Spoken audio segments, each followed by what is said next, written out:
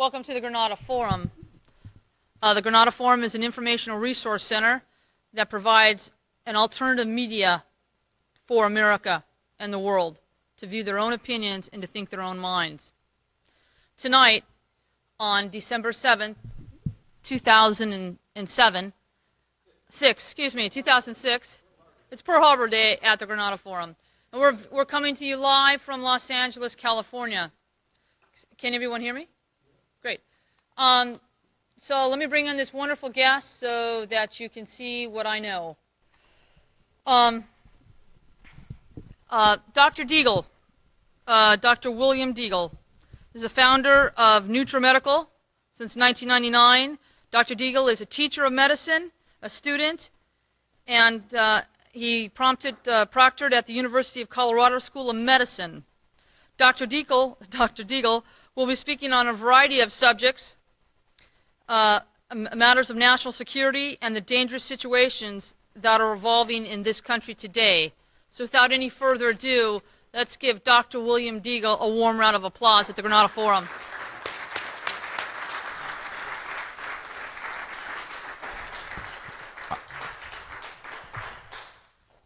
Thanks, everyone. I really want to thank everybody that came out tonight. And as I say, everybody that's here is supposed to be here. However, many or few there are, I hope there are many that are going to be watching this on DVD and online, because some of the things I'm going to say tonight hopefully will not only inform but transform you, so that when you're finished the seminar tonight, there'll be things you'll hear tonight that you've never heard in your whole life, even if you've been studying this area for a long time. What I'm going to do is it'll integrate. You always learn what you know that's related to things you previously knew. And some of those are not just physical things, because we're a spirit being. We know things in the intellectual realm, but we also know spirit words and spirit thoughts and realities. And those who us realize that the ultimate problems in our society are not a technical one, they're always spiritual. And that transcends religion. Religion is a substitute. So we're going to talk about 4 different talks tonight. And if I can get my my PowerPoint behaving here, we are ready to view the show. Firstly, conspiracy realities of 9/11 to avian flu and beyond. And I'm going to deal with both fact, not conjecture. I try to give you both the forest and a trees view, so you'll see things tonight that you knew and things that you didn't know. Some of it's going to be very shocking. People like myself, people like Eric Shine, who's also on RBN. He has a wonderful show on the weekend, and I don't know if Eric, I don't think Eric made it tonight. Is Eric here? But Eric may be online. He lives here in California. We also have people like Stephen E. Jones, a professor at the University of Utah, that actually presented information proving that Thermate was involved with the bombs in WTC, which of course cut up the building. It was not jet aircraft. And I'm going to show you information tonight that will prove that there's a lot more to this. And I'm going to bring you not just at the end of one maze, but I'm going to show you the matrix of all of the mazes, hopefully, tonight. As far as as I say, the rabbit trail will take you. So without ado, let's go on to the next slide. In 1995, I was working at Penrose St. Francis Hospital in Colorado Springs as an occupational doctor. And what they like to do is they had a habit of wanting to hire civilian doctors. I was a civilian, although I'd worked with the military many years in both Canada and the United States. I'm a dual citizen. I'm from Detroit, Michigan. Licensed in 3 provinces. Is it cutting it off? Ooh, how's that doing that? I think maybe the slide projector can be moved just a bit. Well, yeah, I'm not sure if the... Oh, okay. All right, I'll continue, because you'll get all of the gist of this, and you'll be able to get the PowerPoints later. You can get them online. I worked at Penrose St. Francis Hospital, and we had... my boss, Major George Swinder, was supposed to actually do the exit exam on the Oklahoma City Forensic Munitions team that came back from the Murrah building when it was exploded in 1995. And he was away, and I was the senior doctor. I'm going to be 55 this February. I've been in practice for almost 30 years. Practiced about everything you can imagine, from emergency department, intensive care, burn units, trauma units, ICUs in the middle of nowhere, 300 miles from everywhere you can imagine. in the middle of mountains to military and nuclear medicine, and also handled the teams working on Operation Top Off and movement of our bioweapons, nuclear weapons, and also with facilities such as U.S. Space Command, Strategic Defense Command, Star Wars, Falcon Air Force Base, etc.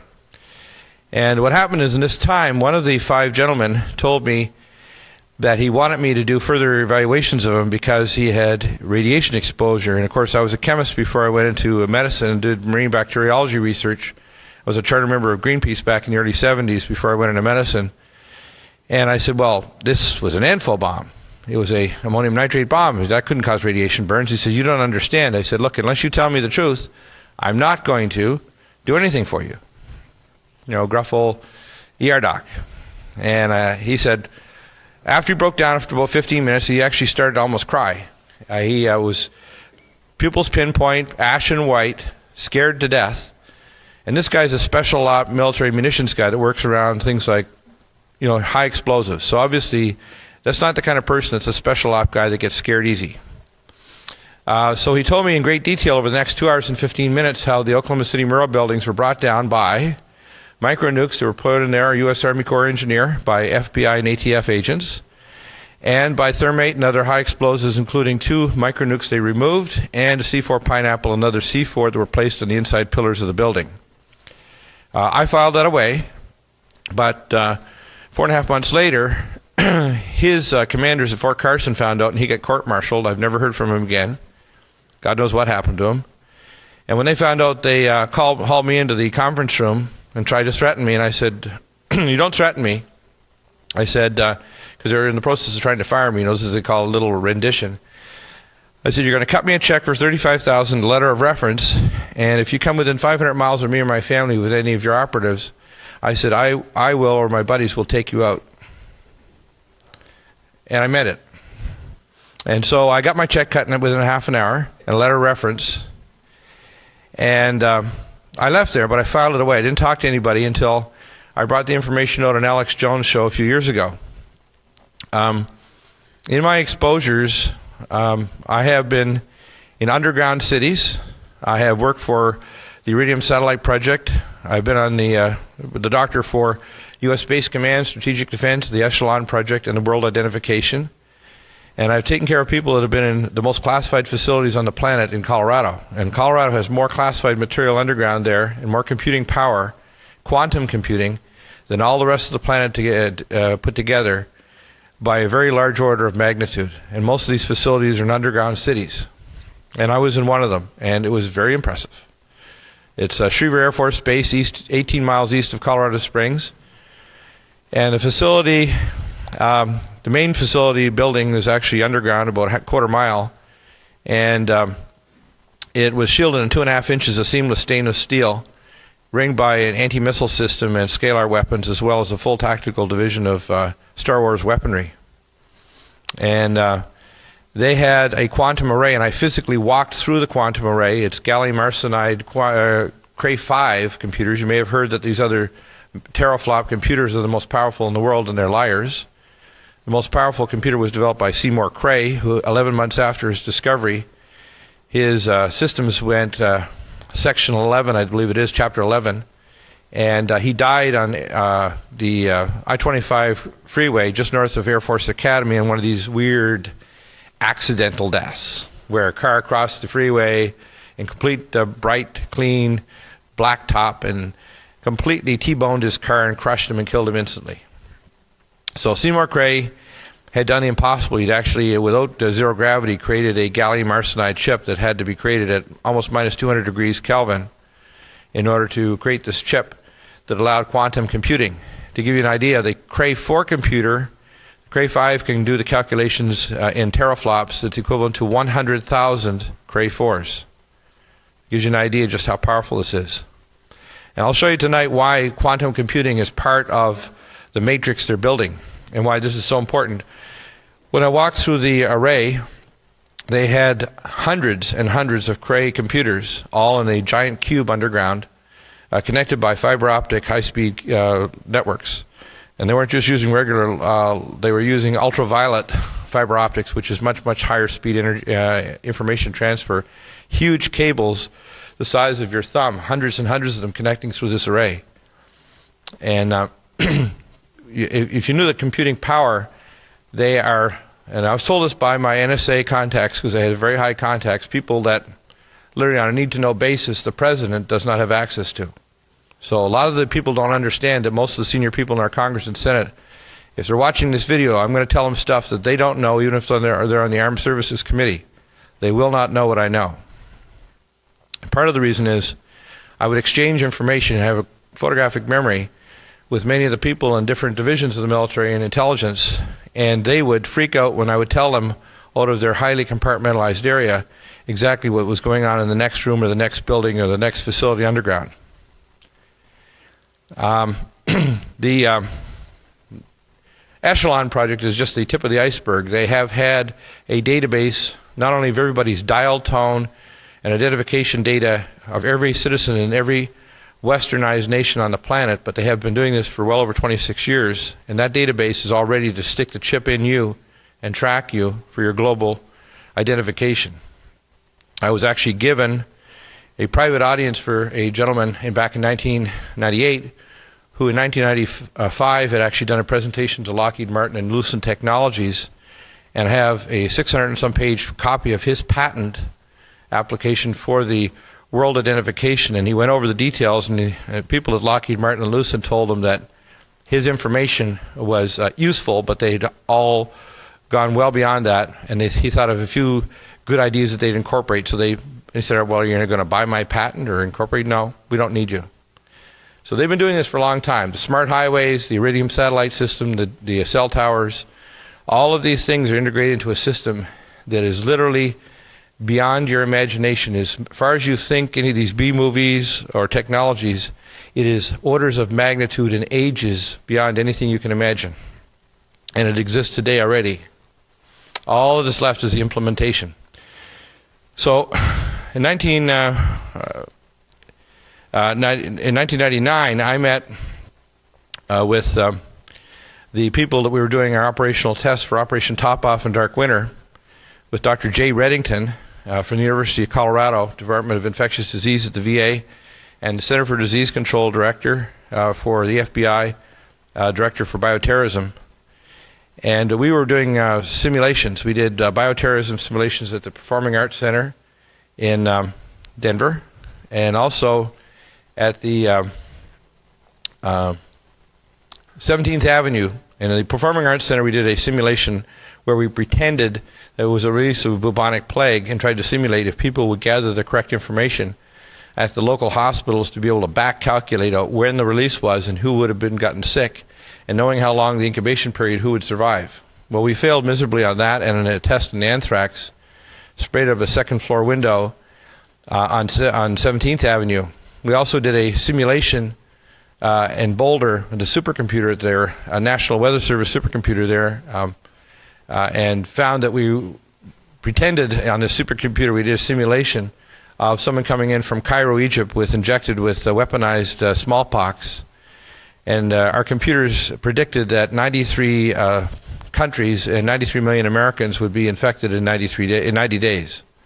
That, of course, is a computer simulation. There's lots of parameters that that would confound that reality. But nevertheless, they've been doing all these simulations. Well, on March 1 of 2001, a couple years after this, I met again at a bioterrorism conference with Dr. Reddington, the FBI and CDC directors, and the FBI director leaned across the table at lunch, because we had a private lunch, because I was one of the inner circle, and said to me in no certain terms that there will be a Pearl Harbor event. Interesting, it's Pearl Harbor Day today, December 7th, 2006. And this event will, with a 95% probability, bring about martial law in America and a national ID with an implantable chip. And he said all of those things, and he repeated them 3 times so that it would sink in. And I asked him questions for the next hour and a half, and because he wouldn't tell me straight out exactly what simulations, because we talked about everything from jet aircraft going into buildings, to micro-nukes in cities, to bioterrorism release, to things in the water, to nano-weapons, to all kinds of things. And one of the scenarios that was one of the top 3 or 4 was jet aircraft going into World Trade Center towers. So when you hear Condoleezza Rice lying and saying that they never thought of it, they told me that there were actually simulations of jet aircraft planned to go in at that time, later that year, probably in September, into the WTC towers. So when I was driving my children, because I lived in South Denver, in Highlands Ranch, driving them to the charter school 1 mile from Columbine, I was enraged. And the rage isn't even a strong enough word to understand that they actually took those towers down, and I knew that they did it. Because I have advanced training in technology. I was supposed to go into nuclear physics at MIT, and I went into honors biochemistry and completed my PhD research project in 5 months at age 20. I didn't write my thesis because I went into medicine, so I'm not exactly stupid. And when these people did this, I knew that they had not only struck a dagger into the hearts of Americans, but they'd killed people in 82 nations. And this is the sentinel event of our century, not just in the physical realm, but in the spiritual realm, because we're actually approaching a thing called the Nexus, which I'm going to talk in my fourth talk about. When we have whistleblowers like Stephen Jones, with his thermate and his very solid science proving it, and Dr. Ward, who spoke on my radio show a few months ago, is a medical doctor who's retired about 9 years, who did a very recent analysis proving that there were micronukes in the building, cars and other vehicles were melted on one side and not the other. Particleization of 2/3 of the total mass of the World Trade Center towers that were turned to nanoparticles. The only thing that could have done that was nukes. There is no other conclusion. It's not something that's open to discussion or anything else, because even high explosives couldn't have done what was found there. And there were reports, not only by the Pentagon, but by other independent sources, that there were radioisotopes detected at some distance away from the WCC towers, as well as the Pentagon. So whether they had a DU-tipped missile or a small bomb or micronukes, there were radioisotopes involved, as well as the high explosives thermate in the bringing down of those towers. And from my contacts in the NSA, they were operationally ordered by the Jesuits through the Project Omega, which is the final implementation of the project conceived by the Nazis during the Second World War, before the Second World War in the 1930s. Project Omega is a super agency that oversees all intelligence agencies on the planet. Their underground facilities are in Colorado. It was completed under the operational directorship of George Herbert Walker Bush, the senior Bush. And this agency is involved not only with all the deep underground bases, but also our off-world facilities and our off-world fleets of space-based aircraft and other advanced technologies that you can't imagine exist. So the level of evil is beyond imagination. Let's see. Cooperate. Now I just have to get it to change. Here we go. Well, the Patriot Act, does anybody know what Patriot means? Well, what it means is providing advanced technologies to receive and intercept operational terrorism. It has nothing to do with patriotism.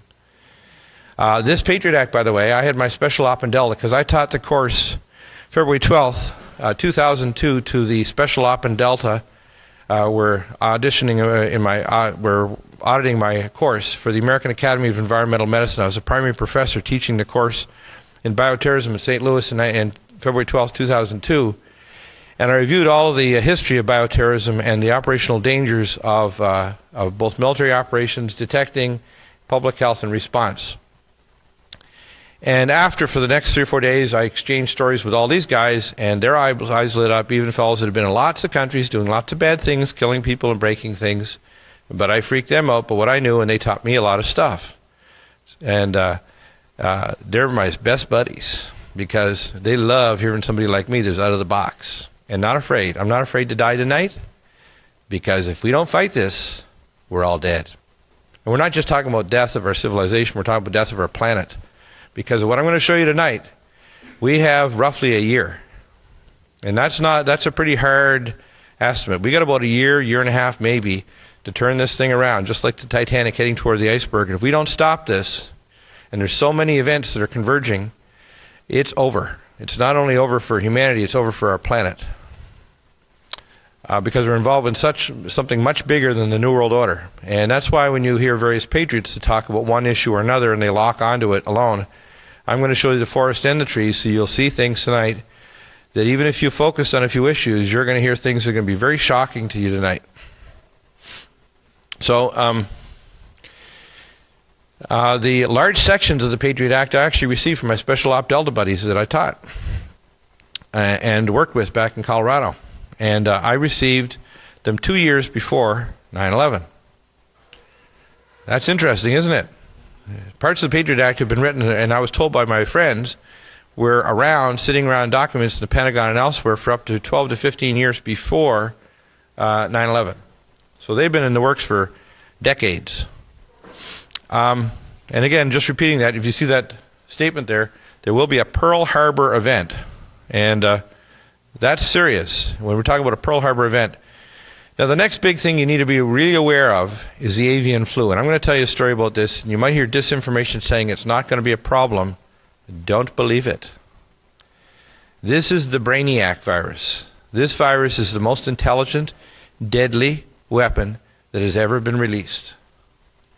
There is nothing like it in history. And the reason why, and I'll tell you why it is, and this is a very interesting story. I've had Dr. Henry L. Nyman on my program from Recombinomics for the past 2 years until about 4 months ago. Henry was on about every 2 weeks. He's also on the Jeff Rentz show. And I like to do a lot of my own producing. So I spend dozens and hundreds of hours. Sometimes I'm working 20, 22 hours a day trying to collect material and analyze it. Because I know when I look around to see if they're my colleagues, my doctors, I call my quivering white-coated colleagues who are shivering jellyfish, if they will back me up or if they'll try to corroborate, or scientists. Well, Dr. Nyman is a genius. There's no doubt. He has more patents on gene analysis, on viral sequencing and recombination, and his theories are correct. Recombination is how viruses change. They don't change by mutation, contrary to Dr. Fauci, the monster Fauci, who was behind the HIV spread and research, and Dr. Gerberding, who is the head of the Center for Disease Control, who's also involved intimately with the National Institute of Allergy and Infectious Disease and the World Health Organization on the resurrection and the promulgation of this plague. And the money trail goes right back to the Rothschilds and the Jesuits. Okay? Now, I received the documents when I went to speak against fetal tissue transplantation and cyborg research at Human Life International, a private audience with the International Board, March 16th, 1997. And when I spoke to the International Board of their top doctors and scientists at HLI in Zurich, they gave me almost 8 inches of documentation, not only about the avian flu, but about the AIDS virus and about vaccines to create sterile populations in sub-Saharan Africa to get rid of 185 excess sub-Saharan Africans. The AIDS virus was created directly under the control of the World Health Organization and the globalists, and I received those documents.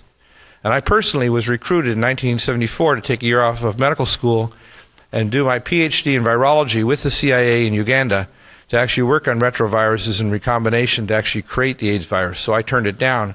But I know firsthand, not secondhand, about this, but I have further corroboration from my documents I got March 16th, 1997. Well, the most disturbing is the avian flu. The avian flu was created with a bioengine using gene fragments of deceased miners in Alaska. They took these fragments and using a bioengine actually recreated the virus from nothing. They succeeded in doing this at the Center for Disease Control in Atlanta. We know the names of the scientists involved, but the real story comes when you actually go letter by letter. And I'm a details person, if you can probably understand that. But I'm also a spiritual person. But I'm a real details person. I want to know every dot and comma and then which way the comma is twisted. And so I started analyzing the DNA sequences over the last few years and spending many, many hours on the phone off air talking to Dr. Nyman, pulling every article in the world up on avian flu. And what I discovered was very, very disturbing. The lethal genes, if you look at this, the same gene polymorphisms that killed my grandmother's brother and sister in the 1918-1919 pandemic. Her sister died, and then a week later, because the brother had held his sister at graveside before the coffin was closed, he died. So I have a personal vendetta with this, because this virus, by the way, You should know the 1918 flu was created through viral pass-through technologies that were being developed under the Vice President at the time of Theodore Roosevelt. So we've actually had bioweapons programs in operation for over a century in America. The virus originated in Fort Lupton, Kansas, beside a military base.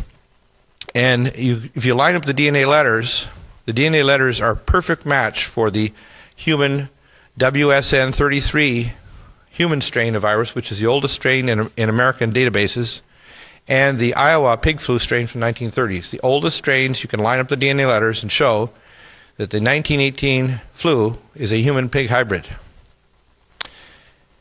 But what you find is the H5N1, the very first strain analyzed, which is 1971 at the University of Edinburgh, Scotland, that discovered the H, which is the hemagglutinin 5. The H5N1 only had one polybasic amino acid in the cleavage site, which is one basic amino acid. So there's an enzyme inside the cells called an endonuclease, and that enzyme has to come up and actually cleave the H protein for it to enter the cells. But if there's 6 polybasic amino acids, it can enter the cells of any tissue of any mammal: brain, heart, bone marrow, liver, anyone. So I asked Dr. Nyman, I said, how likely is it that from 1971 to now that there will be an increase from 1 polybasic amino acid to 6 when it's never been seen in any other virus in history? It wouldn't occur in 100 billion years. It's not going to happen. It's like winning 1,000 lotteries. It's not going to happen. Not only that, the same gene sequences, which are the lethal polymorphisms in the 1918 flu, are also present, the same letters. It's like winning with the same lottery numbers. Has anybody watched the show Lost? Right. Well, Lost, you keep on seeing these numbers appear over and over again. And that's actually a psychotrauma to you. Okay? Because they like doing what's called hyperspace archetypes. And I'll talk about that later. And those numbers are very significant. The DNA numbers, if those polymorphisms in 1918 are showing up the same DNA letter changes that cause it to be lethal in the H5N1 in Asia, in an avian flu on a different continent 80-some years later. How likely is that, people? It's not going to happen.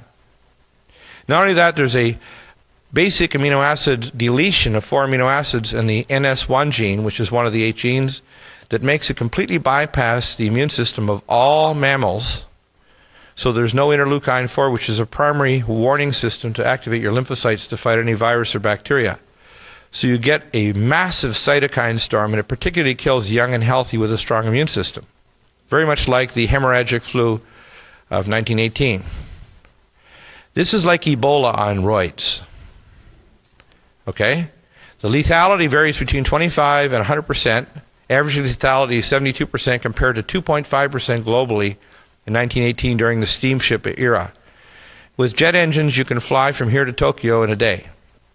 As a result, calculations done by Dr. Weber at the St. Jude Research Center in America, and Russian scientists and scientists that are affiliated with the CDC and elsewhere have calculated out that if this becomes pandemic human, which only requires 2 gene changes in position 224 and 226, or 228, just 2 changes in the receptor binding domain, it's only 5 amino acids on the H gene, this will kill 2 billion people and infect 3/4 of the population of Earth and kill 2 billion minimum.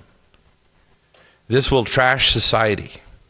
But more importantly, if someone thinks that they have an antidote, it will force everyone to be quarantined, to be chipped, to be tracked, and everyone will be put into civil detention facilities. And this is a much better solution if you want to create a global matrix than a nuclear war or anything else. This virus has moved progressively to recombine in places like the Middle East to H9N2, where it can swap the genes, and the H9N2, which is endemic to Israel, Iraq, and Afghanistan, and Turkey, and areas of the whole Middle East down to Yemen, has all 5 genes. So a simple recombination in one host, either a bird, a pig, or a human, can create a pandemic strain. We have clusters of people who have these pre-pandemic strains. What Henry has done has proved that it can happen spontaneously. So even without a release of, in the words of Alex Jones, the Zycronian 12 plague, this change is going to be devastating. And it will come. We are seeing the evolution of it. If they do not release a laboratory-based strain, it is a matter of months or several years maximum before we have a global pandemic of avian flu that will make literally the number dead will equal all the wars and all the pandemics in human history. That's serious. This is far more devastating to the human population than a nuclear war. And people need to understand, if someone does think they have an antidote to it, they're going to be very selective. Now, I'm going to tell you some things tonight that will probably kill it. I can't say for certain, but probably will kill us. The government has all kinds of things like scalar weapons against viruses, all kinds of things that they think will help. None of the vaccines they're making are of any use whatsoever, because the virus is genetically distinct into 12 substrains, 6 of them very lethal, between 25 and 100% lethal. Once they become efficient at transferring between humans, and the virus survives long enough in the incubation period, doing any kind of screening at airports or otherwise is useless, because a person can be a carrier for 3 to 5 days before they get sick, and then suddenly develop a cytokine storm and drop dead or just have a heart attack. The virus also can grow in your brain, so you may not even cough once and just drop over dead with virus growing in your brain. So it may not present. You may just literally sit there and then start bleeding from your eyes and all orifices and drop dead instantly. That's what kind of virus this is. It's right out of a B movie. And I'm saying it to people because I've been screaming for several years that we need to have proper public health measures, to have HEPA filters in all aircraft and a chain of custody to transfer all materials, to test every aircraft coming into the United States and elsewhere in Canada. We need to have proper evaluations of people coming into this country, whether it's resistant tuberculosis, leprosy, or other infectious diseases. And we need to stop this damn spraying of chemtrails that includes nanoorganisms that are silicon-based life forms that do not originate on this planet, as well as mycobacteria, Pseudomonas florensis, and other organisms that are destroying the health and immune systems of people. And they're doing it on purpose. It's part of their population control. So the reason why I'm speaking about these things is we're at the end of this age. And the masters of chaos have completely gone over the edge. So we only need 2 changes in the genes in order to cause this to happen. And it's literally the killer bees of all viruses. The brainiac, if you want to call it. And I like Alex Jones' term, so I'm going to steal it. He called it the Zirconian 12 plague, because he's a skeptic. He thinks it's nothing. It's all a bunch of hype. It's not. This is not hype. When this thing gets out, it's going to make all the plagues of history look like nothing. And I can't tell you when it'll happen, but it's coming. The next thing is the MARC, which is, I call it the multiply addressable readable cryptographic. That's why I call it MARC, of the driver's ID. And the driver's ID I'm going to show you in one of my other talks, called the Technologies of the Electronic Cage, not Age.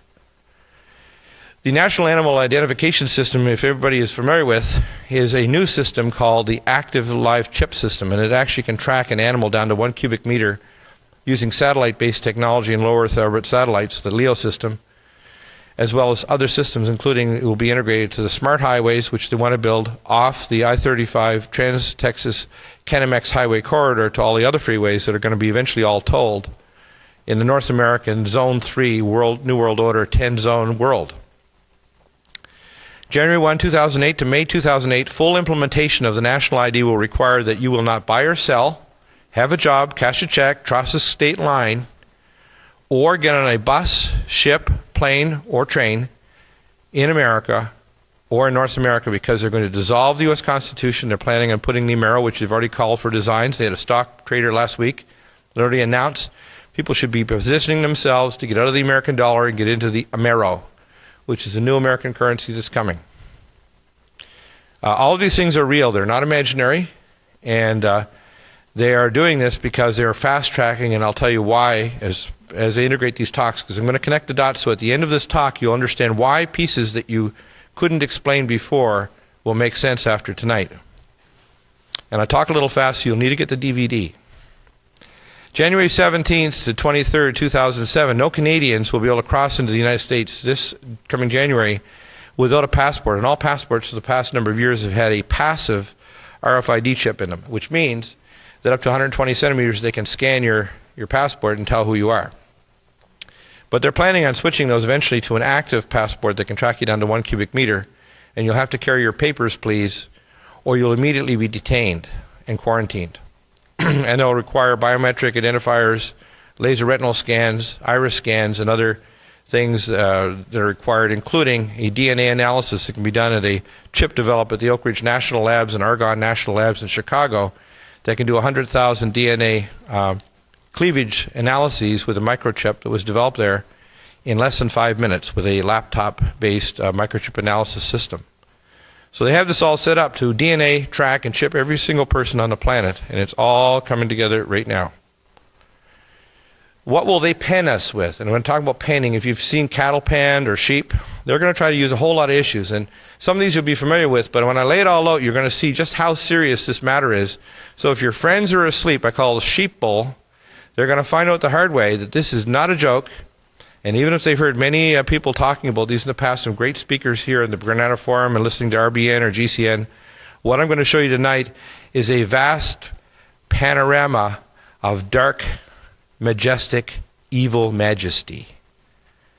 National debt and real estate bubble. It's blooming. It's about to pop. And I've heard, and I don't live in California, but I've heard from my friends that in many areas here, the real estate has dropped by 30 or so %. Is that true? Yeah. They're talking, and I talked to some of my friends because I try to research these things carefully. They're actually trying to get rid of the penny, nickel, dime, and quarter, and they want to make a $2 and a $5 and a dollar coin. Have you heard that? That's actually planned as well. They want to get rid of all of these smaller denominations because your dollar will be the new penny.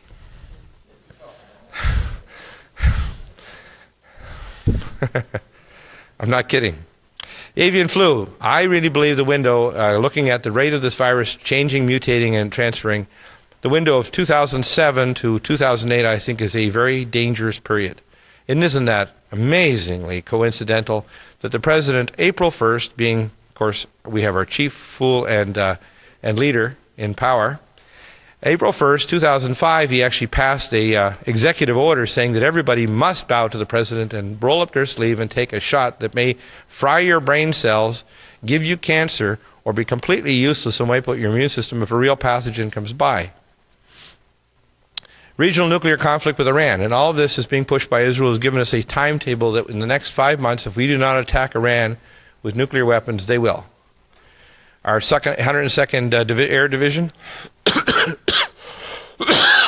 excuse me, is now guarding the Dimona reactor site and the Israeli nuclear weapons right now, so it's our armed forces restraining the Israelis from attacking Iran with nuclear missiles today.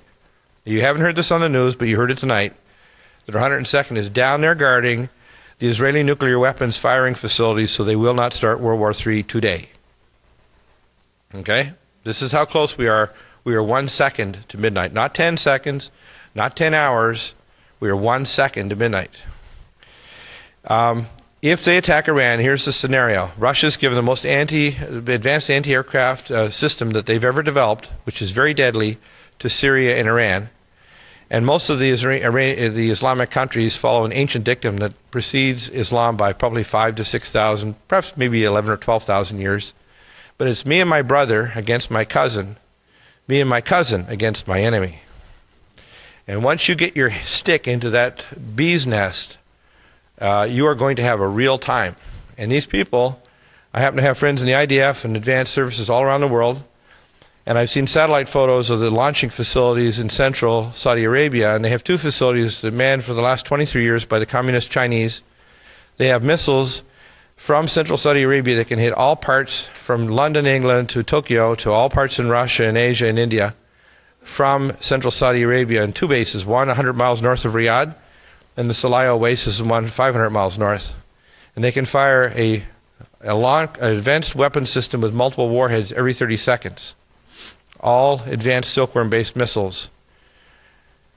March the 15th, 1995, I sat across the table with Colonel Lynn Wills, Chief Missile Command Officer, Strategic Defense Command, who's the commander of NORAD radar installation that notifies the president if there's incoming. And he said, over cutting a roast and sharing dinner in Colorado Springs at that time, whose son was the best friend of my son, that the previous week they went to DEFCON 4 and they were about to activate Huey, which is the supercomputer that starts the launch-on command sequence for our submarine-based long-range intercontinental ballistic missiles and our ground-based missile systems, as well as our HARP-based technologies that can knock out all missile systems coming in that are not hardened with the ferromagnetic chips developed at Atmel Corporation in Colorado Springs that are EMP hardened, so they won't be knocked out of the sky. So any jet aircraft, airplanes, or anything flying that doesn't have hardened chips or advanced tube technologies, which is why the Russians still use tubes, they will fall out of the sky. So thousands of aircraft, the moment they declare World War III, will fall out of the sky and all the people will die. That's based on HARP. So if you haven't heard that before, you heard it tonight. That's how close we are to that issue. Real hyperinflation. So that's coming. National health care. Now most people say, we've suffered so long. Canadians have got national health care. The British have got national health service. We've got to have national health care. And Hillary Rotten Clinton tried to bring national health care in with the electronic medical record, the EMR. The EMR is an electronic choker chain on your doctor that if they don't do what their Nazi Dr. Mengele commanders tell them, they'll yank their license. They'll yank their chain, they'll prosecute them, and they'll imprison them. So a large and very powerful leg of the New World disorder is your doctor.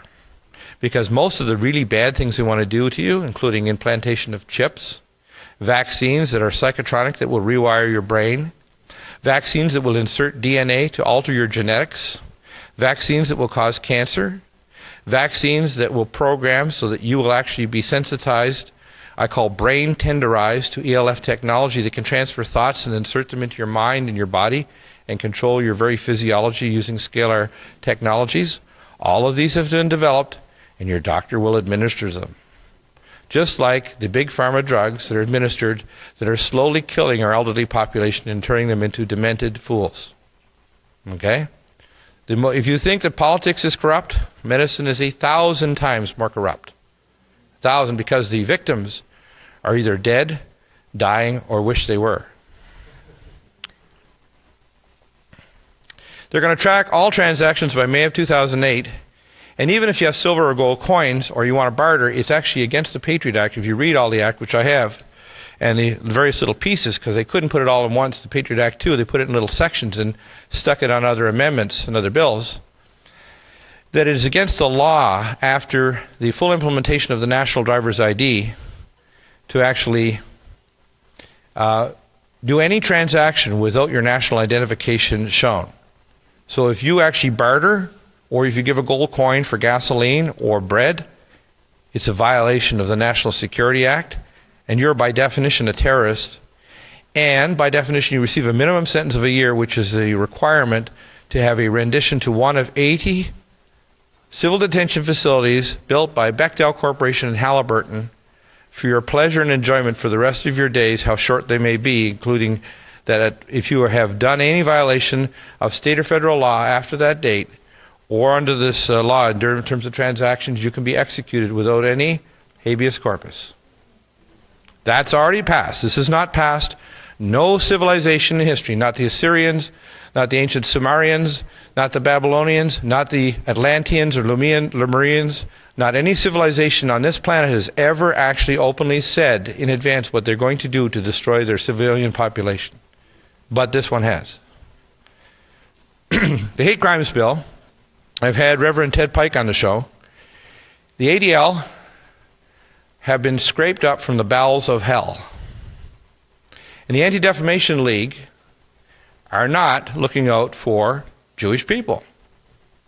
Now my grandson, if somebody wants to say anything against Jews or against any nationality, I want to say to them that if your political viewpoints or your religion thinks that any group should be destroyed, put down, or whatever, you need to get rid of whatever is the basis of that thought pattern, because that's why our planet is about to die.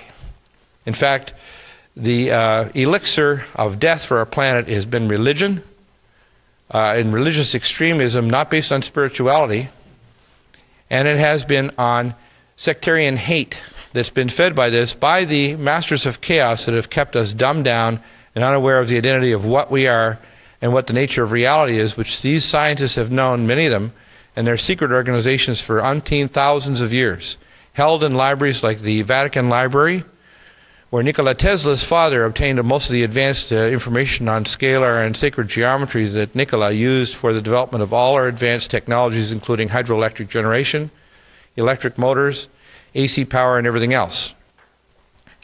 Now, people must understand that the real issue here has got to be what is real and not what is imaginary. And the Hate Crimes Bill makes it so that you are guilty if you, quote, harm someone's feelings, which is subjective. And so you can be prosecuted. It's exactly what they talked about in Minority Report. Pre-crime, thought crime, crime that's based on a sensation or a possible violation of thought. Depleted uranium. And I had Loren Murray on my program. I'm writing a book with Loren and Dr. Asaf Jarakovich called DNA Landmines, Not So, Depleted Uranium. Depleted uranium is not depleted at all. It's only one isotope. And it fits in the periodic table of elements in the exact position of chromium, so it interferes with the primary enzyme that maintains the transmembrane potential of all the cells of your body. Depleted uranium is the greatest plague on all living things on the planet in history. What it is doing is destroying the genetics that will last for over 40 billion, with a B, years.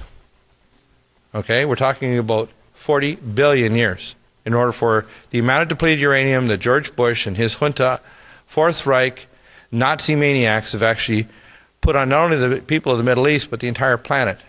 And after the 2003 tremendous bombing, the shock and awe, which is actually the name of an ancient Babylonian war goddess, if you want to know Shakana, who they were actually doing a war sacrifice to. It's a hyperdimensional entity that's real, it's not imaginary. They created a cloud of depleted uranium that hung over North America by July for almost 5.5 weeks. And no one was told that when that rain was coming down, you in California and Texas and all across America, North America, were being rained on by a huge cloud of depleted uranium, with no public health warning and nothing told to you, while the government and NASA knew about it, and they could see it from space from their shuttle. The World Trade Organization. We've had Dr. Rima Lebow and Major General Bert Stubblebine III on the program regularly, and this is the Nazi food rules. In fact, one of the people who was actually kept in there, Dr. Vermeer, in prison in the 1960s, conceived the food rules, or the Codex Alimentarius. And it was such good rules by a former Nazi that the WTO decided in the mid-90s to adopt it. What a wonderful thing to do. They will reinstitute, now with treaties signed by the United States and Russia last month alone, all countries in the world are now busily signing bilateral treaties. We signed one with Russia to accept the Code Ex Alimentarius, and the X is on us. 7 of 9 banned pesticides that were banned by 179 countries. That in some of these pesticides are so lethal, if you give them to children under 5, they'll be dead within 4 hours. And if they're people under age 18, they'll be dead in less than 2 weeks, roughly 90 to 95% lethality. These pesticides are so lethal that no rational country, even the big pharma countries, would let them be sprayed on their crops, but they're going to be reintroduced, including genetically modified frankenfoods that have as many as 6 different genes plus, from 6 different phyla and genera of organisms, all the way from slime mold, jellyfish, humans, sharks, and bacteria. They create new organic acids and amino acids that were never before seen on this planet. They create a form of eco-pollution that is so deadly that they create a pollution that literally will never be extinguished. They plan and are building 200 irradiators at transfer points and all through the nation, the United States, that are almost completed, so that all foods across U.S. borders into the country or out of will receive an equivalent dosage of 100,000 times the dosage that will be lethal to all known living organisms. So all your food, and by the way, when you irradiate steak, what it releases is benzene, so your steak will smell like you just went to the gas station. Okay? And they can leave feces on the fruit and vegetables and other things, because when it crosses state borders, just like UPS Now irradiates most of your mail, all of the things that come across the border, packaged or unpackaged, or so-called fresh in the truck, will be irradiated. All the research, by the way, was started by the crazy maniacs in Israel who were doing this research back 30 years ago.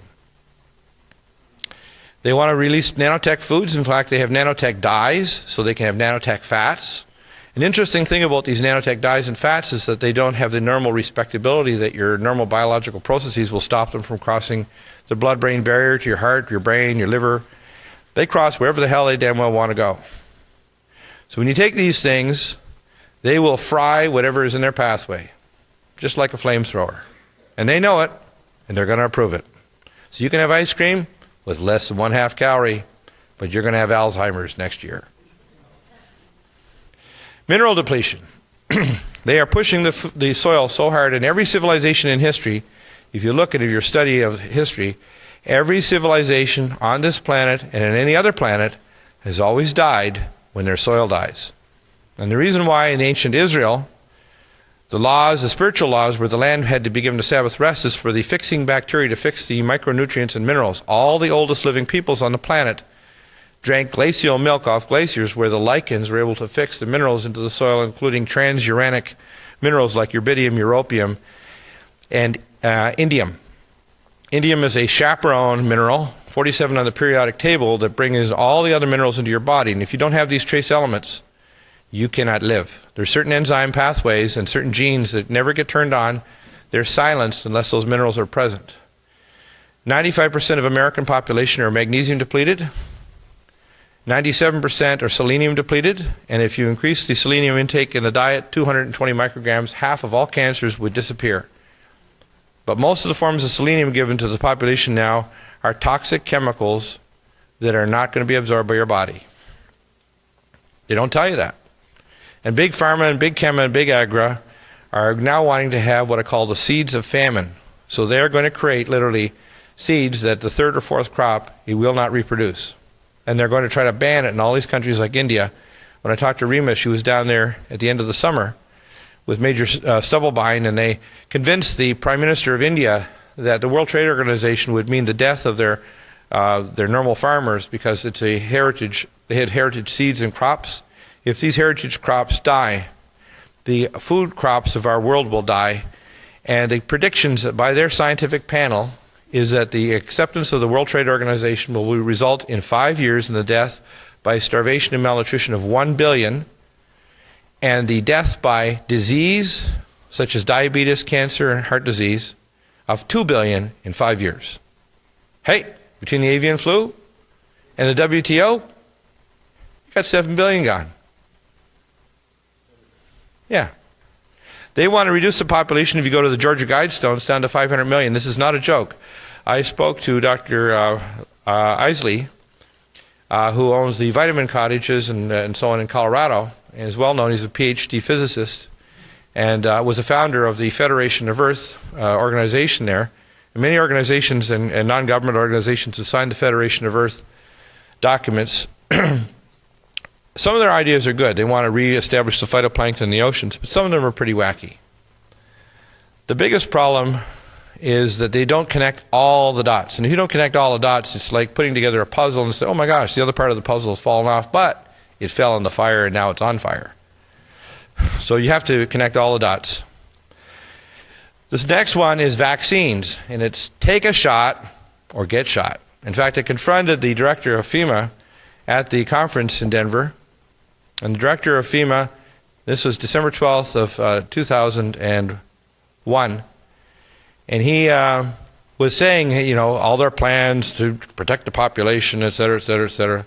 In actual fact, I confronted them that their plan was, because I'd seen their operational manual, which wasn't public, that if there's a release of a bioweapon, a radiological weapon, or a chemical weapon, it's to create a perimeter over the central zone and to lock down, which means if anyone tries to escape there, is to shoot and put you in an isolation body bag, kill you, and to quarantine all the people so there's maximum cross-contamination of radioisotopes, chemical or biological weapons, in facilities to make sure you all die. And I confronted them on that because that is actually their operational plan. So if you think FEMA is there to help you, they're there to help you into your coffin or your mass grave. That's what they're there to help you. Let me take your hand. No, they want to help you into your grave. I'm not kidding you, and I confronted them. That's in their manual. I said, now what sense does it make to take the population, say, of South Denver and put them in a Centennial Airport, 500 men shoved into a place with little tiny curtains and cots, with the wind blowing from one side to the other if they've got a highly infectious disease or the radioactive isotopes, such as cobalt. Because if you get cobalt dust, one tiny fleck of it, you're dead. You're dead. So if you cross-contaminate someone else because they walked over the Rocky Mountains from California, and your clothes have one tiny fleck of cobalt, anybody that touches you is dead. Okay? So what they're going to do is make sure there's maximum cross-contamination. Now these vaccines also not only contain ethyl mercury salicylate, and the dental profession should be afraid. They are obscene. I did the original research with Dr. Murray Vimy in 1980 to 1983, assisted him when he was doing some projects where we were doing mercury sniff meters at the University of Calgary and microvoltmeters across the teeth amalgams, and we could prove that your teeth are a battery. And if you put a third metal in, like gold, like a crown, and it doesn't matter where it's in your mouth or if it's anywhere else in your body, if you have metals of dissimilar oxidative potential, you create a battery. And after you chew, you get a piezoelectric compression of those in the amalgams in your teeth, and you get a massive increase in voltage. That's why people often, depending on the shape of their amalgams, they might start picking up FM radio. And it's real. They're not just hearing voices in their head, they're hearing a disc jockey in their head. So, mercury is toxic. And my dentist, who's a very good surgeon and teaches at the university last year, said, I don't think mercury is really bad. I said, wrong choice to say that today. Because I'm Deagel. Deagel doesn't take bullshit. So for the next 45 minutes, I gave him a lecture on how mercury locks onto the GTP receptor of neurotubulin and literally truncates your dendrites. So if you give this to a child, it cuts all their dendrites off forthwith. And if you take the vaccine calculator, which I have posted on NutriMedical, which is very accurate, right from their product information sheets, what you'll find is that the total mercury dosage by 18 to 36 times exceeds the total maximum toxic level for children with the current vaccine schedules of the World Health Organization, who are not exactly human-friendly. Then the new vaccines also contain cells from aborted fetuses, including fetal retinal cells and insect larvae. And by the way, these DNA are not stable, which means it intercalates into your DNA and can jump because they have what's called jumping genes that actually can jump around and activate oncogenes and other activities in your cells that have very strange effects. Just like Dr. Moreau's Island. Oncogenic viruses like SV40 have been in the measles, mumps, rubella vaccine for over 40 years, and they have not relented. They still give their MMR. Better get your shot. Happy dementia. Mycoplasma. They put Mycoplasma fermentans incognita in on purpose in our prisoners and in our U.S. Armed Forces just to experiment. And the experiment started with the Nazi doctors who were incorporated into our facilities, such as the medical facilities down near Coronado Naval Base and other medical schools all across America and Canada. All the advanced biological weapons, including Mycoplasma research, originated in Nazi Germany. We just grafted the Third Reich because we're the fourth. Spirochetes, Mycoplasma fermentans, and of course we have Dr. Garth Nicholson from the Institute of Molecular Medicine here in California. He wrote a book called Operation Deagel. He changed all the names in other places and so on, so he wouldn't spend the rest of his life either in prison or in court by our lawyers who are phonetically close to liars. Chemtrails. And chemtrails, by the way, barium salts are in chemtrails. They are 10,000 times more toxic to your nervous system than lead. They contain mycobacteria, viruses, Pseudomonas florensis bacteria, human plasma. Wonder what human plasma is doing in chemtrails. And this is not by conjecture. I did a lot of research before I'd ever say this, but these chemtrails are nasty. And there's three reasons for chemtrails. The first is and I talked to my NSA buddies at Fort Carson, Peterson Air Force Base, and Buckley, where I was actually their doctor taking care of the pilots flying and spraying the chemtrails. So I know it's real. If anybody says it's not real, they're full of it. Okay? Because I'm a whistleblower. On the inside, it's not open for discussion. And my NSA buddies told me, 95% of them told me, they were up there trying to spray to reflect the sun out to stop global warming. So most of them are dumb enough to believe that garbage. Okay? And also in the chemtrails, and there's a link directly that Jeff Rentz has found out, and I'm going to have Dr. Staninger and Dr. Carjou on in about a week on my radio show. And I've done some investigations, and there's very solid evidence now that Morgellons is caused by a silicon-based nanomachine life form that does not originate on planet Earth. Is that not interesting? This is a silicon-based life form that is intelligent like bees or ants, and it fights back. Conversion of the atmosphere into a plasma for weather modification, geotectonic warfare, scalar mind control technologies, the woodpecker, which has been discovered back in the 70s, HARP, the Tetris system in the United Kingdom, Gwen towers in the United States, and the Iridium satellite system connected to the cell towers and the smart highways is all based on not only sending out a signal to track you, but Nokia, which is one of the leading cell companies, has figured out a new way to cut down the need for increase the amount of signal by 3 to 5 times as many cell phones in the same signal area by beaming the signal directly to you. But they can also, besides the cell signal, they can actually have a biocoded signal to your DNA to affect your physiology and insert thoughts into your mind. And they have this technology today. And Nokia is directly involved. If you go to these cell phone companies, either Bell Laboratories or you go over to Nokia over there in Helsinki, what you'll find is that these are highly classified, and you have NSA agents and above government technology, top secret and above top secret, all over the place. This is not a place for making cell phones. It is a place for dialing up your cortex. Force 5 hurricanes and cyclones. Of course, a hurricane is in the northern hemisphere, a cyclone is in the far east and south. And why are they happening? Well, they're happening for several reasons, which is why we're going to talk about some of the other talks later if we have time. And I'm sure I'm a little long-winded, but I hope everybody can last tonight.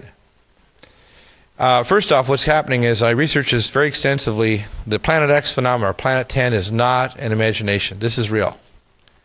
We're also about to, our solar system is rotating around the galaxy, and we're transitioning across what's called the precession of the equinoxes across the galactic plane, where we're entering what's called a proton energy field, which they know about.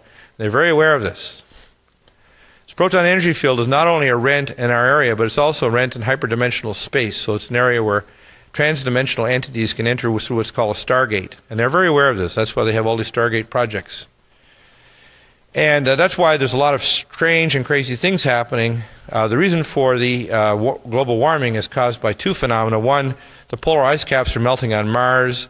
There's superstorms on Jupiter and on Io and these other moons where there's changes in the geotectonics, etc. It's caused by the sun because the solar system is a Tesla wheel, if you know what a Tesla wheel, and there's discharges occurring because there's a hypergravitational object approaching from us at great distances that are probably 50 diameters of the solar system at a very, very rapid pace. In fact, the calculations done by scientists like Dr. McKenney have estimated that as it approaches past the former planet Pluto, which is now replaced by the planet Eros, which means the goddess of chaos. This is the new planet, by the way. Does anybody know that the new planet's name is Eros, the goddess of chaos? Well, in fact, if you look at the heating, we have 90% of the glaciers are not melting, 10% are staying the same, 80% are actually increasing, 10% are melting, and the polar ice shelf is melting in areas near the Deagel chain, which is a huge volcanic chain under the water that's 3.5 to 5 miles down across the Arctic Ocean, and another chain across the Tierra del Fuego area and across just one area of the shelf. And they want to point to these areas because the volcanism is increasing at the bottom of the oceans where the water is 500 to 700 degrees. These hyper compressed waters and incredible atmospheric pressures are heating the oceans, and the oceans are turning over, which is why we have El Nino and La Nina right now, and why the weather is acting so weird on the West Coast and the East Coast, and why you guys are getting clobbered on the West Coast. We were clobbered last year on the East. And when they have fools like the Al Gore, who says the inconvenient truth, what it really is, it's a very convenient lie, because their plan is to reduce and control the remaining population on the planet without warning us of the devastation to coastal areas, the release of super calderas like the one in Yellowstone National Park, and the explosion of massive volcanic activity that could break off the Hawaiian volcanic shelf, which could create a tsunami half a mile high hitting the west coast of the United States at 740 miles per hour and going all the way to the west slope of the Rockies.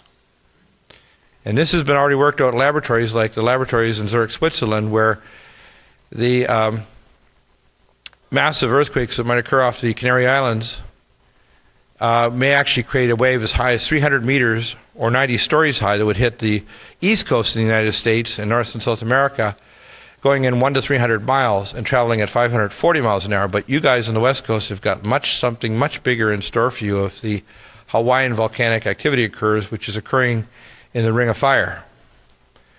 Populations that are very familiar with, like the Japanese population, and know about volcanism and know about cataclysm, it's not just their scientists telling them, it's their spirits telling them that something is coming, because we really have everything lined up precisely like before the Great War between Atlantis and Lemuria, with the exact same population types, the exact same technologies, and the exact same geopolitics. Isn't that a coincidence that we're in the same position on the precision of the equinoxes and the cycles? There was just a tornado today in London. Did anybody hear about that? December 7th? There was a tornado in London, and it caused quite a bit of damage. London, England. Have you ever heard of tornadoes in London? No. Loss of the escalator effect. There's been a 30 to 35% decrease in the Gulf Stream, bringing warm waters from the Gulf of Mexico to North Europe. They're not heading toward global warming. They're heading to an ice age. An ice age is not caused by cooling. It's caused by increased rainfall. Has anybody noticed that in some areas of the world the rainfall has really gone up a lot, and other areas are desertifying? That rainfall in the northern hemispheres will cause snows that could pack up to 100 feet of snow per year. They calculated out that in the last ice age there was equivalent of 100 feet of snow packed down per year in order to create the thickness of 2,000 to 4,000 feet of solid ice before the last ice age ended. And these ice ages, by the way, come in very quickly, in as little as 3 to 5 years. It doesn't mean that it's the end of civilization, but it means lots of places are not very habitable because you're under a few thousand feet of ice. Most of North Europe would become under a massive sheet of ice. Most of Canada would be covered under a massive sheet of ice. There may well be also a pole shift, which may occur with this, because it has occurred before. In fact, they've calculated out, this may not be common knowledge, but the North Pole used to exist 500,000 years ago near North Bay, Ontario. So Santa's place actually is in North Bay, Ontario. He just had his real estate moved. People need to know that the actual crust of the Earth moves on the magma shield, and there's actually a rotation of the north-south poles, and you can actually see it from rock deposits. This is science, showing the changes in geomagnetic lines in rock deposits and volcanic ash and so on, showing that the cataclysms are not an anomaly, but is the basic structure not only of our planet, but of most planetary systems in our solar system, where 76% of all of the planets in our known galaxy are binary, and 16% are trinary, meaning they have at least 3 sun-like objects, either a dwarf star or smaller stars. In fact, the planet Jupiter is not a planet, but it's a star, because Jupiter gives off more heat and light and radiation than it absorbs. Therefore, by definition, it's a star. And any hyperdimensional object, a high density object that could be ignited into a star or was a star, is by definition a dwarf star. This planet X is not a planet by any means. It's a hyperdense object that by definition is a probable aborted or dwarf star. So we probably have a trinary star system with a play, press, and reset button to civilization. And we're about to have the button pressed on us. Tsunamis and Yellowstone super caldera are coming. Now, I can't tell you when, but the thing that will trigger it off is the approach of a hyperdense object. Now, why are they building underground bases at an enormous pace? There's now somewhere almost around 1,500. And if somebody had told me this years ago, I'd say, you know, you're a nut. Don't tell me about that crap. But when you've been underground on one of them, nobody's going to argue with me anymore. I don't care. They could punch me. They could slit my throat. I don't care. I've been there. It exists. I took care of John Fiala, who is best friends with Phil Schneider. How many people know Phil Schneider?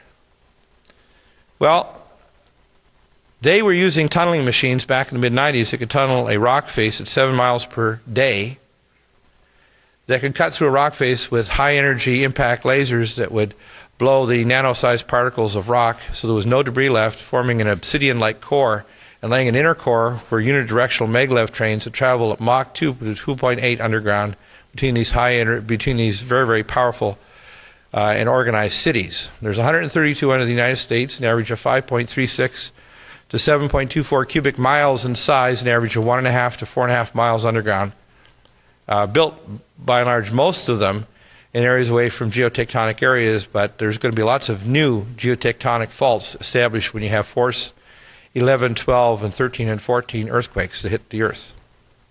The Earth, as it says in the Bible, will shake like a hut, and every wall will fall, and every mountain will be moved, and every island from its place.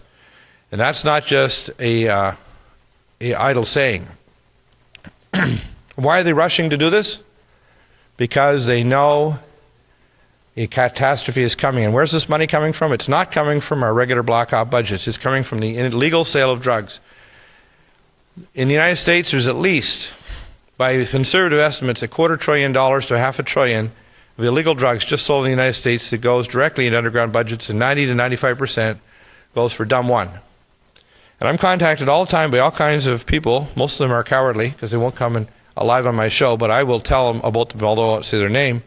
One was a Canadian who actually was working on the Aurora spacecraft, our fleet. We have more than one fleet of Aurora-based spacecraft that fly at sublight speeds to our base on the moon and our colony on Mars.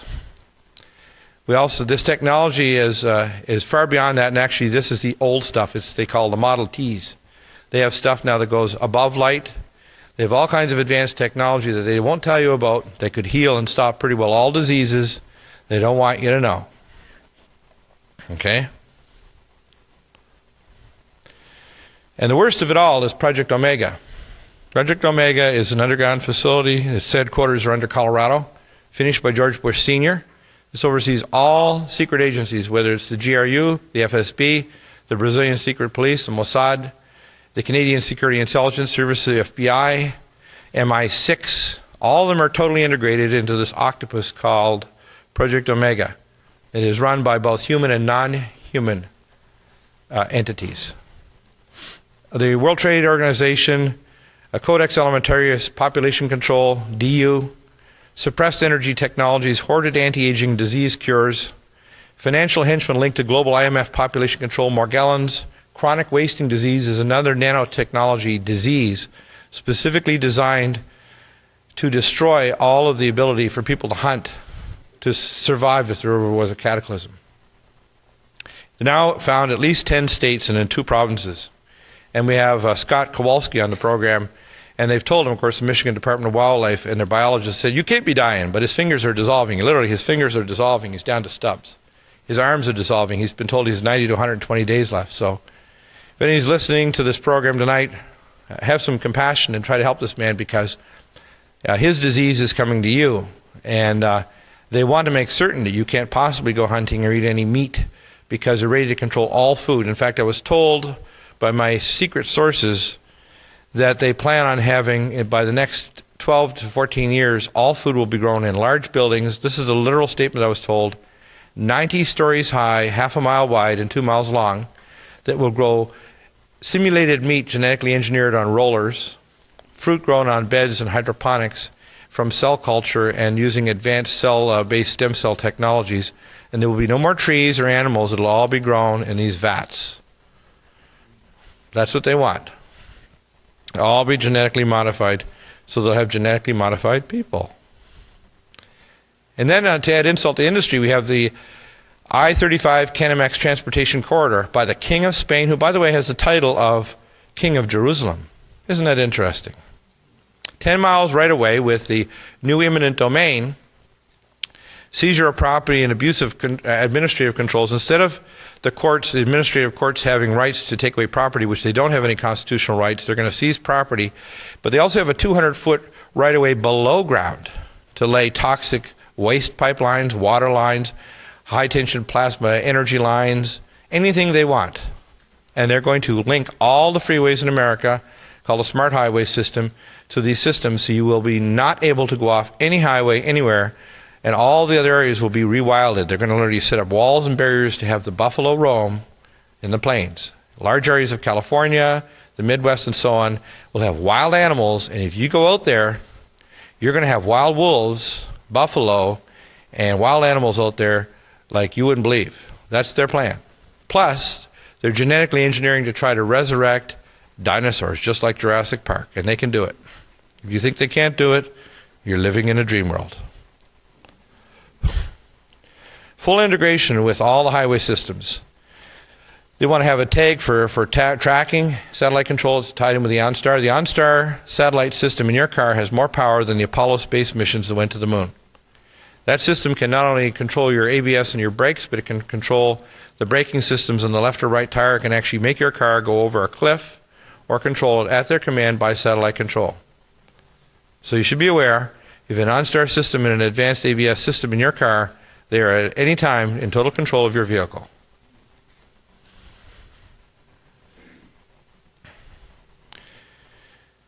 The Free Trade of the Americas, of course, is their little plan, and it's published actually in the journal Foreign Affairs, September 1971, for Fortress North America, where you get a North American passport. And of course, they want to have new cannon fodder, another 100 million new poor, black, Hispanic, Mexican, or Central and South American, for cannon fodder for their new wars. I call them white, Anglo-Saxon, rich scum.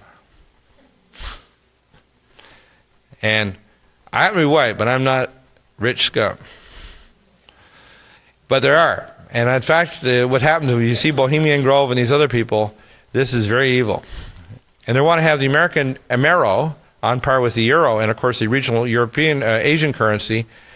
And their plan is to have all these integrated by 2010 so that all other currencies will be pegged to them, including the Russian ruble, the yen, the yen. All currencies on Earth will be pegged to one of these regional currencies.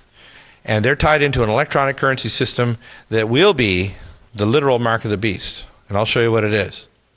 Professor Stephen Jones, he received rendition where he's on administrative leave. I've been hassled by the Board of Medical Examiners trying to drum up charges out of nothing. Eric Schein, a U.S. merchant marine, he has been hassled as a whistleblower with millions of dollars missing from the U.S. Treasury and a sellout of our merchant operations and national security. Freeport, Bahamas, these other facilities has containers coming in that could house large-sized nuclear weapons and other radioisotopes or biological weapons. Will now be seen over by Hutchinson Lampoa, a branch of the People's Republican Army of China. And what they do is what's called administrative rendition. They have you licensed. And again, the license goes right back to the mercantilism of the royals. And you have to understand that we are still in the same associations and control under the Queen. The Crown is actually not the Queen. The Crown is a mile square area of Great Britain, London, the city of London, that is the most powerful single financial capital in the world, and it is directly under the control of the Jesuits. The Crown, in fact, and all the legal associations for all the countries on the earth belong to the Bar, which is the British Authorized Registry, which is slightly higher than a gentleman and slightly lower than a lord.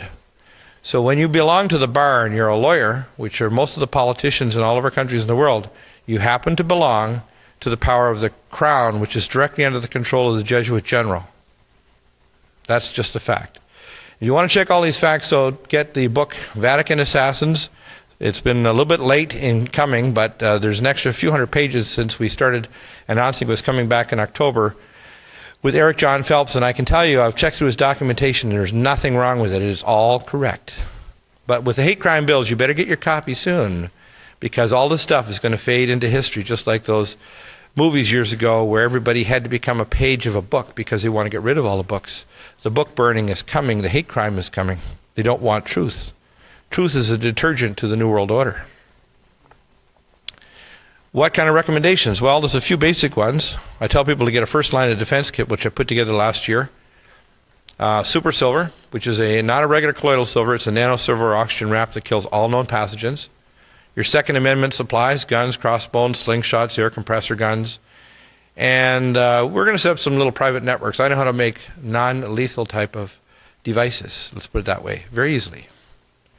So people need to have these little homemade deals around because there's going to be rough times coming. They need to have things like whole foods that contain antioxidants and nutrients like the Uri International Foods. They should have freeze-dried food like eFoods Direct or Freeze Dry Guy, which is based here in California. And they need to have these because we have only 3 to 5 days of food nationally. We used to have a year and a half. If there is a national code red, and I've been told this by a few men elsewhere, they will close all of the freeways. And they will shut down on purpose in Canada and the United States the grid. The grid is going to be shut down. So if you don't have a solar generator or something else to generate power, you're not going to have any. And all of the gas stations are run on electricity, so they will not pump, so you can't go further than a tank of gas anywhere you're going. They're going to do it so you're going to be quarantined in your house. So if you don't have enough food or water, it's going to be pandemonium. And that can happen very quickly. I talked to one of my friends.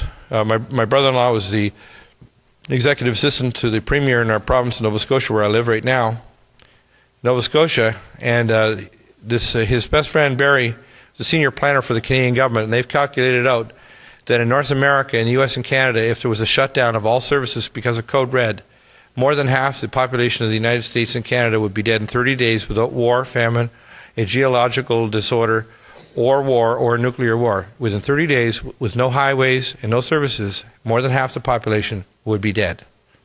So you better be aware that this is coming. They're planning for it. You need to have heritage seeds, canned and dried foods. You want to have what I call local citizen groups. I personally am not a big fan of militia. I think it's better to have neighborhood groups. I think people need to start networking. And I think that how large the group needs to get is based on your ability to how many people you need to have a watch, whether it's in your group or neighborhood area. And your worst enemy is your unprepared neighbors. So if you're not handing out these CDs and telling people about what's going to happen, they may spit in your face, but when things start to happen, they're going to beg you to tell them more. Remember, you're a what I call mustard seed carpenter. You have a carpenter's wedge, a bag of mustard seeds, and a hammer. And in the little cracks of their stupid skull, you're going to drive in these mustard seeds of common sense. And when the water of disaster comes upon their head, the seeds are going to grow whether they want them or not, and their roots are going to start splitting their very, very thick skull. And they are going to ask you and beg you and crawl on their knees to please tell them how they're going to survive. Because that's what we're going to be facing. Now I'm going to tell you something more that's very, very disturbing. The most common story that I receive from my contacts in the NSA and these above government agencies with the bioterrorism and nuclear terrorism is that there are pre-placed nukes in U.S. cities in at least 22 cities. They are maintained under Project Omega by Israeli Mossad and Russian GRU nuclear agents. And one of them actually told me that they handle them like bananas, that they literally service these like bananas. I said, what do you mean bananas? He said, well, bananas go bad. They get brown spots, and you got to throw them out, even if they look like they might be good to eat. And he said they're very critical, so you got to test the Crytron switches monthly, which are fast switches that do picosecond electrical pulses, and they have to be very accurate. And you have to have very, very critical levels of radioisotopes, especially when you have small nukes. You have to have special types of materials. You need to have special things like lithium and some of these other special elements in very high grade, and if they degrade even slightly, you won't have enough slowing of the protons and neutrons to create a proper nuclear explosion when you have an explosive that's the size of a large softball. So, they're all about. And I know what 22 cities they are. And Los Angeles is one of them. You need to have dressings, sutures, emergency first aid kits, blankets, portable stretchers, limb splints, vitamins, herbal medicines, regular medicines for 6 months. How many people here have 6 months? Their drug plans won't allow them. Potassium iodate, insulin, decontamination kits for radiation. Is the government telling you what to do? And they tell you, get duct tape and plastic. Radiation detection. You need a rad detect, which is a directional detector for all 4 types of radiation, or a nuclear, which is not quite as good. We have 2 sources for the rad detect. We have one from Earth Pulse with Dr. Nick Begich, and we have another one from the nuke pills. The nuke pills people have been tough to get service, but I'm hoping I'll get them going, because 2007 I think is going to be the year when one of our cities or more is going to light up, because they want to cow us with either a pandemic or a nuke in a U.S. city or a dirty bomb to bring out martial law and to force us into civil detention facilities, even if it's just 2 weeks, to prove that it's okay. You need to have walkie-talkies, mirrors, which are good for signaling, Morse code books, signal fire training, all the kind of skills you need when you're a good Boy Scout. But if you don't have these skill sets, you're in a lot of trouble. CB radios, network, ham radio operators, all those kind of things. Clothes changes, extra shoes, boots. You might think this is stupid mentioning all these things, but I tell people they need to start thinking about it now, and they need to have a run-and-go pack in their car, and they should have maybe off-road maps and trailers GPS and compass, flares, LED lights, sterno, all those kind of things. If they don't have these things, if they're in a big city, they have to have a plan to flee. And if at the first signs of things going on, you don't flee, you'll be trapped. And I talked to the people at FEMA and all these other people, and what they're planning on doing is setting a double perimeter around all large U.S. cities. The inner perimeter will be immediately around the circumferential highway around big cities like Los Angeles and Denver and elsewhere. And then about 30 miles out, they'll have an international force. That international force will be told to shoot to kill for any vehicles crossing or even across open areas of the desert or anywhere else. Okay? And they can hit you with non-lethal weapons, missiles, anything you can imagine, or ROVs, which is remote operational vehicles, both ones that fly and ones that you can't see coming at you because they're coming at you at 17,100 miles an hour. Unless you got real good vision. There's a book by Frank Stoltz. Half of it's a novel and the other half is preparedness protocols. And I got a 14-page document I kind of distilled from the U.S. Army War College. And I'm writing some bigger documents on preparedness for chemical, biological, and nuclear. But the government has done squat. I didn't do this for pay. I did this because I know our civilization is about to end. And it's all been hair trigger set up on purpose. Just like you set up a campfire and you finally throw the matches underneath the little chips of paper because you got kindling. What to do to prepare? Well, listen to the show. It's on RBN. You can go to 2 websites. Most of the above government technologies. I've got some new information, for example, last week from Harlan Gerard on mind control. And I do post classified information on my show. If anybody here is an NSA or other agent, hopefully you'll learn something. And you realize I'm your best buddy, and I want to save your ass. So take notice of this because I have the brains and the ability and the guts to try to save you and everybody else, whereas your government is going to treat you like a brown shirt, and you'll be the first one shot in the back of the head. So if you're listening to this in the DVD later or live, you better realize they're going to take you down because their plan is to transition to remote operational vehicles, cyborgs, weaponized animals like baboons that they have in a secret facility down near Galveston, Texas, where they have them set up so they have remote operating controls so they can put them on kill mode, and they have these nano armor on them so they can stop pretty well anything. An 80-pound baboon can pick up a 300-pound man and tear him literally in two. They can run at 35 miles an hour, and they can jump 15 to 20 feet in the air.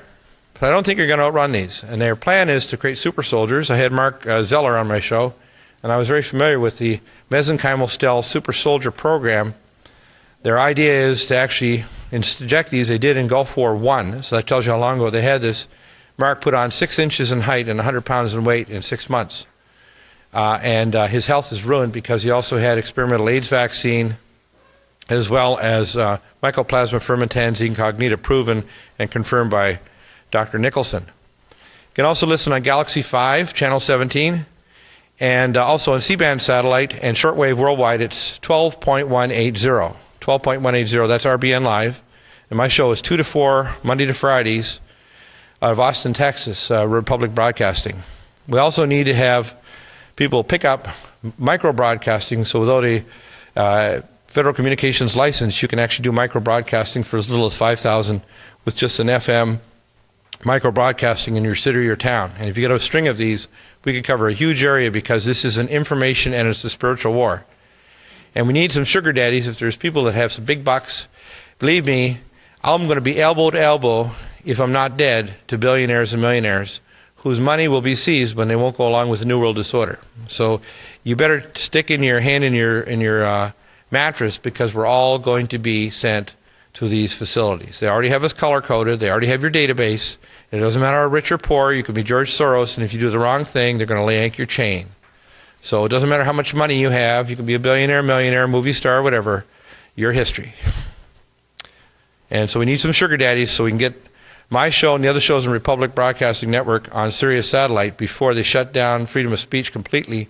Because if we don't get this word out, it's not only the end of our civilization, it's the end of our planet. And I'm going to show you why. Because this is only talk number 1. So we're going to have a CD of this. Copy anything. I tell people copyright. Anything on my shows, any talks I have, you can purchase them and help us support us. You can copy it and distribute it. You have my permission to get it all over the damn place. And if you want to translate in any language, Swahili, Russian, Japanese, for God's sakes, do it. This is not an American problem. This is a global problem. And it goes beyond that because we are in a galactic war, and I'm going to talk about that too. We need to weed out the real patriots. There's a lot of gatekeepers. There's a lot of people who are, I call, immature. There's a lot of people who don't connect the dots. They also want to balkanize, and they need to shut up. They need to stop talking, because we're all going to die here real soon if we don't stop this. I have two websites, NutriMedical.com and ClayandIron.com. And if you need a nutraceuticals needs consult, and I do them all over the world, you can call and schedule with Michelle, and that's at 888-212-8871. And that's talk number 1. So that's just warming up.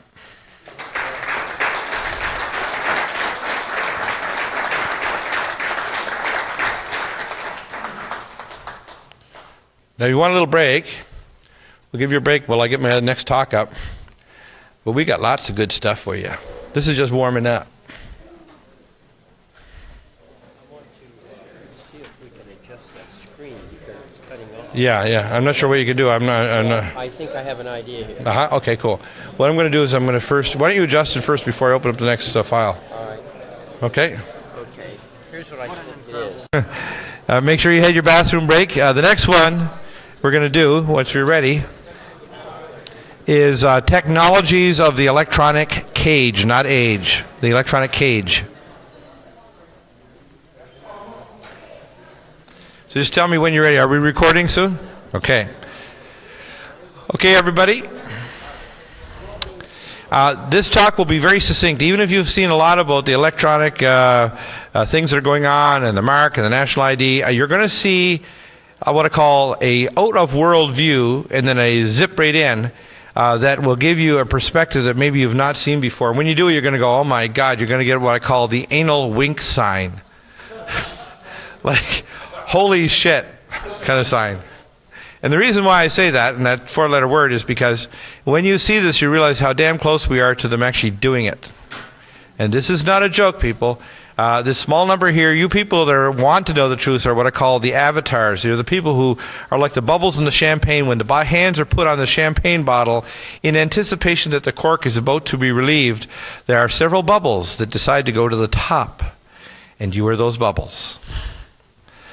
The next group are what I call the change shapers. They're the people that the next wave, I call the vast majority of the sheeple, keep their eyes locked on the back end of the change shapers. Now, they're not necessarily innovators, but they're the people that whatever the change shapers do, everybody else follows the back end of that sheep, and they do it. Because most of the third wave of the population have levels of consciousness slightly higher than cockroaches or bacteria. They're not really aware, as Einstein said, dead at 18, buried at 69.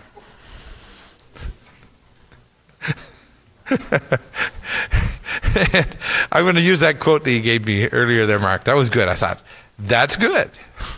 And I'm fully capable of trading my quotes with theirs too. So I'm going to keep it in this mode, so hopefully you'll see it all. Technologies of the electronic cage is kind of, I try to use these one-liners. There's basically 4 abused technologies: mind control and influencing. And if you look at the book recently by Dr. Nick Begich, you've got to get this book. We have it on ClayandIron.com. That's CLAYAND iron.com. And you can also get it at...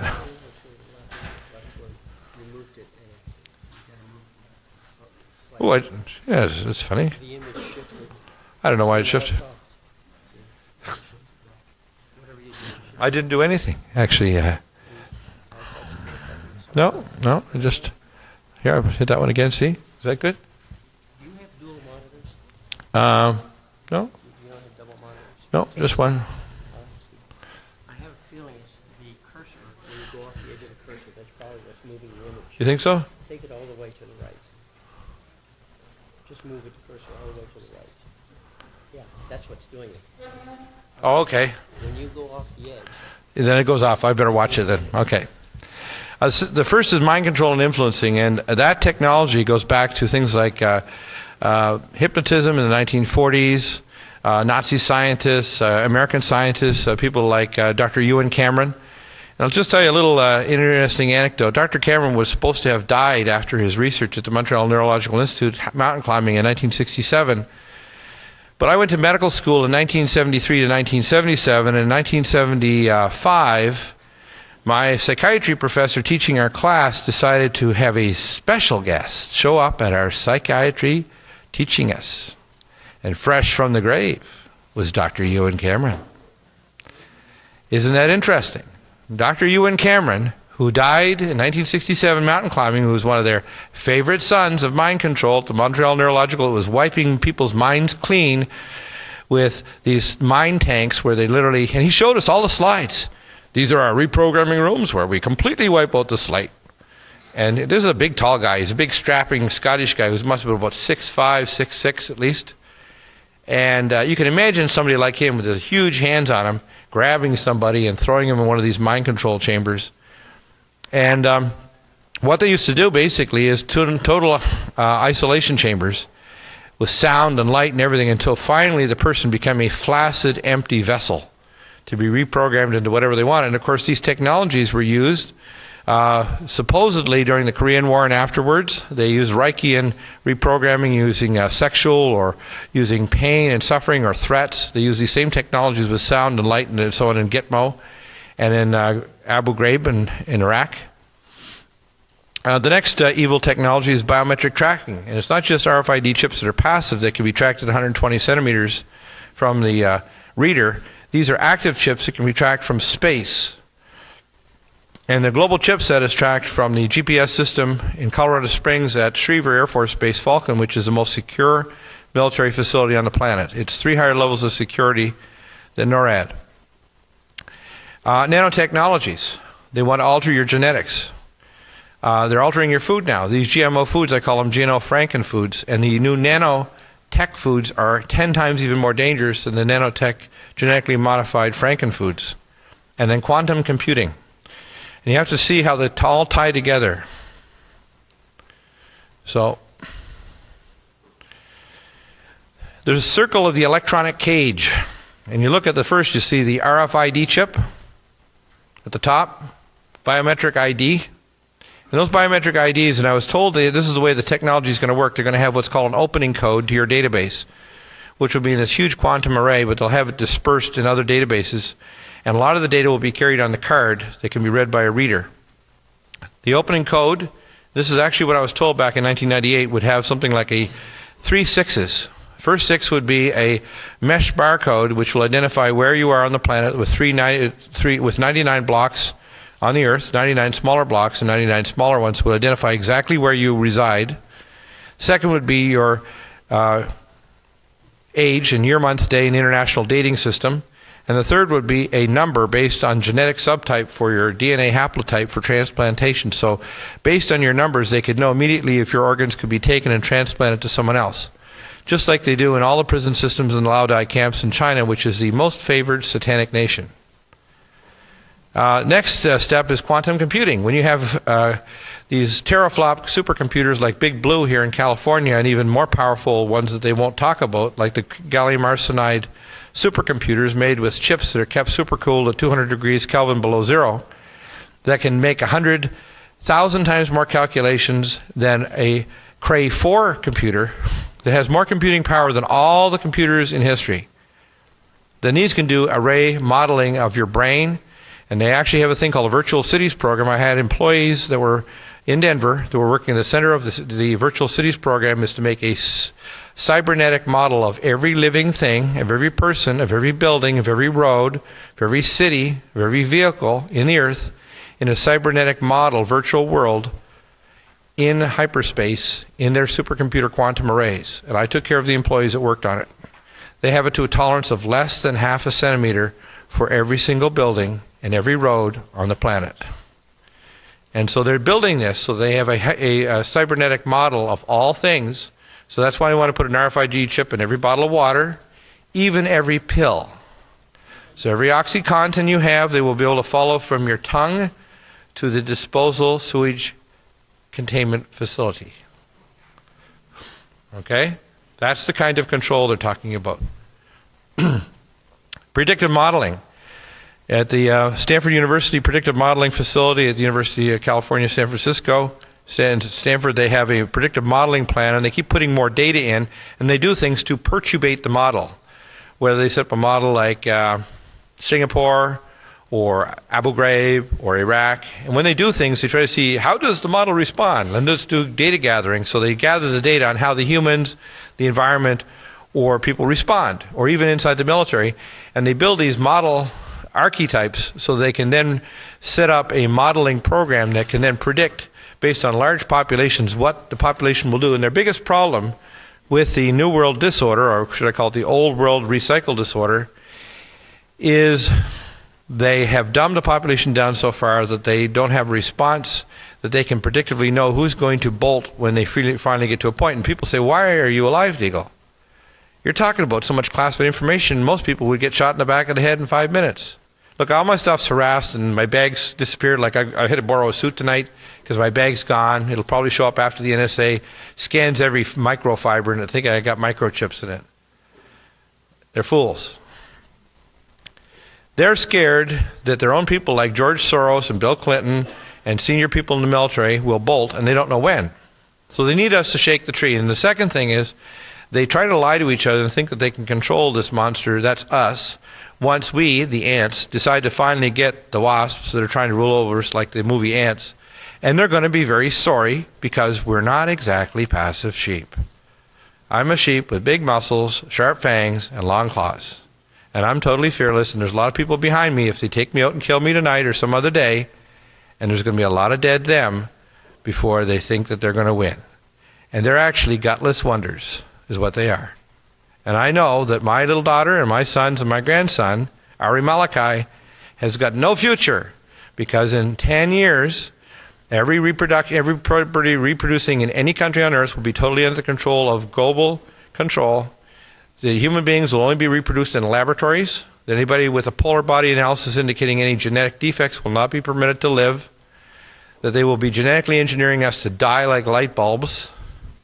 They'll have total control and tracking of everyone, and they'll be able to even insert thoughts in your mind and even read your thoughts, because they already have these technologies developed at places like the Menninger Institute, Topeka, Kansas, University of California, Los Angeles, UC Irvine, Johns Hopkins in Baltimore, the Tavistock Institute in England, and Russian and other facilities in Asia and Japan. So you have to understand these technologies are very advanced, and they know them already. And the next thing is biocoded signals. They can actually code specific biocoded signals, and combining it with technology like beamed microwaves, they can directly influence your body and control it, or insert mind's thoughts, use infrasound, tuned microwave frequencies, and they can influence or harm or kill you. And they can do these now. So this is not imaginary. So what's the transition? Well, the transition is this. National ID or passports, people say, well, it's not the mark of the beast. Well, let me tell you, it's a baby step away. And you'll see Mr. Sensenbrenner there kind of staring out with his fat, pudgy little face on that real ID card. And the next step is the implantable ID. And you can see the little claw around the side of the face of that young lady there that is getting her ID because it's a good national thing to do. And then finally you see the brain interface chip. Literally, George, 1 of 7. What they're going to do is they really do want to make a hive mind. And this is not imaginary, and they have the technologies to do it.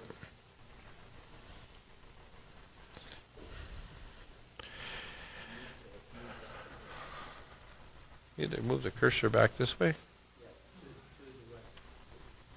Move to the right, and then it'll stop that, right? Good. Can everybody see now? Okay. Now, if we look at this diagram here, you'll see the global terror event. They want a terror event in order to precipitate this. So they got this all modeled and planned. So they have a plan. I don't know when it'll be, but you can tell from their predictive modeling. They want the Iranian war, or at least a regional one, even if it's just the mining of the Strait of Hormuz so the oil stops coming from the Gulf. They already know that the Ayatollahs are really easy. They're hair-trigger Ayatollahs. All you have to do, and they've already said, Ayatollah Khomeini has already said that he will mine the Strait of Hormuz if you even threaten to attack him and his mullahs. They want to create an oil crisis. They like climate crisis. It's good for business. They like tsunamis once in a while, just to stir things up, especially when it's an area of mobile oil in the Asian area around Aceh. And they'd like maybe a little mini ice age over Switzerland and North Germany and Russia. It kind of stirs things up a little bit. So they need these things, and need also tell us lies that it's us driving in our SUVs with technology. By the way, we could have 300 mile per hour cars, or cars that work on water engines, or Tesla technology, or methyl hydrates, or helium-3, which is being mined right now on the moon. Helium-3 is for nuclear fusion engines, which we have, that have already been around for years and decades, used for interstellar travel. They don't want you to know about all these things because it's part of their control matrix they want over you. They want citizens with an RFID chip in your passports. They want them literally in the vaccines.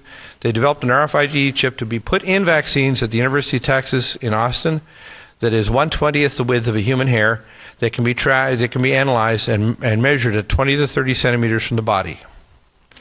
They want to be able to quarantine you. They want to have you color-coded. They want to make sure they know where you travel and how you travel. They want to control your education. They want to control a virtual model of what you know and how you know it from your purchases, your books, and everything.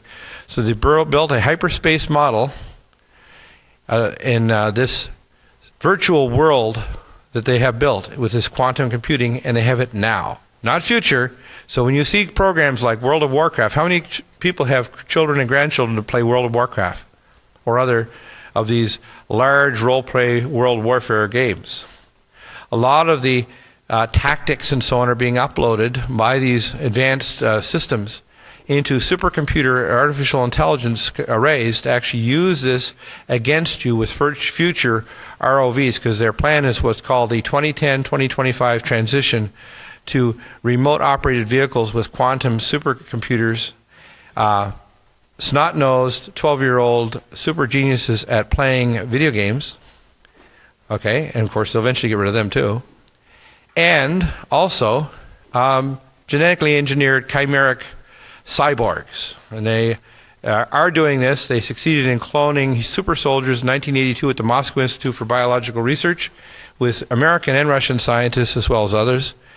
They have been working on cloning since 1927 attempts by the Nazi Germans, and have succeeded effectively with Russian women as the hosts for cloning super soldiers since 1982. It's not difficult. And their plan, and I was told this directly when they tried to recruit me to UCLA VA Wadsworth Hospital here in Santa Monica in 1977, when I was going to work on the World MS Tissue Repository under Dr. Wallace Tortolot. One project was to work as his PhD student doing research on multiple sclerosis, because my first wife was dying of MS. And the other 4 projects, 3 of them were to actually take prisoners from West Orange and Irvine penitentiaries and wet wire their auditory and visual and other cortex, as well as their rage and calming nuclei, with platinum and palladium wires using a CT scan custom-made implanter that was hooked up to a CT scanner to make sure they got in the right nuclei so that you could remote wire them and control their brains. Well, they went on beyond that with Dr. Delgado's research in the 80s and succeeded very, very stoutly in being able to create scalar technologies that were very effective, that could remotely control you without any need for implants. Finances, they want to control medicine. That's why when you see the national ID, the national medical system coming, banking, activities, medical, military, fines, info and control, library access, high-definition TV. Have you ever heard of the 25th frame phenomena? They want these things. You're using neurolinguistic programming in TV commercials and news, inserting through sound and light and other scalar technologies that are satellite-based, inserting ideas, paralyzing the mind. Now spraying, by the way, sulfuryl fluoride, which fries the pineal gland, which is the hyperspace connection between the higher centers of your cortex and the higher dimensional planes of what you are as a spirit being. And they're actually trying to poison that thing called the silver cord. They know that if they can calcify the pineal gland, they can disconnect your spirit body with your physical body or interfere with it. And the reason is because you as a spirit understand and know things that you can not always explain in physical words, but you know that things aren't right. Just like an animal before a tsunami or an earthquake knows something's real damn wrong, and how come Deagel knows all this stuff?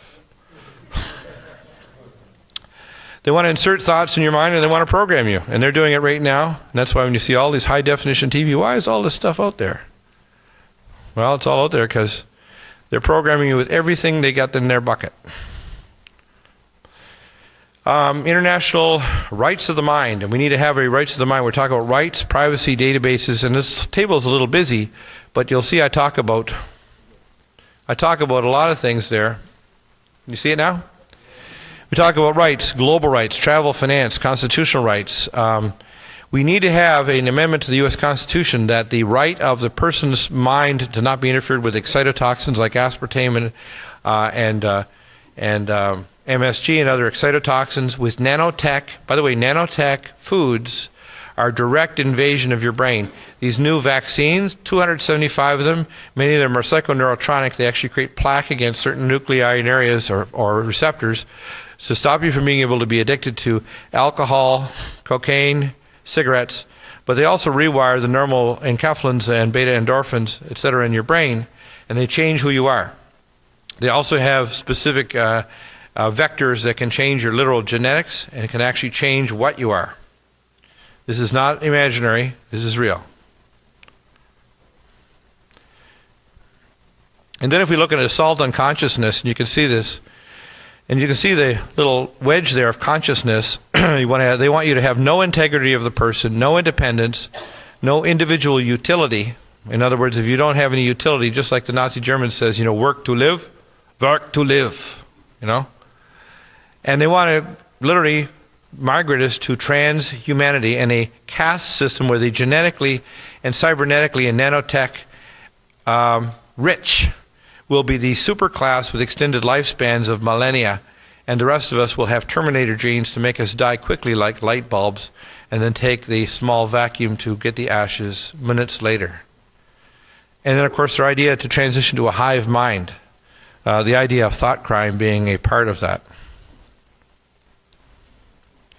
And here's the real nub of it. The Global Action Plan is to deal with a Bill of Rights of the Mind, U.S. Constitutional Amendment, and amendments that need to be adopted in other countries. And we need nations. Strong nations are not anathema to a rational collective that deals with world issues.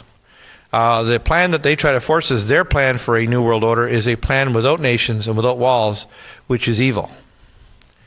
The idea of having exchangeable currencies is reasonable, but the idea of a global proxy fractional reserve electronic currency that's totally trackable and controlled so they can press Alt-Delete and you do not exist either in cyberspace or in reality is the reality of what's coming.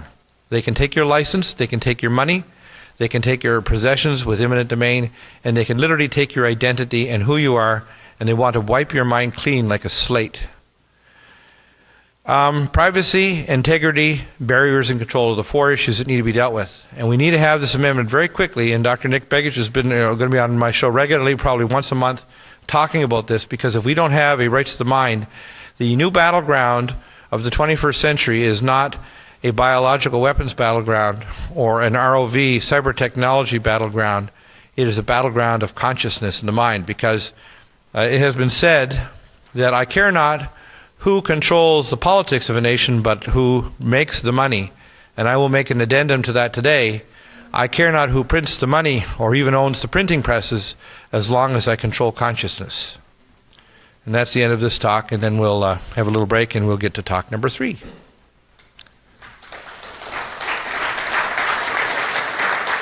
figured out what the problem is. You have this set up for multiple monitors, but you only have one monitor. Right. So, anyway. Okay, do you want to modify it? Yeah, sure. See if you can fix it. See if I can fix that. He's got that look like I know monitors. What part of the problem is he has? Okay. You got it. You got it. Okay. Go ahead. Yes, there's something been in the back of my mind. In the recent news, you've heard about the conviction and the death of Kenneth Lay of Enron. Oh yes, yeah. You mean they laid him down? Well, it's always been a question in my mind as to whether that was a natural death. Well, it depends on how natural it was. As they say, when you retire from the CIA, you're always double tapped. Well, I would imagine he's one of their minions who decided to minion the wrong way. And that's what's planned, by the way. And this is an announcement for all those who are in the NSA, Special Ops, Delta, the government, billionaires alike. You have to realize I'm your best buddy. I don't care how smart or how rich you are. I know what the hell's going on, and I'm trying to save your ass and the ass of your grandchildren for 1,000 generations. And if you don't listen to me today, and you don't remember what I'm saying now, or 1,000 or 10,000 years from now, you will face the same future that we are nearly facing that the people at Atlantis and Lemuria did with the exact same technology.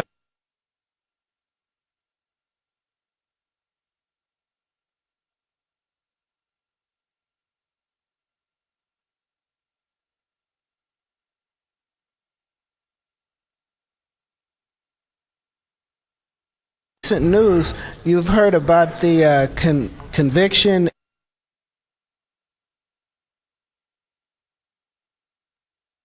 Yeah, see if I can fix that. He's got that. He's got that look like I know about it. What part of the problem is he has? Okay. You got it. You got it. Okay. Go ahead. Yes, there's something been in the back of my mind. In the recent news, you've heard about the conviction and the death of Kenneth Lay of Enron. Oh yes, yeah. You mean they laid him down? Well, it's always been a question in my mind as to whether that was a natural death. Well, it depends on how natural it was. As they say, you know, when you retire from the CIA, you're always double tapped. Well, I would imagine he's one of their minions who decided to minion the wrong way. And that's what's planned, by the way. And this is an announcement for all those who are in the NSA, Special Ops, Delta, the government, billionaires alike. You have to realize I'm your best buddy. I don't care how smart or how rich you are. I know what the hell's going on, and I'm trying to save your ass and the ass of your grandchildren for 1,000 generations. And if you don't listen to me today, and you don't remember what I'm saying now, or 1,000 or 10,000 years from now, you will face the same future that we are nearly facing that the people at Atlantis and Lemuria did with the exact same technologies 12,000 years ago. This is what we're facing. We are facing the end of civilization with scalar technologies, nuclear nanotechnologies, and even technologies that were given to us by civilizations elsewhere in this cosmos that have no business being here, like Morgellons. This is a silicon-based life form that did not originate in our part of the galaxy. Dr. Deagel? Yes. If I could just ask, do you feel that Mr. Lay really requested to be, killed so that he could have his family fortune protected, through this legal ruling? God knows what they did eventually. I wouldn't speculate, but all I can say is that a lot of the people at the top, and I don't care if they're movie stars or they're corporate presidents, whatever, and they've gone to the Grove or they've done evil, I want them to repent right now, because I could have been an Anakin Skywalker and become Darth Vader. I've been presented with the opportunity 3 times by the Pindar to become his understudy to the Corporation of Earth that runs everything. I could have been a very evil man, but I chose to go toward the light and not darkness. And I don't care if they've done darkness. I don't care if they've eaten children. I don't care if they've done the most horrendous things. They need to repent now, because it's the end of our civilization. We need to stop the balkanization based on religion, color, or anything else. They're doing this because they're ready to finish us off. In the next 1 to 2 years is a turning point in history. We are now being held in judgment, not on our Earth, but on off Earth. And we're dealing with a situation that's galactic in scope. We're not just dealing with a problem on this planet. Our world leaders are not telling what is really happening on this planet. They are lying, they are frightened, they are quivering jellyfish. And they need to stop, because our planet is being held in judgment. And we have 200 dead zones in our oceans.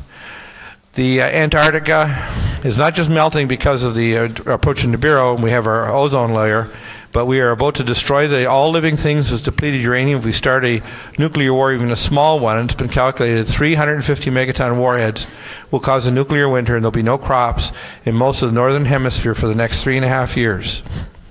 We have 3 to 5 days of food. Within 30 days, half of the population of North America will be dead, without war, without another Katrina, without a nuclear bomb going off in Chicago, Denver, or San Diego, or Los Angeles. That's the reality. As cruel as it is, I'm a trauma doctor, I'm a burn doctor, I'm a realist, I'm an optimist, but optimism starts from the point of reality first, planning second, and response third, rather than being a victim.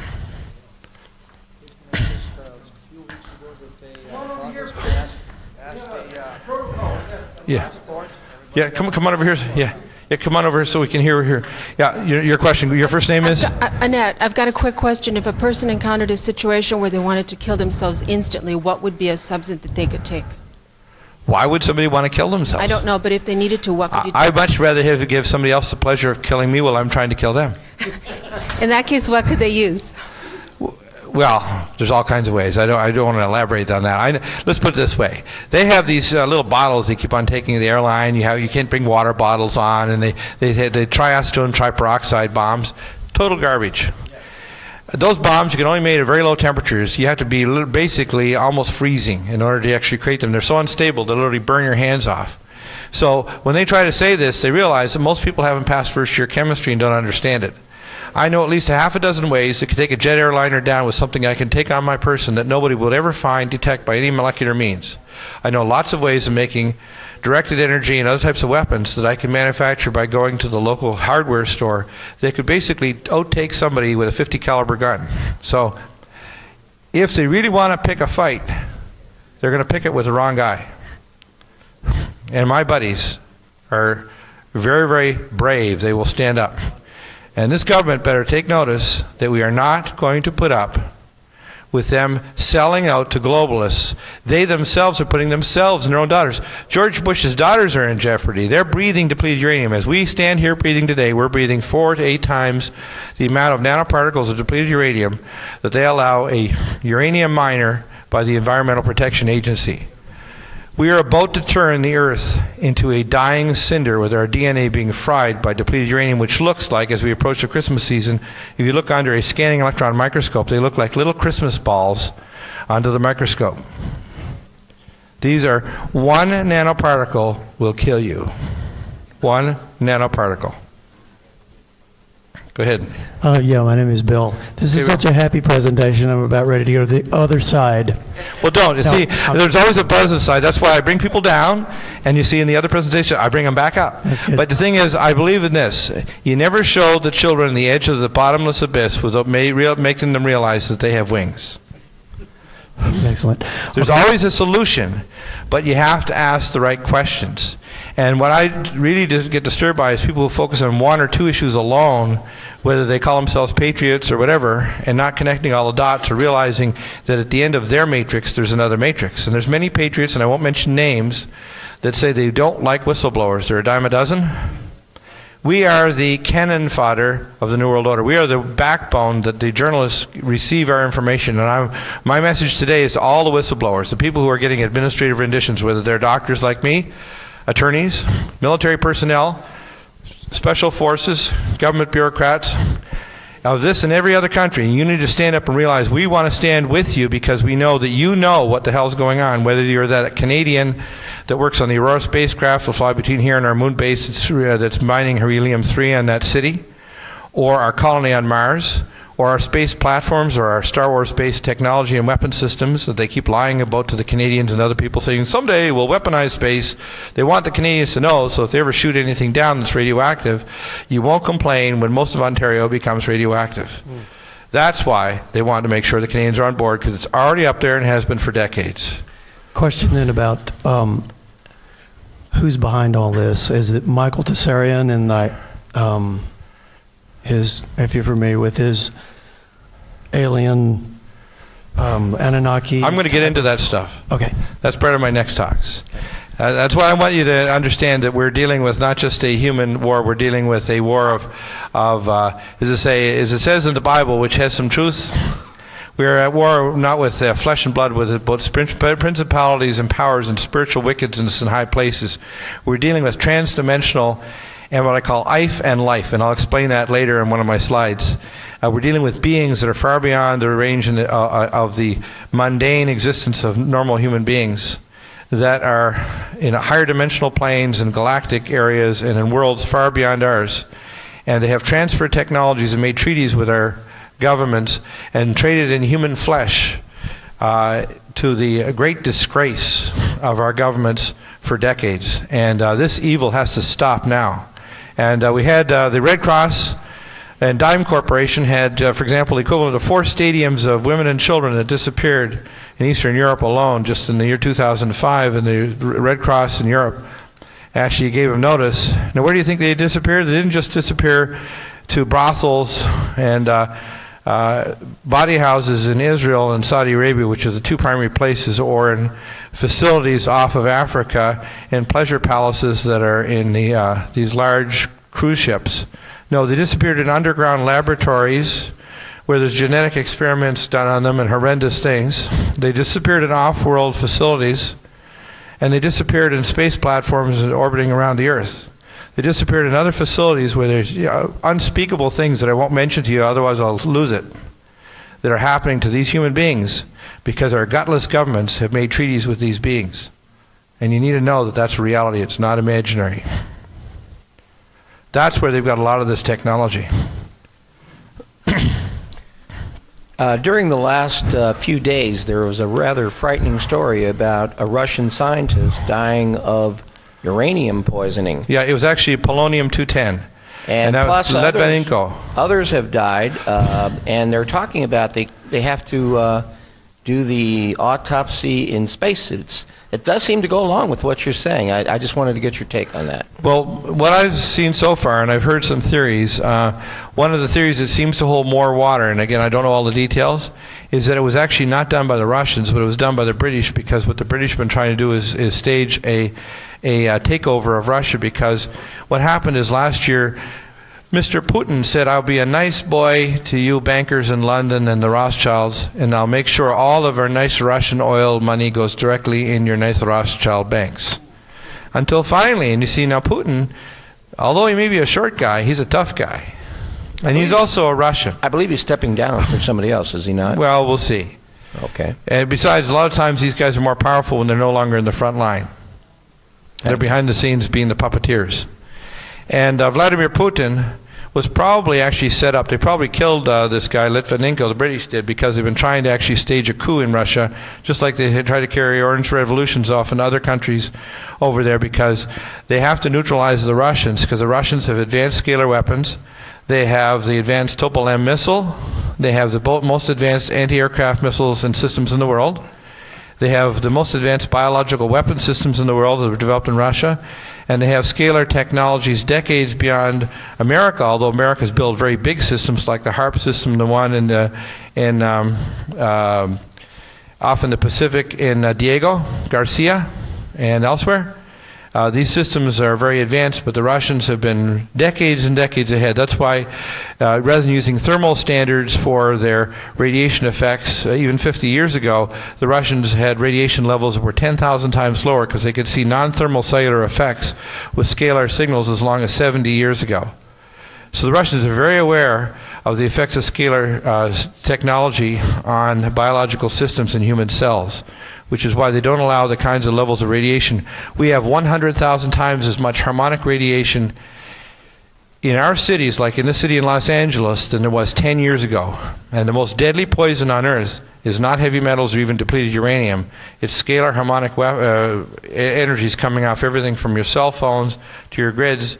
And all they need to do is pump a signal along that has scalar signals that's biocoded to specific centers in your brain to insert ideas, to kill, to make you confused, or to make you fall asleep. And they can make entire populations do whatever they want, or kill you. Mm-hmm. And they can do that today. Yes, go ahead. I just wanted to ask you, how did you acquire all this information? It's an incredible amount. I think you said you had a photographic memory. Fairly close. Mm-hmm. And you seem to remember everything you've been told. Is that pretty close? Yeah, that's really remarkable. It's a gift that I was given, I think, for this moment. And you'll see that I've been called not only as a doctor and a scientist, but I'm called here, when you see my other talks, I'm called to speak as a prophet. And I'm talking about in the words of the prophets of the ancient ages, like the last great prophet, Yeshua HaMashiach, who is the prophet who spoke about the age of Pisces, who actually presented to us choices. And we're at the same point in time in history now where we're presented choices. And this choice, though, in this time is greater than even the time of Atlantis and Lemuria, because the level of technologies we have and the transfer of technologies from advanced cultures in different parts of our cosmos has put us in the edge of a galactic battle that's so serious that it may literally kill everything on our planet forever. Hi. Go ahead. Have you heard of Ray Kurzweil's new book, The Singularity? Yes, we're in fact approaching the singularity is actually the combination of nanotechnologies and artificial intelligence and all these other things, but it's also the transfer of technologies from advanced cultures from other parts. Part of this is very evil and violates cosmic law. And the other thing is we're approaching a thing called the nexus, which is a precision of the equinox, as I mentioned earlier. As our galaxy rotates through the galactic plane, we're actually approaching a protein energy ion field that actually, this proton ion field actually is a rent in the space-time continuum that occurred with an ancient war. And so we're actually approaching this same point in space-time, and we're asked the same questions, which is exactly why the Mayans talked about a circular calendar. Because they said if you knew the past, the ancient past, you could also predict the future. Because in my view, our universe, when you look forward, you're looking into the ancient past. Dr. Deagel, if we're going to have all these cataclysms coming up, where a tremendous devastation is going to take place, most of the people in the world are going to die, why is the New World Order going through the meticulous process of creating the North American Union, the Central American Union, South American Union, the Asian Union, the African Union, European Union? Why? That's not going to be necessary. Why are they doing this? They're doing it for several reasons. You'll notice that if you look at the treaties for the seas, they're moving in inland waterways in most of the major continents. Okay? For example, the Three Gorges Dam in China, the whole construction project was taken over by the Carlyle Group under orders of the Queen and the Jesuits. And a year and a half ago, they actually took over all of the construction of the largest construction company on Earth, which is in China. 80% of the concrete on Earth is now used in building these dragon cities along the Chinese coast. Their whole idea is that they're building central transportation routes because they know the coastal areas are going to hit by super tsunamis. They know that there are going to be global earth changes where the continents are going to completely change. Good parts of California will disappear and there'll be a chain of islands. They know that the tsunami will hit the west coast of America with the passage of Nibiru.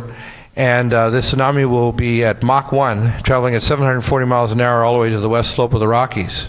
They know the east coast is going to be hit with the Cumbra Viejo super tsunami that will be 300 meters high, traveling at 540 miles an hour. And this is not speculation. If you have a major geotectonic event, such as the movement of a hypergravitational object, whether it's 5, 10, or 500 years from now, it will result in it. The same way as the blowing up of the super caldera in Wyoming will result in a global winter that will last from 3 to 5 years minimum. And the extinction of most of the species on Earth except for those who have water and food and other ways of survival. So we're facing a cataclysm, but they're planning on having remnants of population survive in the center of continents because they figure they can have that plus their underground cities. There's over 1,500 cities. The city, for example, between Conifer and I-70 can house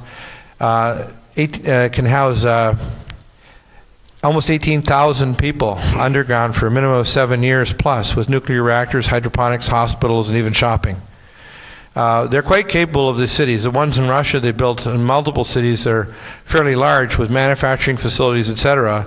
They can house 250,000 people in each city under the central Ural Mountains. So they're all prepared. They have the same thing in Korea and China and elsewhere for the coming global cataclysms. And they don't want to tell the populations because 80% of the population of Earth lives within 100 miles of the coast, which I think is a criminal activity on the parts of the global governments not warning people that these events are coming. Superstorms, tornadoes like the one that hit London today, all of these are an example of the gutless activity of our world leaders who should not be ruling. And the reason is because they will not speak the truth. And that goes with my medical profession, who are a strong leg of the New World Disorder with their medical procedures, their chips, and their vaccines. They will be the Dr. Mengelas of the Fourth Reich. The hierarchies of power within the New World Order, we have the Jesuits, the Rothschilds, the British royal families, some of the royal families of Europe. Right. But you've hinted that there are some ETs or interdimensional beings that direct these people or control these people? I'll explain it. Down through all civilizations in history, all civilizations, where you call them the term Masons or you call them these sacred high priests, whether it's ancient Lemuria, Atlantis, or other civilizations from Samaria, Egypt, all of these ancient civilizations did a process which is similar to mind controlling that they used at Guantanamo Bay and Gitmo and elsewhere. They created what's called a split in the personality and altars. They're using Reichian programming that's used to actually create a new altar or a sub-personality that can be inhabited by an astral entity. Human beings can only arise to the 180th degree within Mason. The word human actually means serpent man, meaning indwelt by an astral entity. All medical schools, all higher university educational institutions in all countries done through all history have been inhabited by these beings because it's part of the process of getting higher levels within any secret fraternity or order, whether you're a lawyer, a judge, or a politician, or a corporate president. For example, when people make the mistake saying they see beings shapeshift, they're actually just seeing with their spirit eyes, which they do have, they're seeing the hyperdimensional entities, which may be reptilian in shape, but they're actually not looking at a shape-shifting, which violates the laws of thermodynamics because it explodes with heat. They're actually seeing that those families have had lineal passage of sex and blood sacrifices down through their families through history, like Hillary Clinton, whose family has been one of the leading Luciferian evil families in American history, the Ruddams. That's why they're so intimately tied with this. So if you look at all these families down through history, what you're looking at is you're looking at a human flesh husk that is surrounding a bioplasmatic astral entity which is guiding that just like a controlled object. So the higher levels of Masonry above the 180th degree are all non-human. So the 360th degree. So if you understand that that has been the nature of all human history, not just some of it, then you start to get a grasp on how we have been very, very Earth-centric and not realizing we're in not only a galaxy and a cosmos, but we're dealing with many dimensions beyond the third and fourth. And we're dealing with a very vast universe. And we're dealing with physics and laws that the level of ignorance of our populations has been purposeful, because if you don't know what you are, as I always say, if we knew what we were, we would not do what we do. The problem comes that we do not know what we are, therefore they're in control. And they hide the very nature of reality, that we are the masters of our fate, because we are the 1,000 points of light, not them. We are made in the image of the Most High God. We are literally the rulers of this universe, but we have had our identity hidden. We have been in a state of unconsciousness, and we've had it taken away by religion, who have always substituted a formula for a pathway. And there is, as Yeshua HaMashiach said, that your religion, your traditions nullify the way. Which is why the first 3 centuries, the Greek Orthodox, who understood correctly, knew that Jesus was not God. He was becoming fused to become a God. And that he was on the pathway, so what he was teaching, and he was called the teacher of the way. He was not called the Christ. All of these things were created later by the Luciferian Catholic Church that wanted to turn into a Babylonian myth, including the virgin birth, so that they could manipulate the population and control them so they wouldn't realize that Jesus himself said, "When I return, you shall do even greater things, for you shall be exactly as I am," not different. That's the real gospel. Okay? 3-minute break and then part 3. How's that?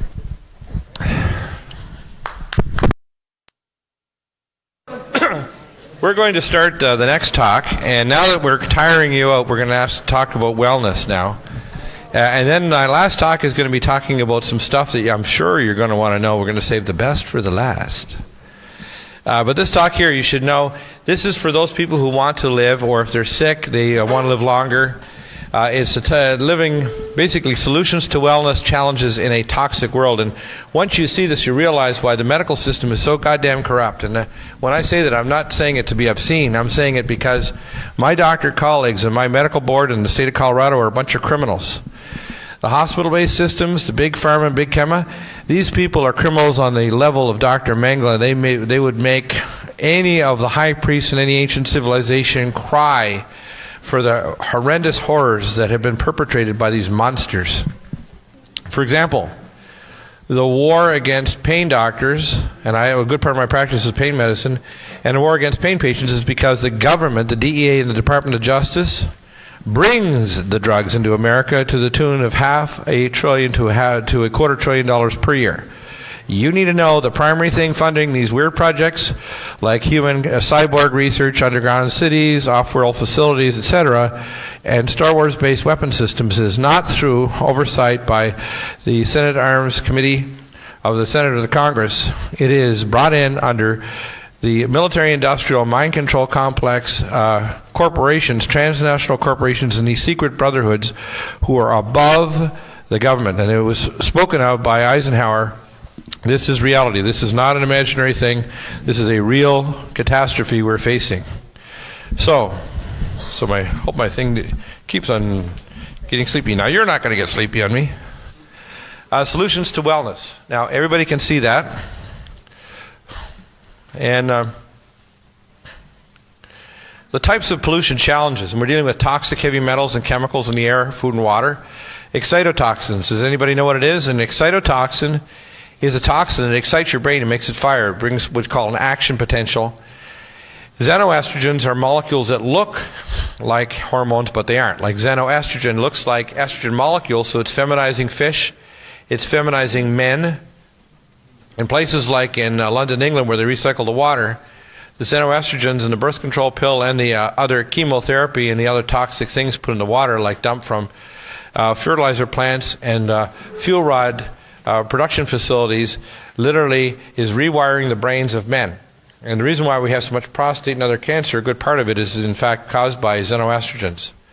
Sulfuryl fluoride, and sorry that was a misspelling there, but sulfuryl fluoride is just approved spraying of our crops, which means you can get more fluoride by eating your veggies than brushing your teeth now. Fluoride is toxic and it destroys the pineal gland, which is a connection between the pineal, which is, of course, if you study, and I'll use the term chakra, although I'm not a Buddhist. I know information that's well beyond the level of the Buddhists. But the upper chakra, if you want to call it, really is not a chakra. It's actually just the point at which the silver cord is attached between your bioplasmic spirit body and your physical body through the pineal gland. And that connection is made through the pineal. Does that make sense? That if you see water, and why you look at all the sacred temples through all history, they're all made in the sacred architecture of Psi and Phi, which is why all the ancient societies had sacred mathematical schools. So you look at the Pythagoreans, the ancient societies in China and elsewhere, they knew that if you made archetypes and shapes of objects made of stone and other objects, including certain metallic ions and the mineral content of that you're able to actually create what's called scalar archetypes that you could create certain biological effects. Does that make sense? So what they did is, that's why you'll see, if you look at Masaru Emoto's work on water, for example, one of the things that we'll be putting on our website soon are special wands from Global Light Network that can actually change the structure of the water to help with specific conditions, because the way your body works is through scalar physics, and I'm going to talk about that here a little later in the second talk. Electromagnetic pollution, thermal and non-thermal. We're going to have Dr. Carlo, who was hired by the cell phone companies to do research on it, and cell phones cause scalar interference.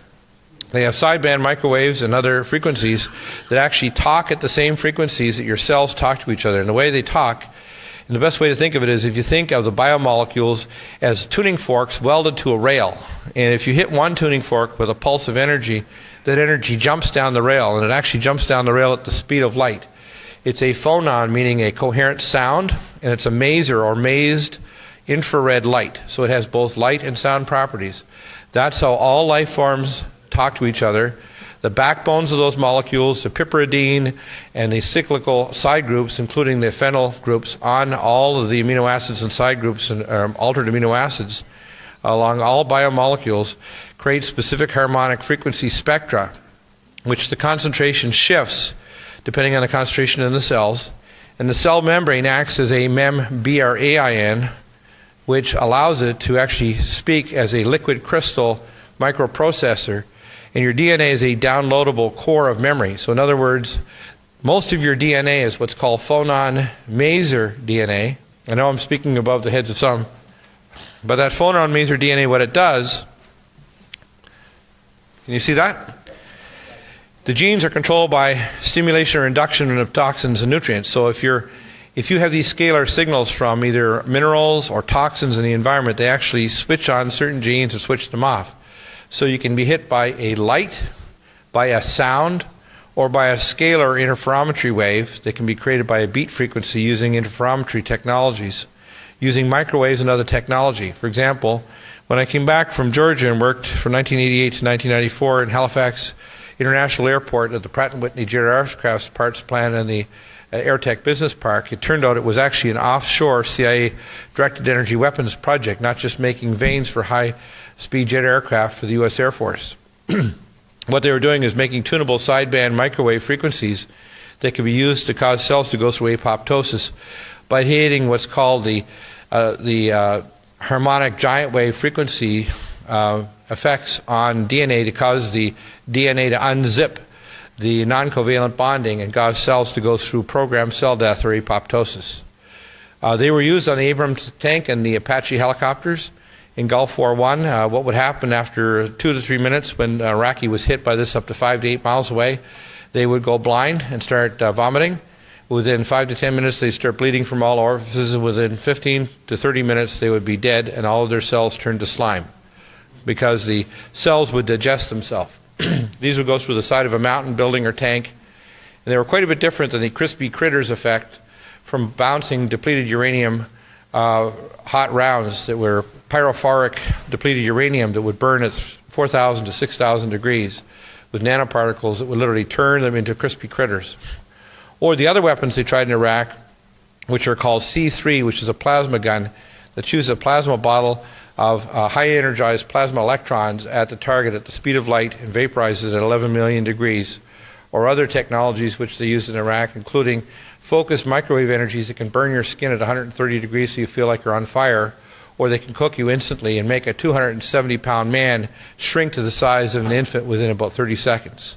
So they had all these technologies. They've also used what's called microwave bombs in Lebanon recently, well, along with the GBU-38. These microwave bombs cause a burst of microwave energy. So anybody within a radius of, say, 150 to 300 yards, all of their organs will burst, not from a thermal effect, but from a microwave-induced organ explosion. And they did this on the people and the civilian populations as an experiment in conjunction with the Israeli forces. This is an idea of the extent of the evil of our government. And the government is planning to use a lot of these, quote, non-lethal weapons, many of the non-lethal ones. Their definition of non-lethality is that it kills less than 26% of the people that are hit with the weapon. But they use a very wide range of, how can I say it, fudging of those numbers, including things like tasers, which kill a lot of people. You need a lot more than that. Okay, let's go on. So the membranes, the cell membranes actually are really interesting. The cell membrane is a very interesting thing. Here we go. Okay.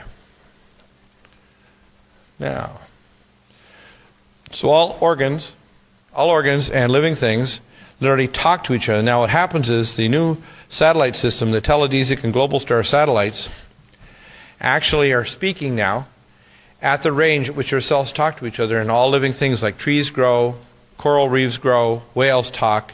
In fact, whales are an animal very similar to us. They live in hyperdimensional space, which means they don't just live in the physical world like we do.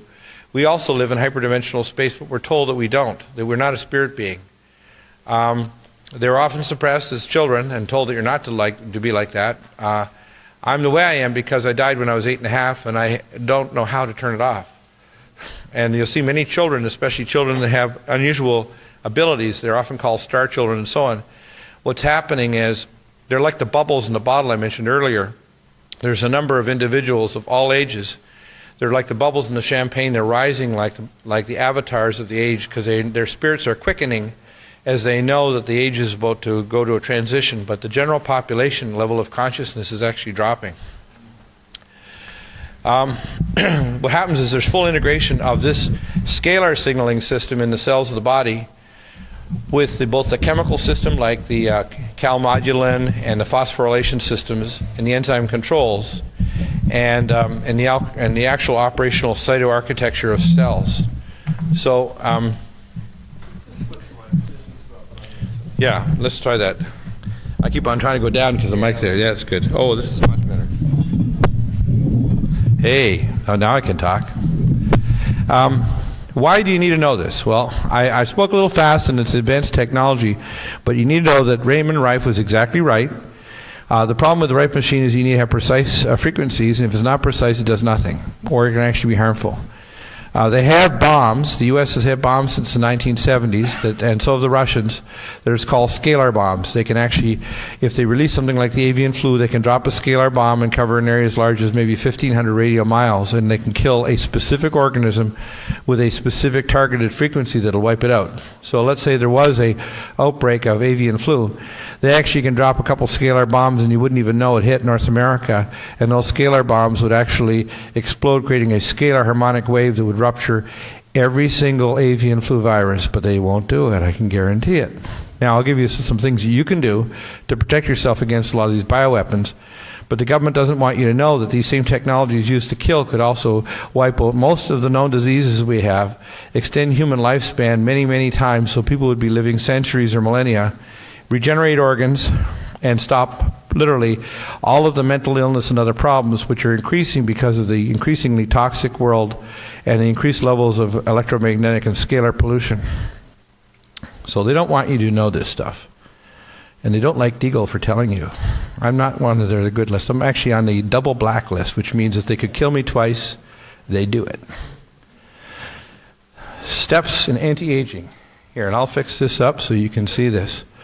And there's a button. There's basically 7 steps, and I'm going to cover this because you need to know this, because I tell people on my radio show I try to liberate people one cell at a time, one neuron, because if you don't have a physical constitution, there's no point in talking about the constitution of the government. So if you're eating toxic food and brushing with fluoride and taking your regular flu shots, don't read the Constitution because you don't have one.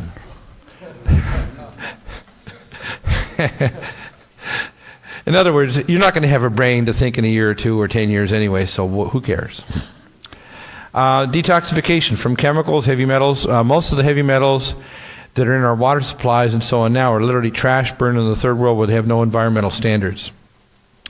We need to get rid of hormones, chemicals, scalar and non-scalar pollution. You need to alkalinize your body.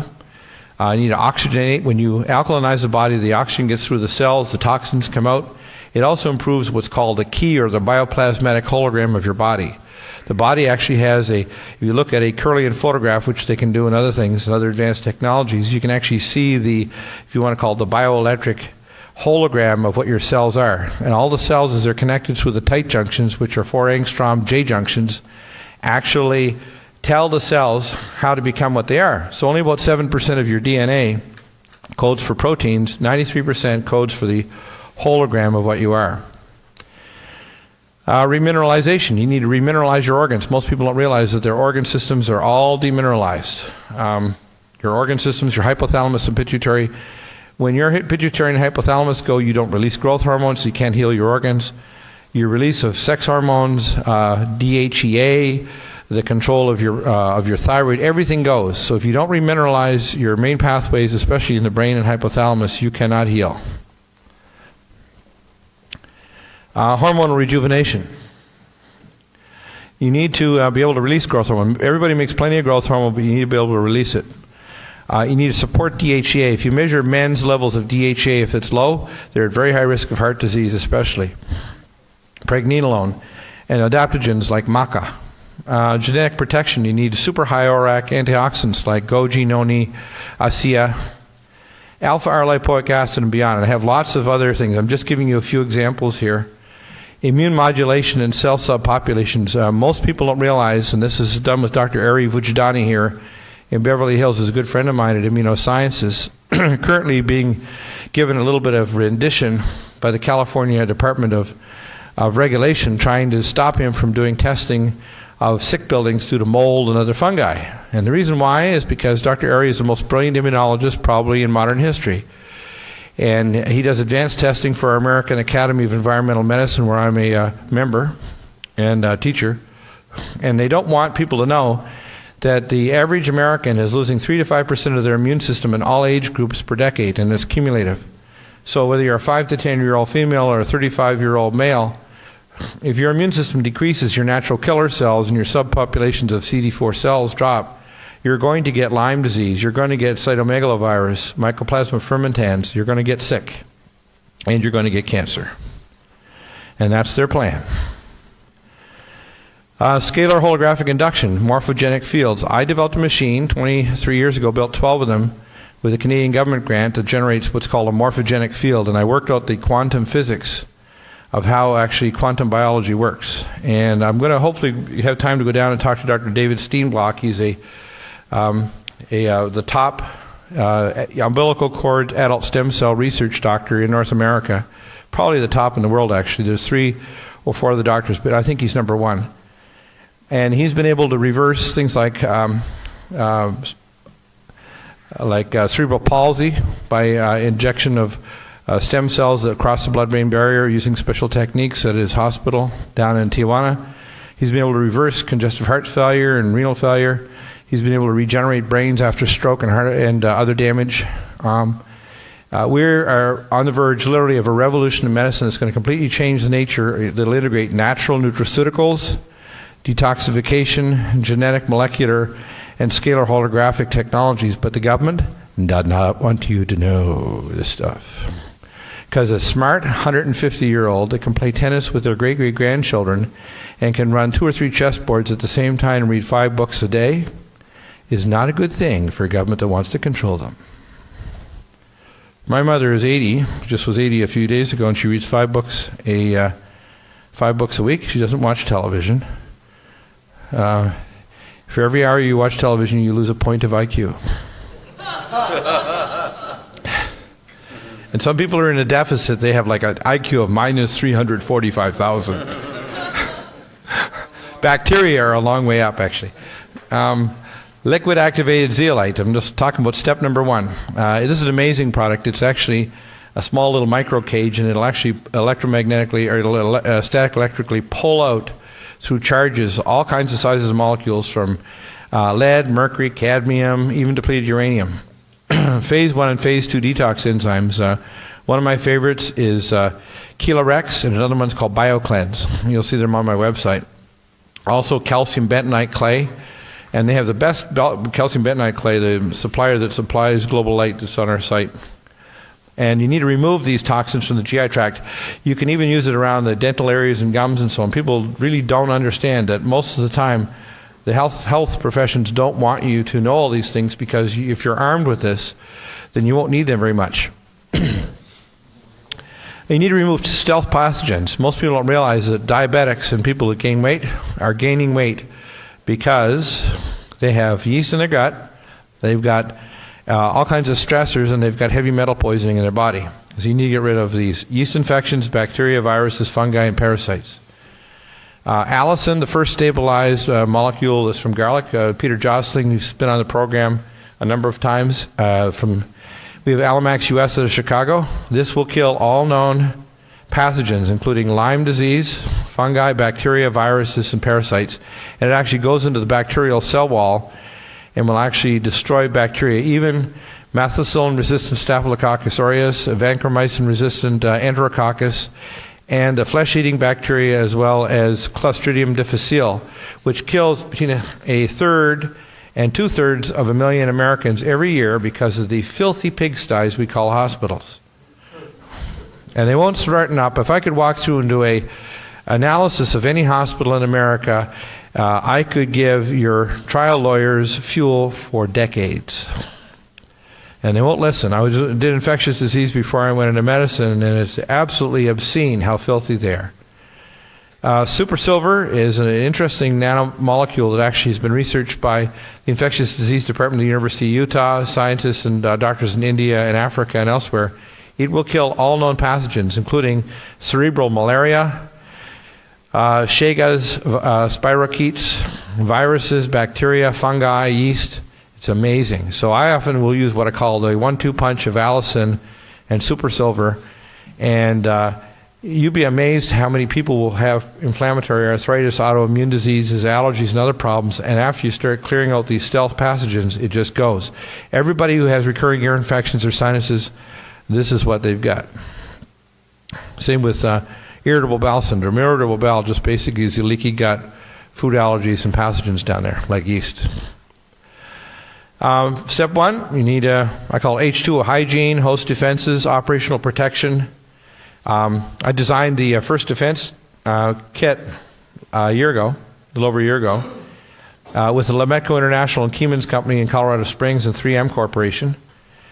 The first defense tabs are specifically designed to be able to block virus and bacterial tissue entry, and they're amazing. If you take these, they have a thing called polyphenol from Mitsuo Norin in Japan, the first and only stabilized magnesium ECGC catechin, that literally, their studies on Japanese males showed that over 20 years, not one male in their study group developed prostate cancer. Not one male. So this is an amazing molecule. You can get other forms of green tea. We have one from Douglas Labs that's also a very powerful form, because the polyphenol is temporarily unavailable while they get a product identification number in Canada, because the Canadian Origin Biomed actually is a manufacturer for North America. But we have lots of amazing things. Defense wipes have lauric acid and niacin, developed by developed by Jonathan Rothschild of Ecological Formulas, and they will kill all pathogenic bacteria. They've been available in animal husbandry for about 25, 30 years. And the niacin, then they kill also all viruses, all the DNA, RNA envelope capsids of all DNA and RNA viruses, and they're totally non-toxic. You can carry them in a Ziploc. They're biodegradable. They don't destroy the environment, and they don't do anything to your body. They don't cause neuropathy or leukemia like some of the other cleaners we used years ago in burn units or hospitals. And Immunite is an ionic mineral with humic fulvic and ionic silver, and we also have a 3M mask in there. It's the NIOSH N100. And America makes the best masks in the world. We make the best of lots of stuff. And the NIOSH mask, the M100, is so good that it'll lock 99% of all bacteria and viruses, 99.67% of all smoke, 100% of all viruses and bacteria, and it will completely block also most of the toxins like heavy metals, volatile chemicals as well. So it's just pretty amazing. Whole leaf aloe, this is the best whole leaf aloe in the world. It's actually manufactured for Lemetco out of Tennessee. And it's one of the best radiation defenses and defenses against chemical weapons. Is you need to support your bone marrow. And it's interesting that a whole leaf aloe, which is similar to the polysaccharides used by miso soup in Nagasaki and Hiroshima, is why people near ground zero survived. The plants that were used by the doctors in Japan were the reason why those people survived. Clean water. We've got water that's 100% or total dissolved solids of 0%, and that is called a system called a pure water system. Has a linear charcoal, the best RO membrane, and the best fluoride ion exchange matrix, so there's absolutely no NO of fluoride. And if you're drinking fluoride, bye-bye brain. We also, if you don't have fluoride in your water, get a multi-pure. And that's one that I currently use because there's not fluoride in our water. We also have the Berkey with fluoride reduction elements, but if you actually test the water, you'll see a little fluoride gets through, probably about 5 or 10%. But it's a lot better than, especially for a portable system. Then I add structured water, and we're talking about Masumoto. The best structured water in the world is made by a friend of mine who just passed on this past summer, RPA Biotech in Las Vegas. And interesting story, he was an investment banker who came back from Asia with this miracle water that healed his horse, and he wanted to make it, so he put $3.5 million in. Had a vision one night, told the scientists how to fix it. And they now have the most stable, powerful electrolyzed water in the world. And it's a Stan Schulman, my buddy Stan, who's now in the astral world. Pardon me? Stan was in his late 70s. He probably, no, I won't speculate. Anyway, next is bioalkalinize. You want to have a bioalkalinizer from Biogenesis. It contains some special minerals that you'll find in this special water that you'll see that's often in the glacial milk. Cesium and rubidium. You can use topical magnesium oil, which is available from Global Light, and it's amazing because most people are sick because their total body magnesium is low. You can spray like 1:3 dilution with distilled water in your neck, trunk, and limbs. Magnesium nano or magnesium taurate. And magnesium is one of the most important. If I tell people they want to get better and they want to detox and they want to get over illness, they've got to get magnesium in their body. And the best way is actually topical plus a nano magnesium.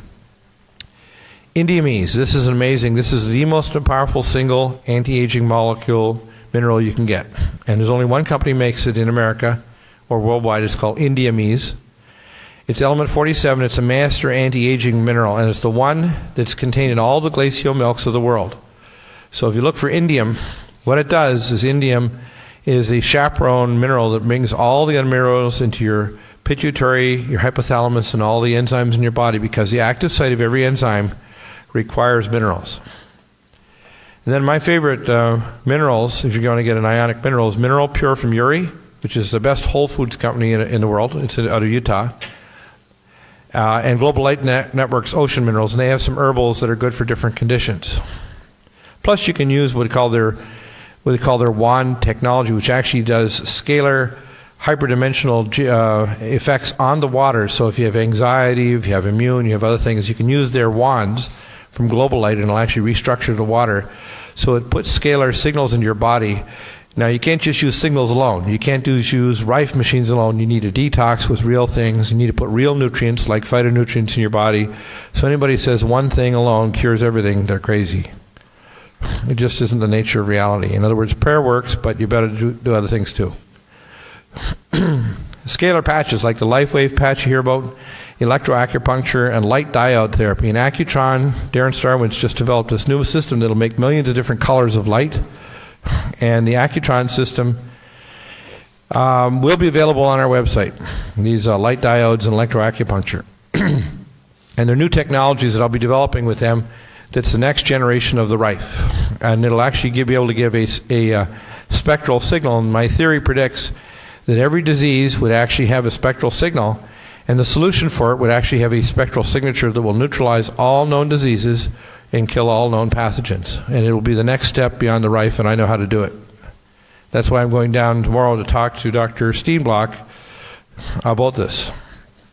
Magnesium oil, topical, bath salts, very, very important. If you want to get your body better, you need magnesium. It's one of the big five. Hormonal support. Most people make plenty of growth hormone, they just don't release it.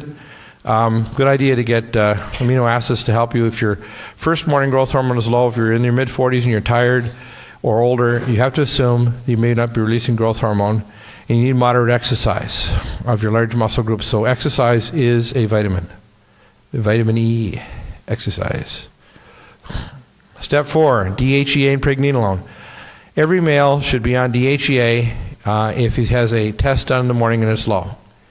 Iota caps, women that develop polycystic ovaries and polycystic organs and breasts, they're all having a deficiency of a ratio of iodide and iodine.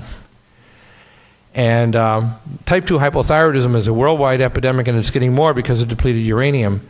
So I recommend people get things like kelp, and biothyro is one of my best formulas that I recommend.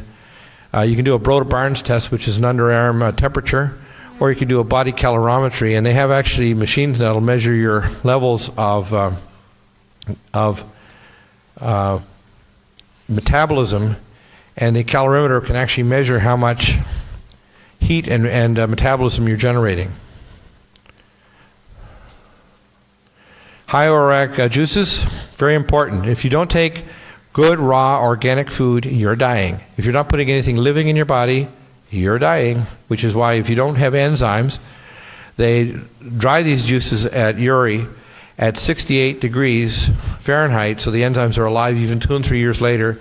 The antioxidants and the minerals, there's living biophotonic energy. So if you do a Kirlian photograph of it, you'll see that it's living. As soon as you add healthy, clean water to it, you have a living thing. So I tell people, as part of their food supplies, don't just get all dried food and pasta and stuff. You better have some Uri stuff around, because when disaster strikes, just like the ancient Israelites, the very first thing they had when they had their early ceremonies, they call it they'd have a special ceremony when they had the barley life, or the barley green juice that they would make from the rising first shoots of the barley.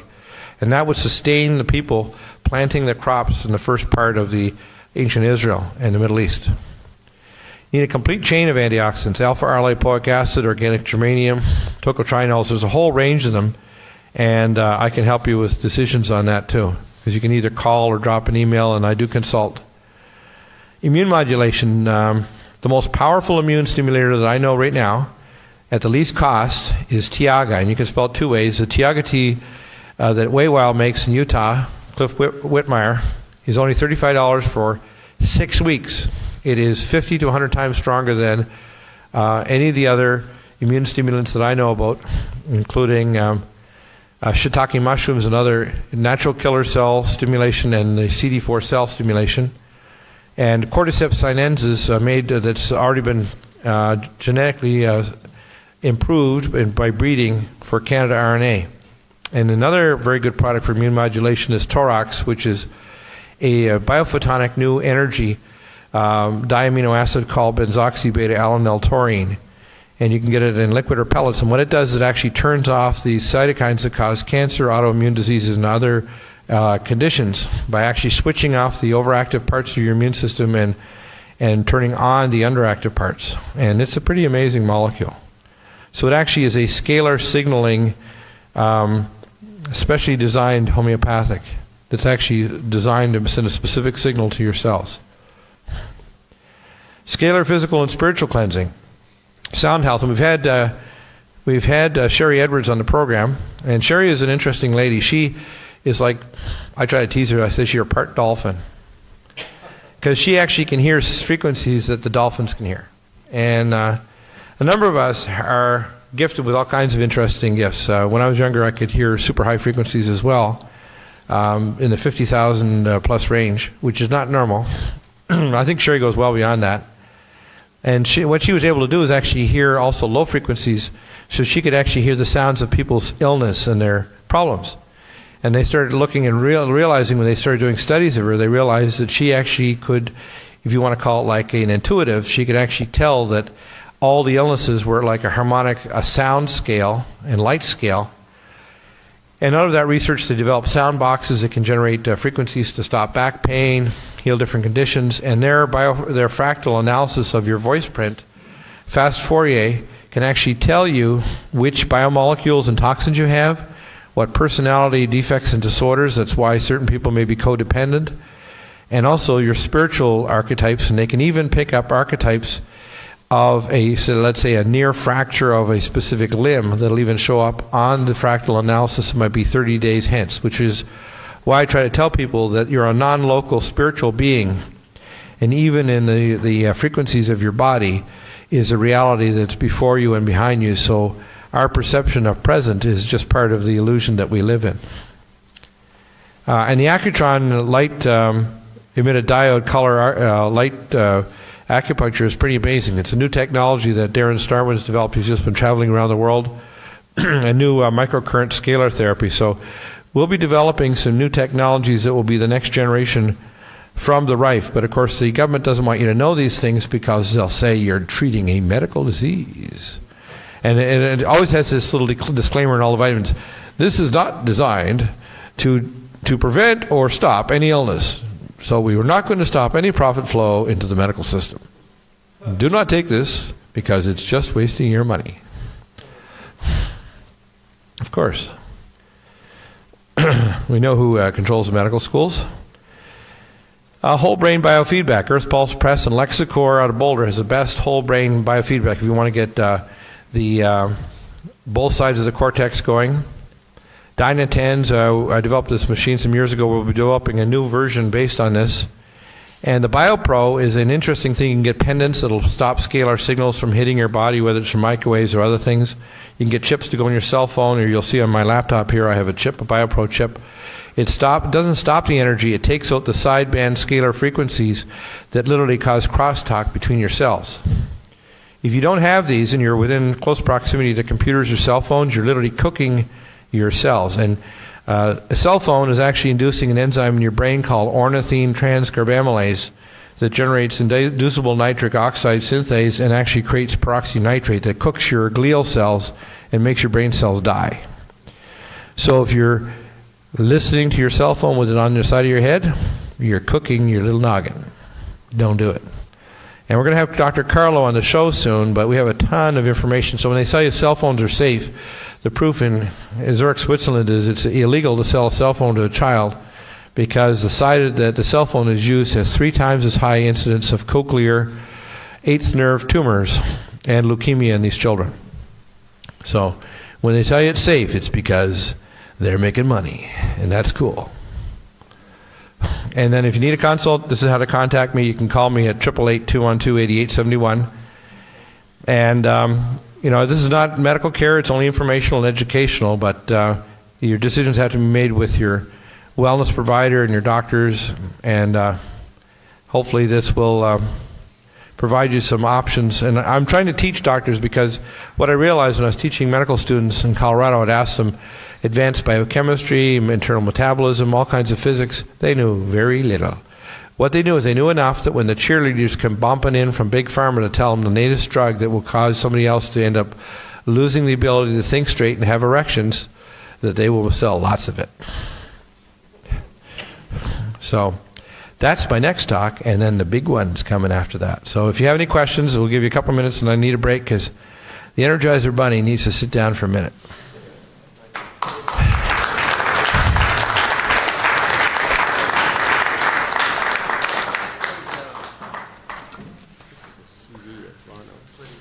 Oh yeah, cool.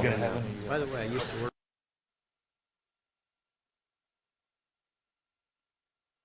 This talk is questions for the end of the age.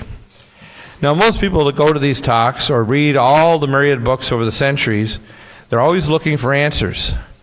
And what I want you to start looking for tonight is not the answers but the questions. And I'll show you why you should only be looking for the questions, because the answers are often staring you back straight in the eyeballs, or they're known by your spirit, but your mind has blocked it so you won't know it.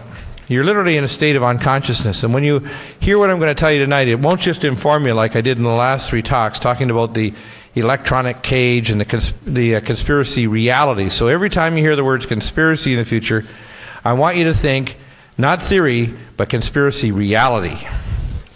Okay? I've spoken tonight as a doctor and a scientist, and now I'm going to be speaking also as a prophet. And like a prophet such as Moses, Isaiah, and Yeshua HaMashiach, I'm going to show you that the ultimate solution is not a technical one, and it's not an information war. It's a spiritual war. Whether we're dealing with the Galactic Federation or whatever you want to say it is, it's the Russians, it's the Chinese, all of the problems are solved by asking the right questions, not the answers. The answers will become very evident very quickly. And that's what the problem is that we haven't faced that. Do you feel the quickening? And most of the people here, and probably people that have logged online or are going to watch this later in a DVD, and if you have friends, get the DVD. Copy the DVD. Get it to as many people as you can, because if they don't understand that the asking the right spiritual questions and stopping the balkanization based on religion or on color or on nation or on anything, on money, is the dialectics that are used to destroy our world. And the masters of our world are very evil. They're indwelt by astral beings. We might call them demon-possessed, as in other cultures and religions call them. But in fact, what they are is they are astral parasites. We call them trans-dimensional demonic beings. And that's where I mentioned earlier, we have to understand that our world is ruled by spiritual powers and principalities that are beyond the mind of man. And in higher cultures and other civilizations, they know this. And why do people sense a massive change in the nature of our world, and why the central theme of the end times? You hear it over and over again, cataclysm. Why? It's because all of our religions, all of our books, all of our histories have known deep within our DNA, within our psyche, we know that cataclysm is the very basis of the nature of our world. It's not an anomaly to have a tsunami or to have a global pole shift or to have an ice age. It's actually the nature. Mankind has 23 genes that do not exist in any other mammal. We have origins that are not from this world. We are a very ancient being. And not only our physical body, but our spirit body, we are eternal. We are literally made in the image of the Most High God, whether we're a little child like my daughter was 14 with Down syndrome, or we're a grandmother, or we're a person that's black or brown or yellow, whatever, anywhere in the world. We also have to not only respect all human life, but all other life forms, because the biophotonic and the scalar energies that they generate literally allows our bodies and our world to exist. So when the great whales are being destroyed as they travel through their whale pathways, which our ships know, they won't change our shipping lanes, which they could move very easily because they are killing all the great whales. These frequencies that they generate actually generate a scalar hologram that allows our world to exist.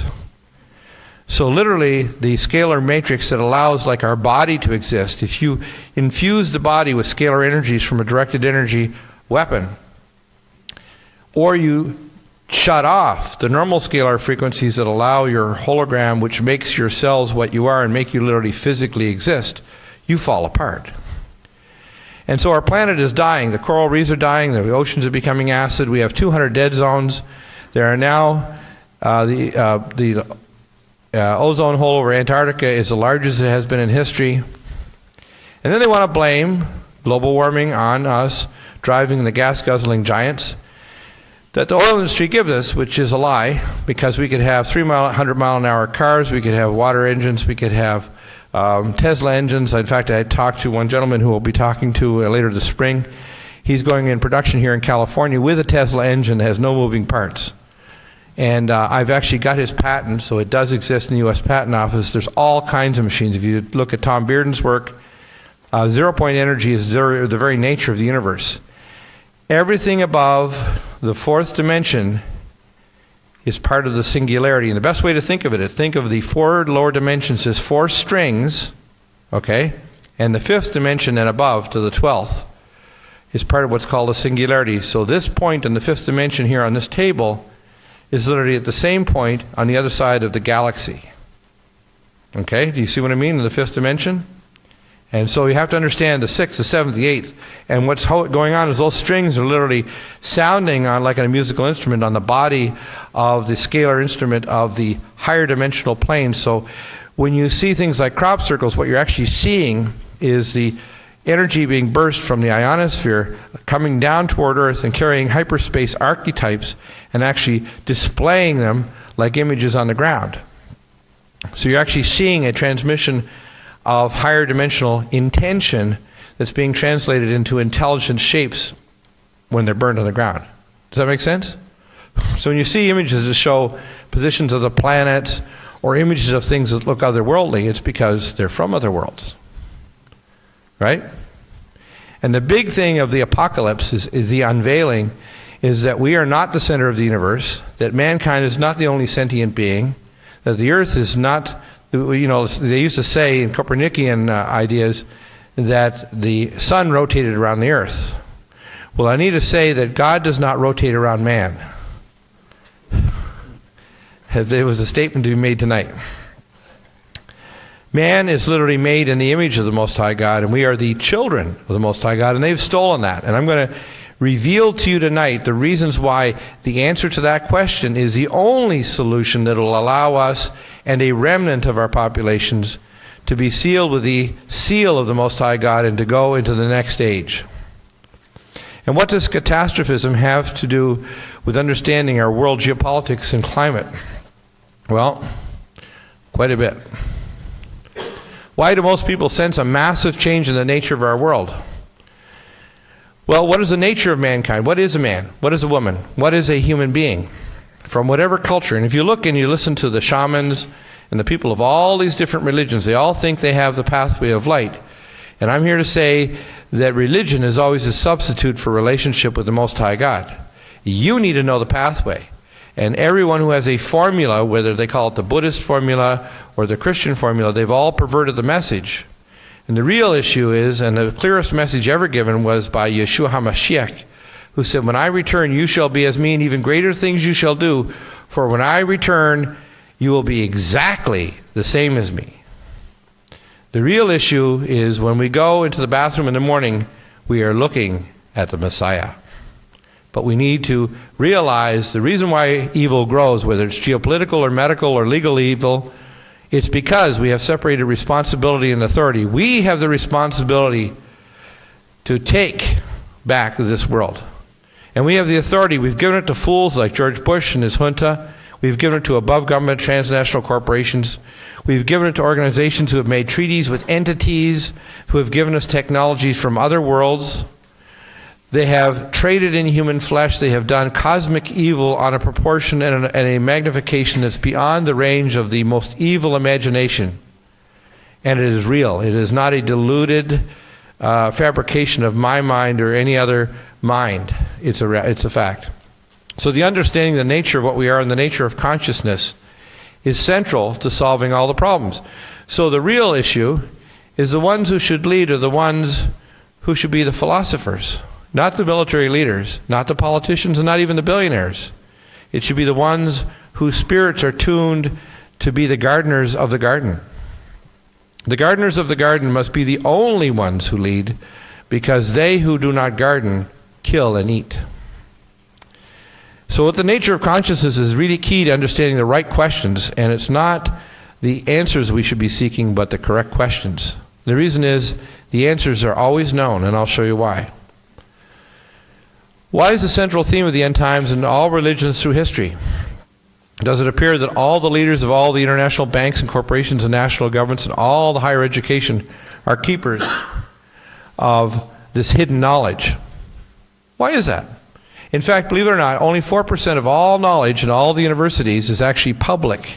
96% has been hidden away in vast libraries like the libraries of Ashurbanipal. The Vatican Library is the largest library in history.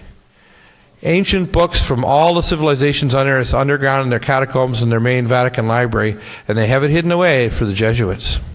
They know all these ancient technologies. They know all these things. A lot of the things that were literally plundered by the Nazis were then salted away in the Vatican Library.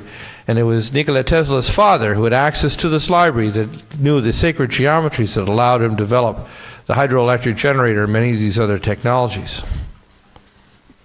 Is there a power in the dialectic of chaos and presentation of the false solutions that move the body of mankind toward a predetermined destination of ignorance, impoverishment, and subjugation?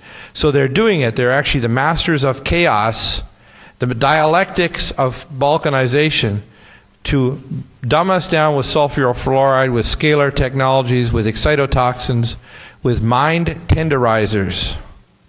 Are we approaching the nexus? And I write this nexus because I was told in the Spirit this is the term for it, which is a place not only in the galactic plane where we have returned to, but it's also a plane where we're giving the same test that was given to an ancient culture almost 12,000 years ago that had a war. They've proven this. This is a chemical fact. There's nuclei in Ashurbanipal, India, and in the areas of Saudi Arabia and Yemen where there was a nuclear war. And there's an area in India that's over 12,600 square miles where they've proven the only thing they could have done it was not a meteor or a comet, it was a nuclear weapon. We know that these cultures were very, very advanced, and they were asked the same questions, and they failed the test. And their civilizations of Lemuria and Atlantis died. And we're at the same point. We have the Asian cultures of Lemuria now lining up on one side of the battle plane by these evil lords of Atlantis, on either side of the Atlantic. The British and the Americans and Canadians and the Australians and all these Western nations all getting ready for the battles of Har-Mageddon, which means the place where all the troops are brought together. Why? And why are we reaching this? Well, because, number one, we're receiving the precession of the equinoxes. We're actually moving to a point in civilization. And if we look at this all-seeing eye, we can see what role does catastrophism have in understanding world geopolitics and climate shift. Well, you've heard talks by people like Tessarian and others, Jordan Maxwell and other experts. All these things have been embedded deep in our cultures and they're in our history, but it goes far beyond that. Not only is catastrophism the basis of a religion, they actually move things like the Book of Revelation and the ancient cultures toward Pahanuk, which is the ancient Sumerian ceremony that they would perform, or the ceremony of the phoenix and the high priests in ancient Egypt, because they were preparing and ushering it forward because they knew they wanted the death of the phoenix. and the rising of the ashes, because their power was created by the force of dialectics. So they are the ones building the underground bases. They are the ones sacrificing to their astral gods, which they have, the human race on the coasts, or to depleted uranium, or to deadly vaccines that will fry our brains, or to nanotech foods. They are about to sacrifice billions to their astral gods, which do exist in these higher dimensional planes. If you don't believe it, I'm sorry, you don't know that reality. And the dark hand of evil has ruled mankind systematically for years. And they've always pulled out the best and brightest. I was approached 3 times by the Pindar. 3 times. The Pindar, his name means penis of the dragon. He is the leader who rules over the Council of the 13 Druids directly under Luciferic control. He is the highest level on earth. And when you understand these things, like many of us, we could have turned toward the dark side. Thank God I didn't, not only for your sake, but for my sake. And one lady asked me one time, how do I know I'm saved? They have this, especially Christians, they have this idea of, how do I know I'm saved? I said, are you in fear and trembling that you're doing the will of the Most High God? And she said, well, not really. I said, well, then you're not. In other words, if you're not concerned about your fellow man, if you're not concerned about your world, and you think you're going to get raptured away from here, I want to vomit. If you think it's okay to kill other people, whether they're brown-skinned, yellow-skinned, or a different religion, I want to vomit. If you think your religion justifies the genetic modification of food and the destruction of the young minds with depleted uranium or ethyl mercury salicylate, or your medical profession or your legal profession thinks it's okay to do administrative renditions on whistleblowers, I want to vomit. And you will be bound together, and I say this as a prophetic warning, you will be bound together into your prisons deep in the rocks of the earth, as it says in Revelation 6, and they shall hide themselves from the face of the Lamb and from the Holy One. And when the earth shakes and grinds like a hut at a Richter 15 to 20, and your hyperspace technology and your advanced tunnels with Mach 2 super trains and your underground cities are so secure while we're frying and we're hitting with tsunamis and global earth changes, they'll all be entombed in their rock graves deep in the earth, in the bowels of hell. That's their future. So don't think you can hide yourself. The only thing that'll save you won't be your guns, it won't be your bad attitude, it won't be your bullets or your physical prowess, it'll be your spirit. And if your spirit tells you to go to the left and you want to go to the right, you better listen to your spirit. And you better do a lot of praying, people, because if you don't become centered, and that means not me telling you what to do, but you finding out what your God wants you to do. It says, to those who are going to die by the sword, they will die. And to those who are to be imprisoned, to those who are going to be martyred, and there's going to be a lot of martyrs, they're going to be trying to tell the others, this is what's coming. Because we are not years, we are months away from catastrophe. Look at this. Climate shift, mass species extinctions, geopolitical collisions of empires of total domination, invasions of consciousness. This is what we're facing. When we're talking about this tonight, we're talking about them literally invading the cortex of the human mind. The vertical rise of technologies they call the singularity. The post-human, transhuman species, they literally want to replace us. People think, well, I'm so good. I don't care if you're a billionaire. Do you have an IQ of 20 billion? Do you have a mind that is now meshed with a supercomputer array that can know everything about everything that goes on the planet? Do you have a lifespan of 20,000 years? Can you travel across the galaxy and advance technology with other civilizations? Well, I don't think so. So therefore, if you don't recognize what you are as a spirit being first, our civilization will soon end, because we will not join the galactic, if you want to call it, civilizations. We are in an infant culture about to learn to walk, and they're looking and say, look, he's going to walk. No, oh, he's going to fall down the well. Are we going to walk, or are we going to fall down the well? And it's all dependent on these questions. What evidence supports that we are not alone? Every religious book has talked about the seers, or the watchers. I call them long-standing, intelligent, foundational entities. They call them the Ben Elohim in the Bible. suppressed NASA, SETI, Vatican telescope evidence, all kinds of evidence that we have not only at higher dimensional beings that are astral, we call them demonic, whatever you want to call them, but there are beings in all kinds of civilizations across our galaxy and our cosmos and universe, not only from somewhere, but from some when. And that may be from the past, present, or future. We should not limit ourselves and our minds to understanding the nature of our universe, because those who do not know, as we cross the nexus, not asking these questions is a formula for death. So it's not an optional thing. What evidence supports that we are not alone in the universe? Well, this is like the original list of the Majestic 12. And I have people, I won't go too far down the rabbit trail tonight, but I want people to understand that I have people that want to talk, but they say they don't want to destroy everybody's religion by telling them really what's going on when they go to deep underground military bases. They don't want to really destroy and terrify people to let them know that they've actually been trading human flesh, and why hundreds of thousands and millions of people disappear every year from Eastern European and America and elsewhere in the world, and South America, disappear into underground facilities, off-world bases and other places for experimentations, genetic engineering, and as human veal. They need to know that a lot of this technology and a lot of the evil, it sounds occult because it was. These entities, if you look at if you want to call it renditions of where people disappeared, so-called taken away by ETs, in converse to Mr. Greer, Dr. Greer, they're not all nice. There's nice ones, and there's not so nice, and then there's really damn nasty. And you need to know that we need to be a little bit more discerning. It's like going down to South Central LA. I'm sure you wouldn't go there unless you knew what you were doing. The Thule Society and these people channeled, and again, I've mentioned this before, and there's various individuals that are doing things that I consider very damn dangerous, such as people like Dr. Fred Bell. And he opened up some astral gates using advanced scalar and sacred geometry. These are dangerous. If you play with fire, you're going to open up rents. And that's what they did when they did the Philadelphia experiment.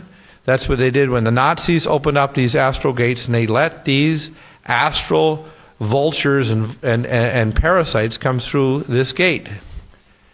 Most of the technology that the Nazis got was through channeling. It's not all a good thing. You should be aware that when you're playing with fire, you may well get turned into a cinder. Okay?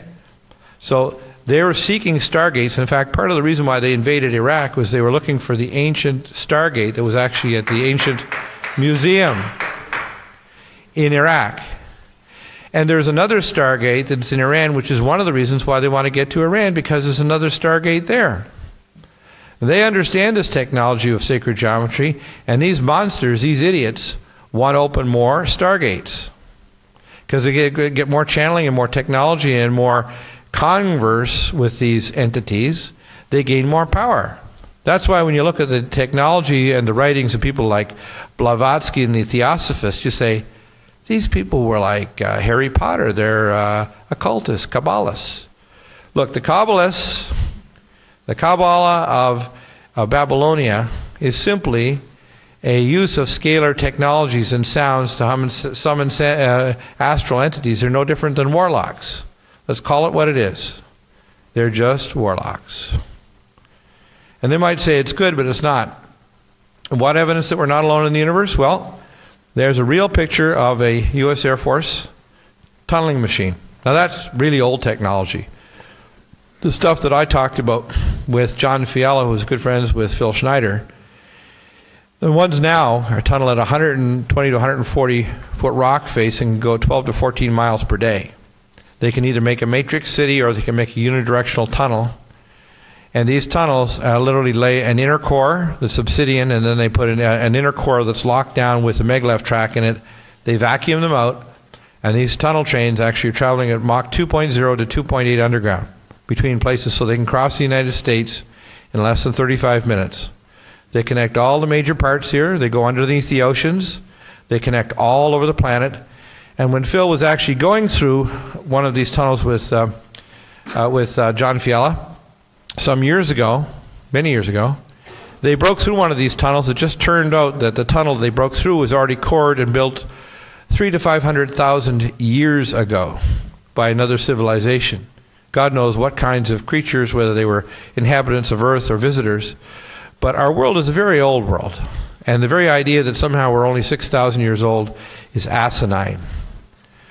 Human beings, to believe that we're living in a young universe is absolutely ridiculous. And if you actually look at the genetics, and I'm a scientist, but I also am a spiritual person, and I synthesize the two together because I call them the two witnesses.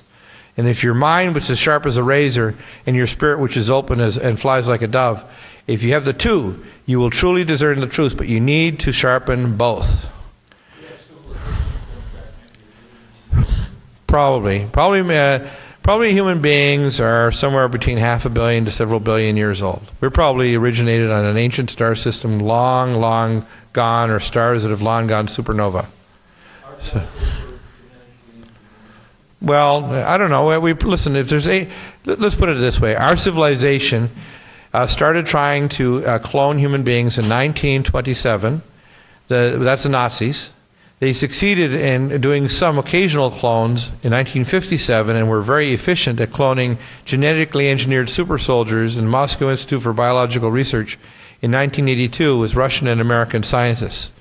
These soldiers, their plan was to actually create super soldiers that would have the genes transplanted for the muscle M zone, so they'd have to accident myosin of the most powerful mammal known, which is a jackal. So they could run at 30 to 35 miles an hour and jump 20 to 30 feet, carry a 300-pound backpack, and literally rip someone's heart out with their hands. And super fast reflexes that are beyond the range of normal human capacities. They're planning on creating these super soldiers, so our people who are listening, who are special ops in Delta, should realize that they have an operational plan, and have got all the documents. It's called NBIC, Nanotech, Bioinformation, and Cogno, to replace humanity with a super being, and to literally just keep us in the dark while we just die off. Well, I'm here to say they're liars, they're thieves, and they're going to go. And we need to start extending human lifespan, healing our children, stopping cancer, stopping heart disease, and we need to stop this idea of allowing them to think that they're going to control human reproduction and turn us into a obsolete species, because we're not. We're made in the image of the Most High God. We don't use a billionth of a capacity of our current being and our nature and our spirit. We don't use it at all. Whether we're healing or we're creating intention to create, gardens or worlds or healing our bodies, we don't use a billionth of our power. And I saw this. And because I've been gifted, there have been people that I have prayed over that have been miraculously healed. Like Mark Taylor, who was the first kid shot in Columbine. I came into the hospital 3 weeks after I saw him, and I put him into the Littleton Porter Hospital. And 3 days before, I told him, I said, "You're going to call me in 3 days, and you're going to be in agony because the antibiotic I've given you will organize the abscess that they missed at the university hospital." I told the radiologist exactly where to put the catheter because I'm a medical intuitive, and he did. The radiologist went on a CT scan, put the catheter in, and 3 weeks later he was walking around with a PCA pump with fentanyl, and he wasn't getting better. And they said, "We're going to have to cut out 4 ribs, and we're going to pack your chest open in the ICU, and you have a 25 to 40% chance of dying in the intensive care unit." So he cried and cried. And I prayed with him. I said, "God, you're going to have to come through now." And our God is God. That's just like Nebuchadnezzar had to say to Daniel. And I say to you today, like Daniel, who's been in the lion's den, in with these bastards, in with these reprobates, like the Attorney General's Office of Colorado, the Board of Medical Examiners, the military, the Air Force.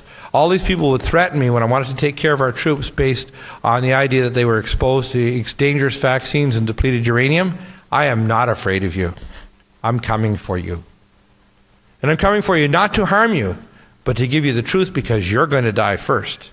You are actually sealed with the seal of death, because the sealing of the Most High God, the sons and daughters of the Most High, is about to start very soon. And that sealing process, if you don't understand this, it is going to seal you with the death that's coming with the end of this age. It's coming very, very soon. Anybody familiar with this picture? First contact. You just look at what are the goals of the old world disorder. Well, a fully integrated consciousness of all individuals on earth, a hive mind.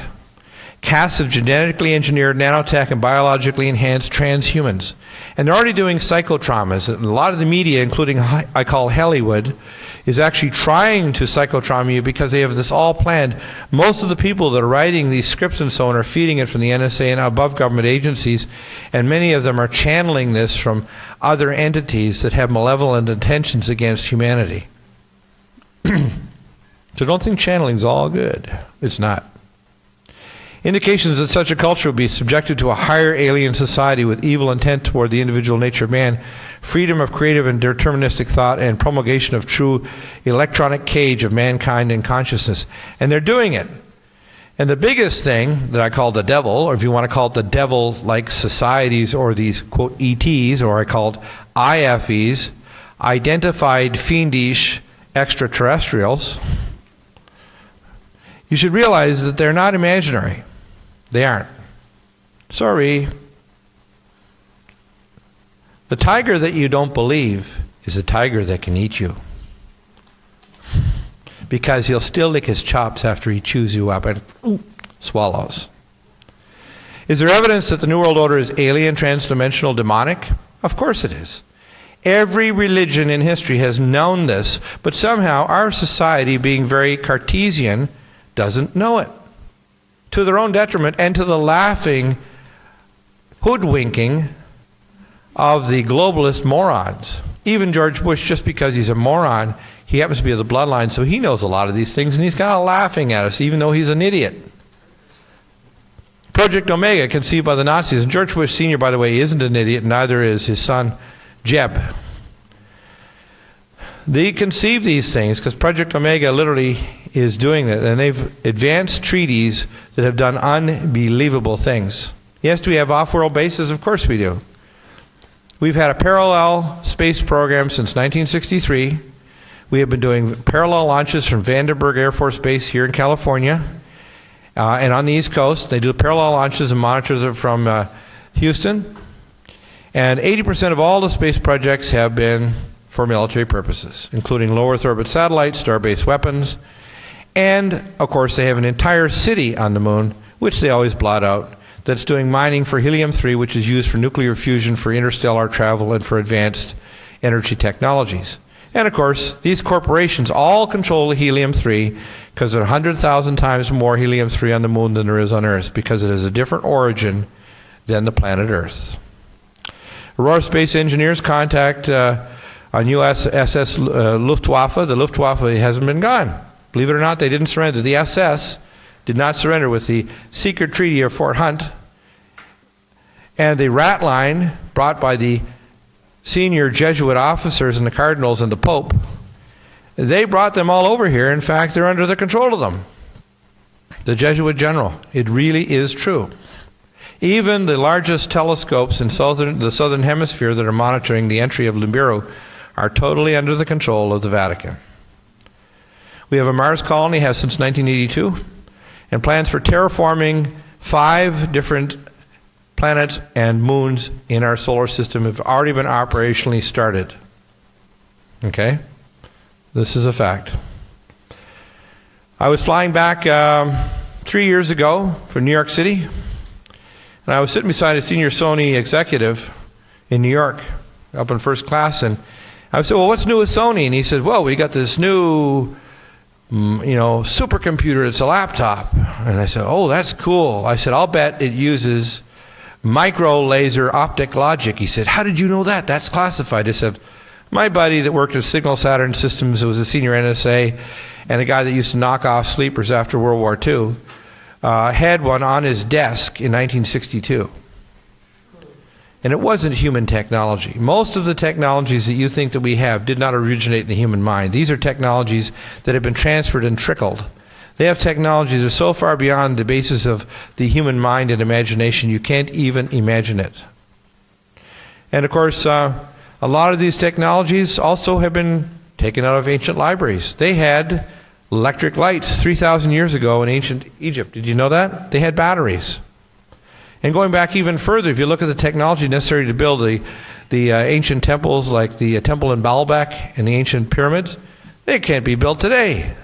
How could they do it? Because they had advanced scalar technology and technologies that we don't imagine, because we're arrogant and think we're the most advanced culture, and we're actually just a culture right before the time that destroyed Atlantis and Lemuria back 12,000 years ago. And there were probably previous cataclysms for more arrogant peoples who thought they knew better because they had advanced toys.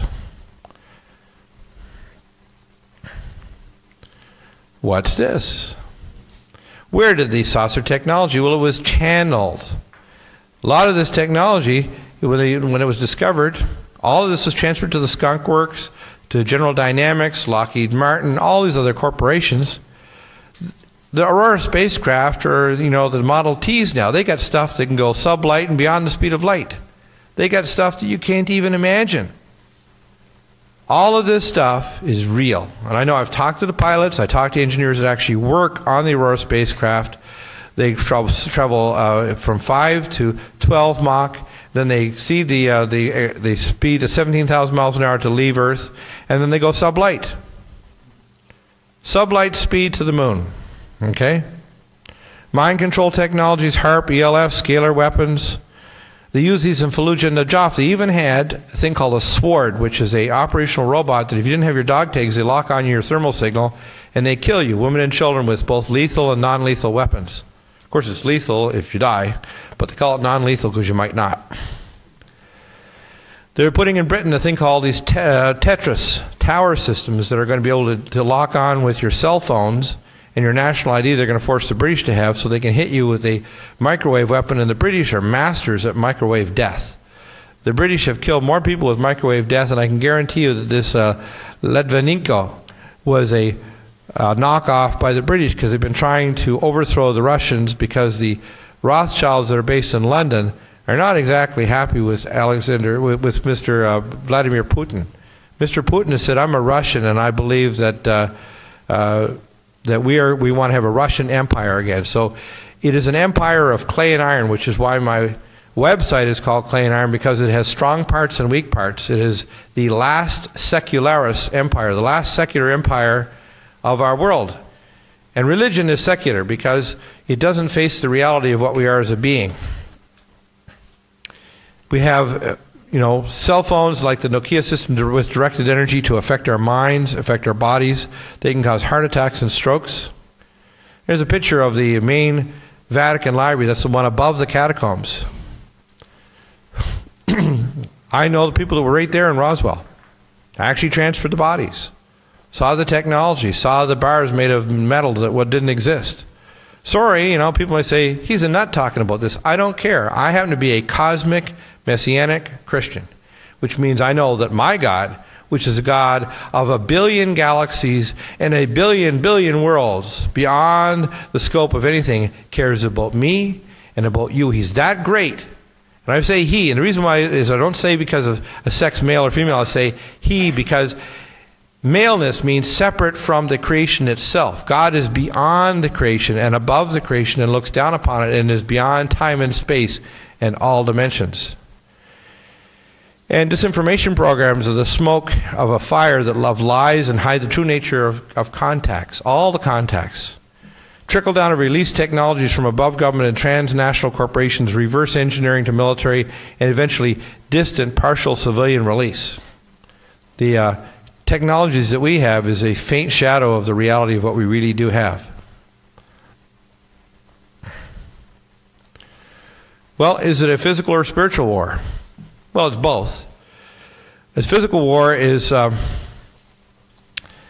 circumscribes our time-space perception of consciousness. So people always want to think of the now in terms of locality, but in fact what we are as a being is we're a non-local being. And we are the 1,000 points of light. They have appropriated that term because they are the 1,000 points of darkness. And what they wanted to do is they wanted to steal away our understanding of what we are as a being. And if you look at string theory, the lower dimensions, like the plucked strings in the body of the instrument, are all the higher dimensional planes.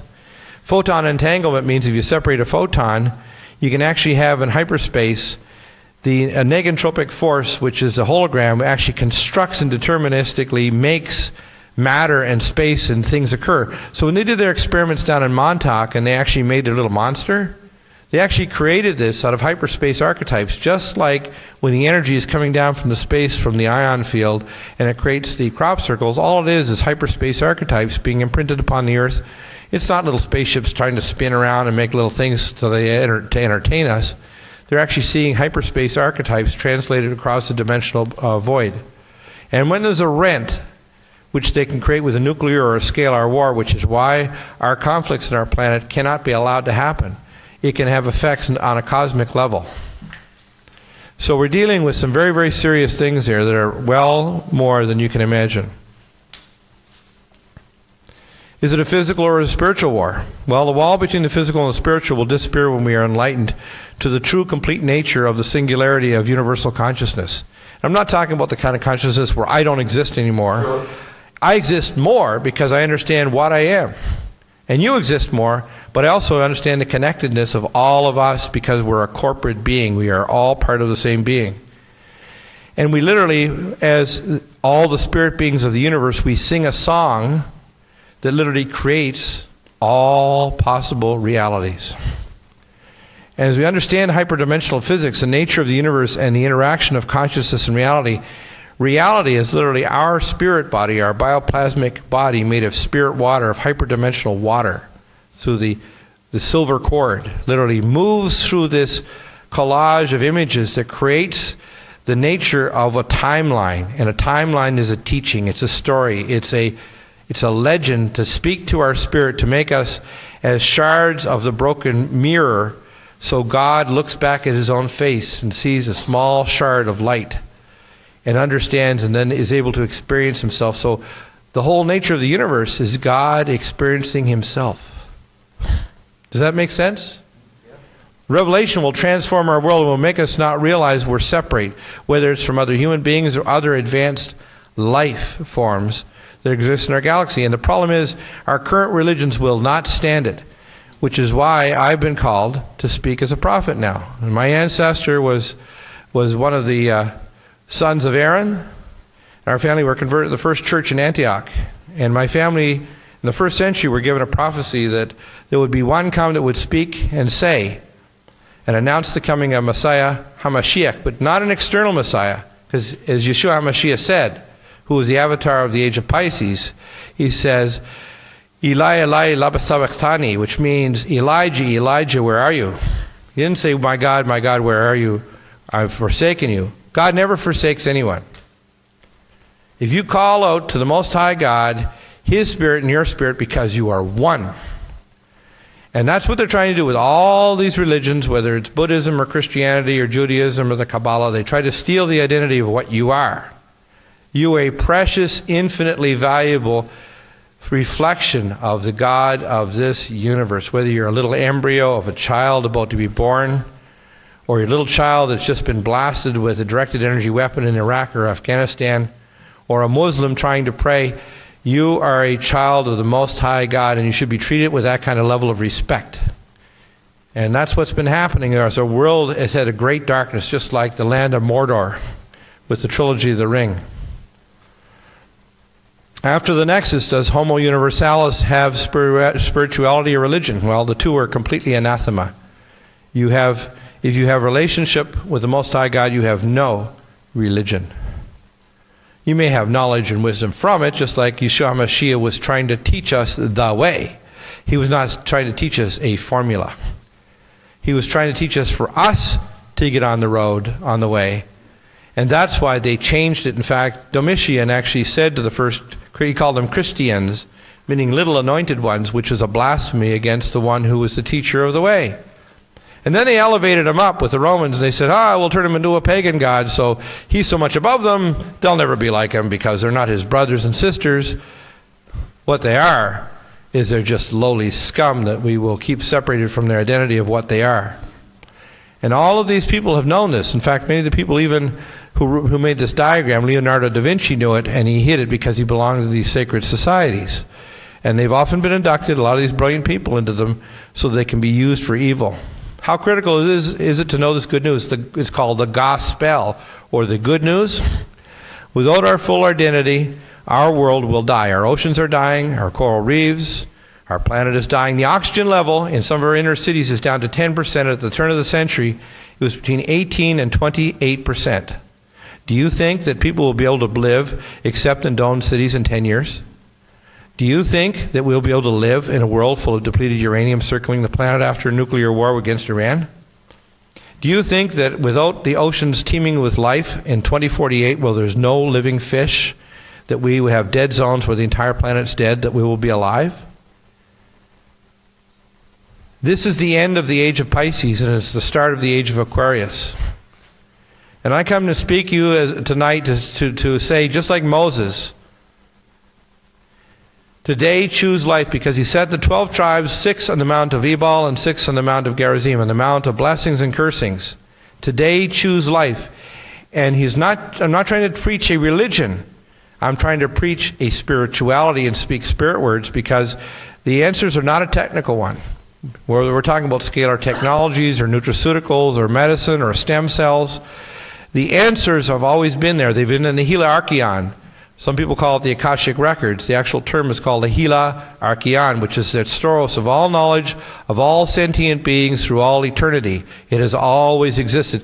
Every great scientist who has made a discovery, his bioplasmatic body went to the Heliarcheon, he went to the records, and he saw and experienced and was there in the eternal now and knew in his gut, and then translated into mathematical equations the truth of what he already knew. No one has ever discovered anything. They have only rediscovered what we have always known. Through all civilizations, through eternity. And without understanding this, we will not transition from a global infantile entropic civilization to Homo Universalis. Joining the chorus of the Congress of Universal Life, which is the advanced life beings that live millennia, it is not a technology that will save us. It is not a religion. It is not even a leader. It's the people that are listening tonight or watching the video or the DVD. It is the people who are the avatars. They're the bubbles in that bottle of champagne that when the intention are put on the hands on the bottle, those bubbles are already rising to higher levels of understanding. And you need to speak not to the general population, but to those who are the change shapers, the people who are respected, whether they're policemen or military or politicians or world shakers, for them to choose today life, because they may be billionaires, they may be powerful, they may be physical specimens, they may be brilliant, but they're all dead meat. Unless their spirits are enlightened to become Homo Universalis and get to know who they are, which is a reflection, a child, a son or daughter, a ruler of this universe. And the real gospel is not that Messiah is coming externally like a hologram over the horizon. The Messiah is in the mirror when you get up in the morning. We need to take responsibility and authority instead of passing it to fools like George Bush and the minions of evil and off-world IFEs, identified fiendish entities of whatever type. And you'll hear all kinds of words about greys and reptilians and whatever. There's all kinds of things going on. They're beyond the mind of man. And some of you might believe it or may be entertained. These demonic entities have been here since time immemorial and have been invading our planet. But it is the last time our civilization will have to face this. We will either pass this test because our technologies are more horrific and more deadly than even at the time of Atlantis and Lemuria. We're either going to ascend and become a true age of Aquarius where we live for millennia and we know the Most High God, where there is no religion because there is only a knowing. As it says in the Bible, no man shall preach to his brother or his sister to know God, for every man will know the Most High as the waters flow upon the sea. Everyone will have an ever-present knowledge, because anyone who doesn't will not even draw breath. They have to know this, that in places like Ashurbanipal, India, when these things happen, man has genes and so on that shows that we have signatures, we have footprints, we have things that tell us that we are a very distant and ancient people, but we have not passed the test in the past. What we have done is we have descended to destruction, to balkanization, to evil, to depleted uranium wars against our own civilization and all living things. What are the ultimate questions? Well, is man alone in the universe? Does man have a purpose? What is the origin of evil? Why is their civilization so evil? Well, it's so evil because there's transdimensional entities and astral gates. And because there's evil beings in the world that are constantly at war with those civilizations that are good. How can we meet this challenge? Well, we can meet the challenge first by becoming aware of who and what we are. Does the Most High reveal the way? Of course He does. I'm not telling you what to believe. I'm telling you to start trying to believe. And start trying to ask the questions, not seek the answers. Because if you seek an answer and not the question, you lose your identity. Is man alone? Well, we look at the hierarchies of being. Look at all these fractals. You can see here from the infancy of the universe to the cosmic adulthood to the Grand High Council of the Eshkatan. There is a council. That council is met over this world, and we are hanging in judgment. And they're beyond our space-time. And there are serious things happening on this world that people have no conception over, and our world leaders are quivering jellyfish. They know, right back to Truman and Eisenhower and all these fools, that knew and predicted these things and have not talked squarely to the public. But I come before you today and tell you, whether you're a movie star, a politician, or a world leader, listen. Because I come before you like a prophet, like Jeremiah before Israel was destroyed, to say, repent, O Israel, repent, O world.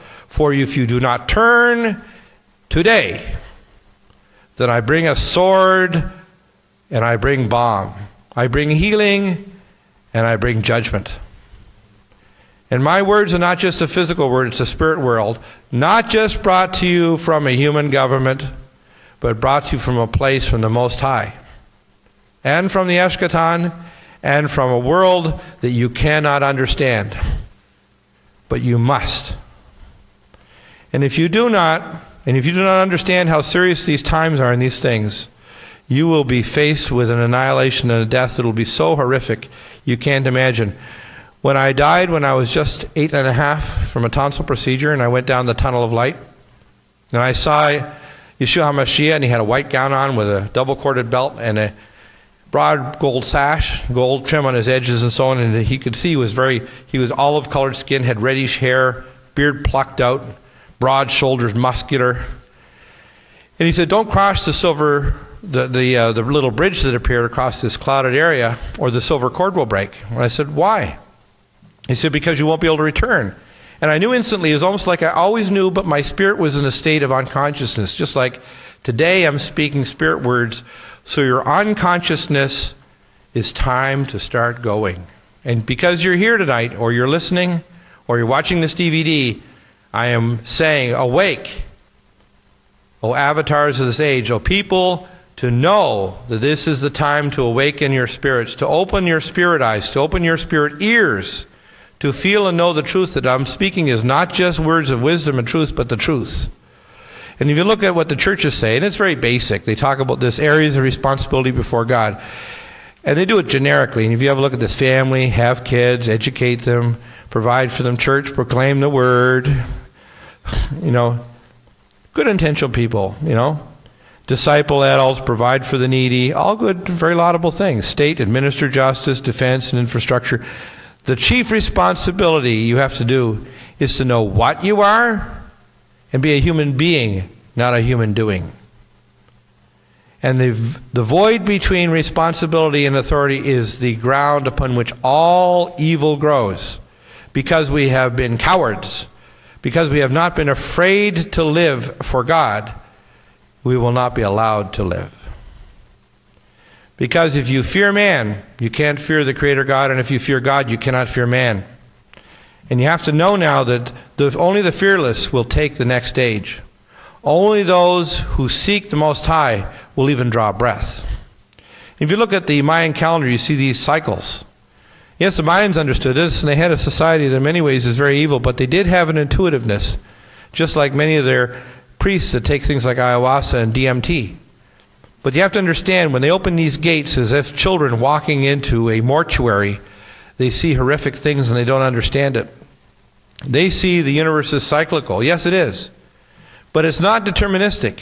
We can choose our future. We can choose to have a world with peace, a world without disease, a world without want, a world without pollution and dead whales, A world where we as higher beings will literally hear the songs of the whales with our own entity.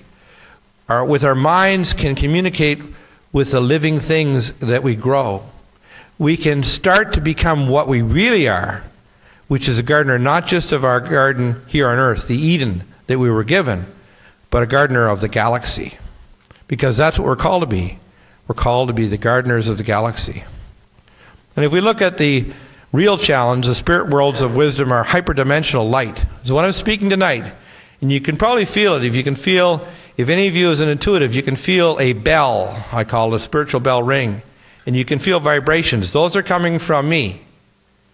Because the Most High is saying, you are a servant of the Most High, and you'll speak those words of truth, and that vibration, that bell will ring in your spirit, and if the others have the spirit of wanting the truth, they, like a harmonic bell, will ring to it as well. So if you go into, say, a Buddhist monastery or a place where they have bells or they have the wheels, you'll notice that there's a part of you that just vibrates. And I'm hoping tonight you hear the bell that the Lord is ringing in me, the Most High, that He'll ring it in you, because our world is dying. Our people are dying. And they are about to put us in electronic cages, to put in underground prisons, to destroy us, to eat us, to consume us, to genetically modify us, to crush us, and to cut us off from the nature of what we are as a wonderful and a glorious being made as a ruler, not a servant, a ruler of the universe. That's what we're facing. How can we meet it? We have to understand the nature of what we are to remove the fear. He who knows the Most High cannot fear any other life or ife. You can't fear if you know what you are. Because all that happens if I die tonight, I just go home. I can't be killed. I cannot be killed. And Moses understood it. Here you have one of your Hollywood stars. All the prophets of all the religions had portions of the truth with mixture. And the mixture always came with the people who took the religious truths from those avatars and twisted them to turn them into political or religious institutions to subjugate people and steal their identity. Moses was the first to understand the revelation that all mankind was supposed to be children of the Most High. He could see forward, as a prophet, the coming of the Messiah, Hamashiach, the avatar Pisces. Well, I come today to speak to you as the announcer that was prophesied in the first century to my family in Lebanon, in the area of the ancient tribes of Aaron, that our family was told that one would come. His name was the Shidrak Hadrak, the Blessed One, who would say, yes, there will be a Messiah come, but when He comes, He will be looking at Messiahs, us. And if you don't understand that, our world will die.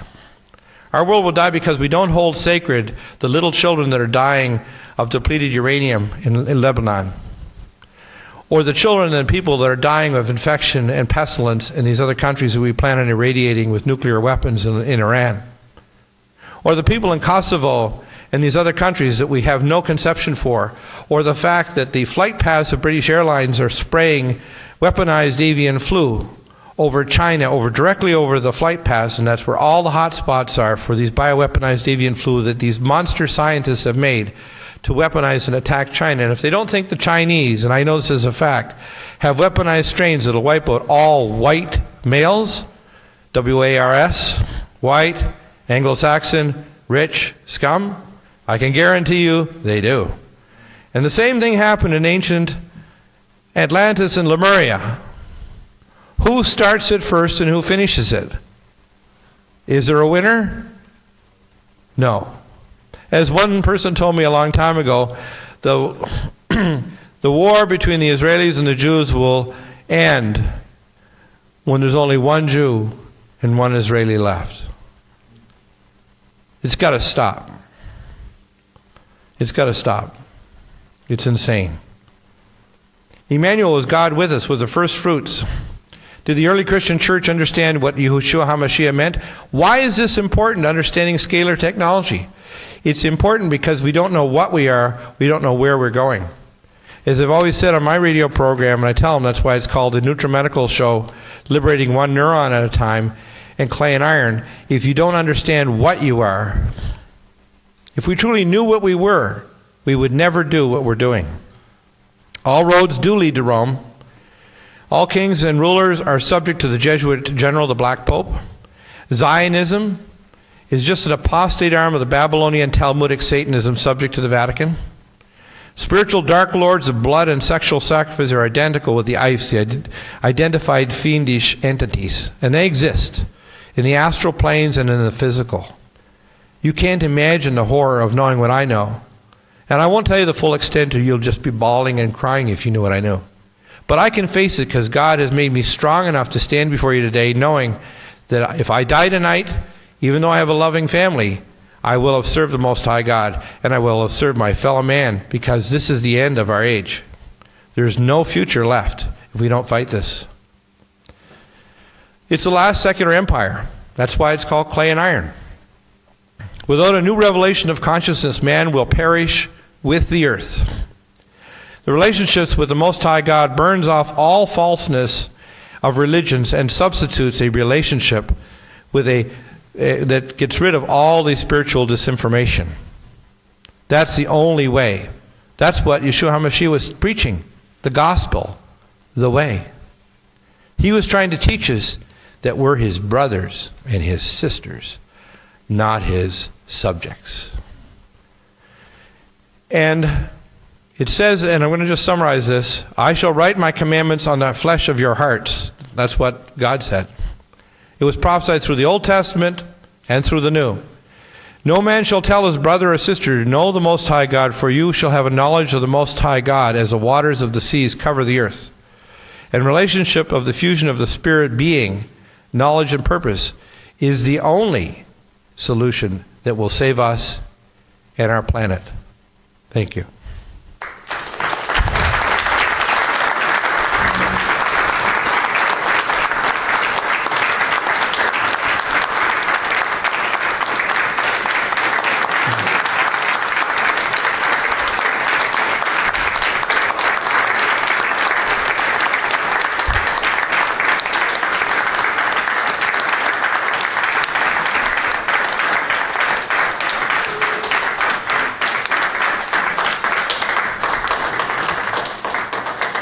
It's a little bit late, but I'm going to take about I'm going to make 6 questions, and we can't have more than one from one individual. So we have 6 hands up, and I'm going to answer 6 questions. And do call into the radio show. It's on RBN and RBN Live. If you want to get a hold of me, you can also contact through Michelle at the 888 number 888-212-8871, or you can send a feedback to NutriMedical. But if you have suggestions for people on the show, do contact us. If you have friends that have classified information or important information or perspectives, do contact me. I'm always open, but I don't necessarily put everybody on because I'm led by my intellect and my spirit, and you need to be led by both. You have to have the 2 witnesses, a sharp intellect and a discerning spirit. And when you have both, you truly become a son of the Most High God or a daughter of the Most High God. There were 3 from that book. Thank you. Any questions? Yes, please. You mentioned that some powers try to destroy all crops and fields. My question is, this will destroy them too. Yeah, I know. You can't see the logic. For example, if you look at the release of the avian flu, the fact is if you make vaccines, the virus keeps changing so quickly that unless you're using something like advanced scalar weaponry, they're not going to stop this. It's going to continue to mutate. It's like insanity. George Bush's squinty-eyed daughters are breathing depleted uranium too. George Bush breathes depleted uranium. These people are fools. They're indwelt by demonic entities. We have to face the reality that is hard for the regular population to understand, that demonic obsession and possession really does exist, but it exists in a way scientifically because people have to understand that the separation of science and spirituality is all based on ignorance. The real universe is a real universe. It's not just a imaginary archetype in your mind. It's a good way of coping with the nature of the universe. It is a reality. These beings really do exist, both in the physical flesh and on the astral planes, which is why all the higher level Masonic orders or the black dragons or the higher level Buddhist dark monks and so on, all of them are indwelt by demonic astral entities. Yep, go ahead. Yes. Are there transdimensional beings who are on our side helping us? Of course there are. Mm-hmm. Of course there are. There are very advanced civilizations and beings, they call them angels. Angel means messenger of the Most High God. Now, for an ancient society 3,000 years ago, it's very hard to say to a shepherd that someone's from a specific star system or from a different time, space, or some when, not just somewhere. So it's very hard to explain to someone, but for our advanced culture, we should not be so naive to think that God does not have the sons of God. It says the Ben Elohim cried with joy at the creation of the earth. The fact is that we are a juvenile society about to walk, and they're all looking at us to see if we'll walk or die. And they're there trying to not interfere, but the angels are there. We might call them angels, like the angels that they mythologize through the Middle Ages, or they draw wings on them. But these advanced beings exist. Everybody's always known them. Back through the Middle Ages, right through the Middle East, they say if you have a stranger, you make sure you treat him well and you feed him, because you never know when he may be an angel. So, of course they exist. Everybody's known that. Anybody who says they don't believe it just hasn't read any history. Are they creating and guiding the star children? Well, when you're talking about the star children, literally, we as spirit beings make decisions as to where we are incarnated and where we exist. And when you're saying they're directing them, of course the angels are there. When you talk about guardian angels, some people had an intuitive knowledge, and even these other religions like the Catholics and so on, they understood, and the Buddhists, they knew there were positive, if you want to call it spiritual entities that are in harmony with the Most High God, that are of course trying to intervene. Why do you think the earth is not just total chaos? If it was, listen, with what I've been underground with these facilities and what I know is going on, the only way that we could even have this meeting tonight, and I could even fly my jet in here even though my other bag didn't arrive, is because there's angels trying to fight against it. I had so much opposition to come here. I traveled in 1999 to 42 cities in Israel, and through the 90s and before, cities all over the U.S. and Canada, and I've never had such opposition as trying to come here to speak today. And the reason is, we're coming very close to them signing the peace treaty that's going to partition Israel and the city of Jerusalem. And when they sign that peace treaty, count the clock, because the sealing of the sons and daughters of the Most High will start on day one of them signing that treaty, and that sealing will end at exactly 1,260 days. So you're hearing that today. If you go on my website, you'll pick up and you can see the first two chapters of the small scroll. The first chapter I received back in 1998. The second chapter I released in 2003. And there's 10 more chapters to be released. If you read that, you will read not the words of a man, but you read the words that were given to me by the Most High. And they're words that will speak to you and make you understand and cry for what's going on in our world. People are always looking for a technical answer. They want to be entertained with archaeology or pictures or artifacts. What they have to know is that they need to stop looking outside and start looking inside to their spirit, because if they ask the right questions, all of the answers are already in their spirit, because they're children of the Most High. And when they look and they call them star children, we're all star children. We're all star children. They're just starting to open up. They're like the bubbles in the bottle. Little children opening up their eyes. My little daughter with Down syndrome, she knew when my son's wife was pregnant. She just put her hand on her tummy and said, Naomi's pregnant. Naomi's going to have a baby. You know why? She's my daughter. I'm a medical intuitive. I can tell and feel people and help them thousands of miles away. I don't need to be with them. And the reason is, that's the nature of what we are. I'm not different. I'm the same as you. Those parts of my being have just been opened up. And what I'm trying to say tonight is, we are the sons and daughters of the Most High God. We have to stop being mechanistic, Cartesian men and women that are machines. We're not a biological machine. We're a supernatural super being. We are an eternal super being that needs to start facing that reality, or our civilization will die. How do we open up these new areas that are open to you? And I mean, The first thing that I'm doing is I'm trying to do more teachings on my website, my show. The second thing I'm going to do too is I can pray with people, and I can also, with time, and it has to be them being drawn to be prayed.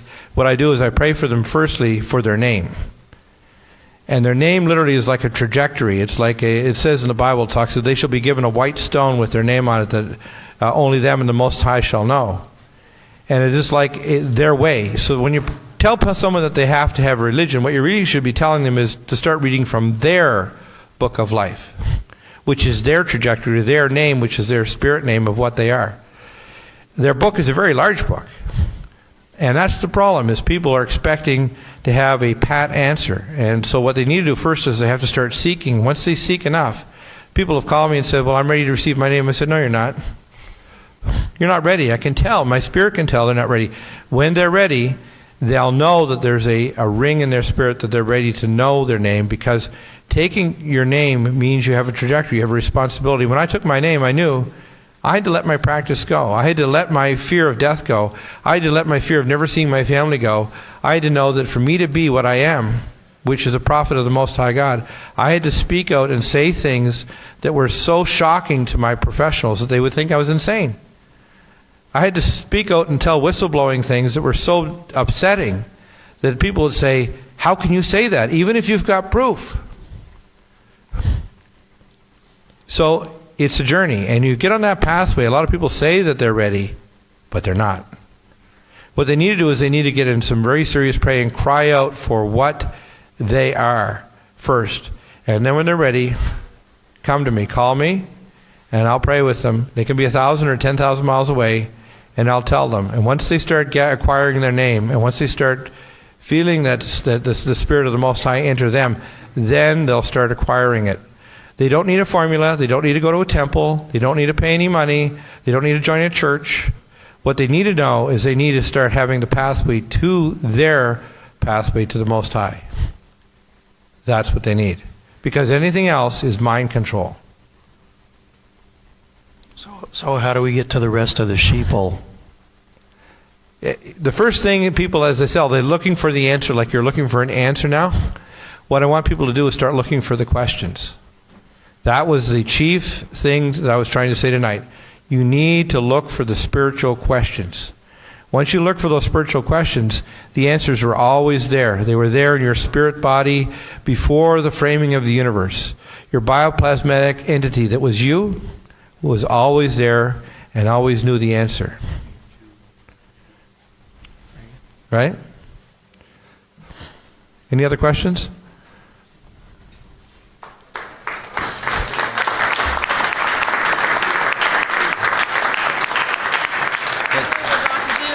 So much. You're welcome. All right. Thank you for inviting me. I'm sorry I tired you out so much. No, not at all. Well, we hope you liked that presentation of Dr. William Deagel. Yeah. I know you guys are a little tired. You don't have to worry or being rushed out. Take your time. And we do have probably copies of this tonight, believe it or not. Our next forum at the Granada Forum will be Dr. Stanley Monteith in February 2007.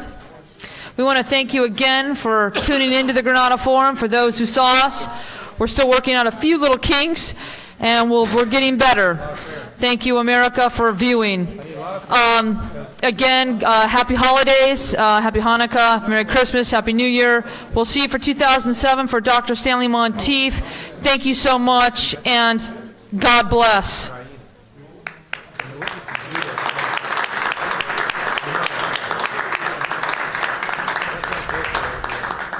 Yeah. Next time I come, you'll see me, I wear my tally.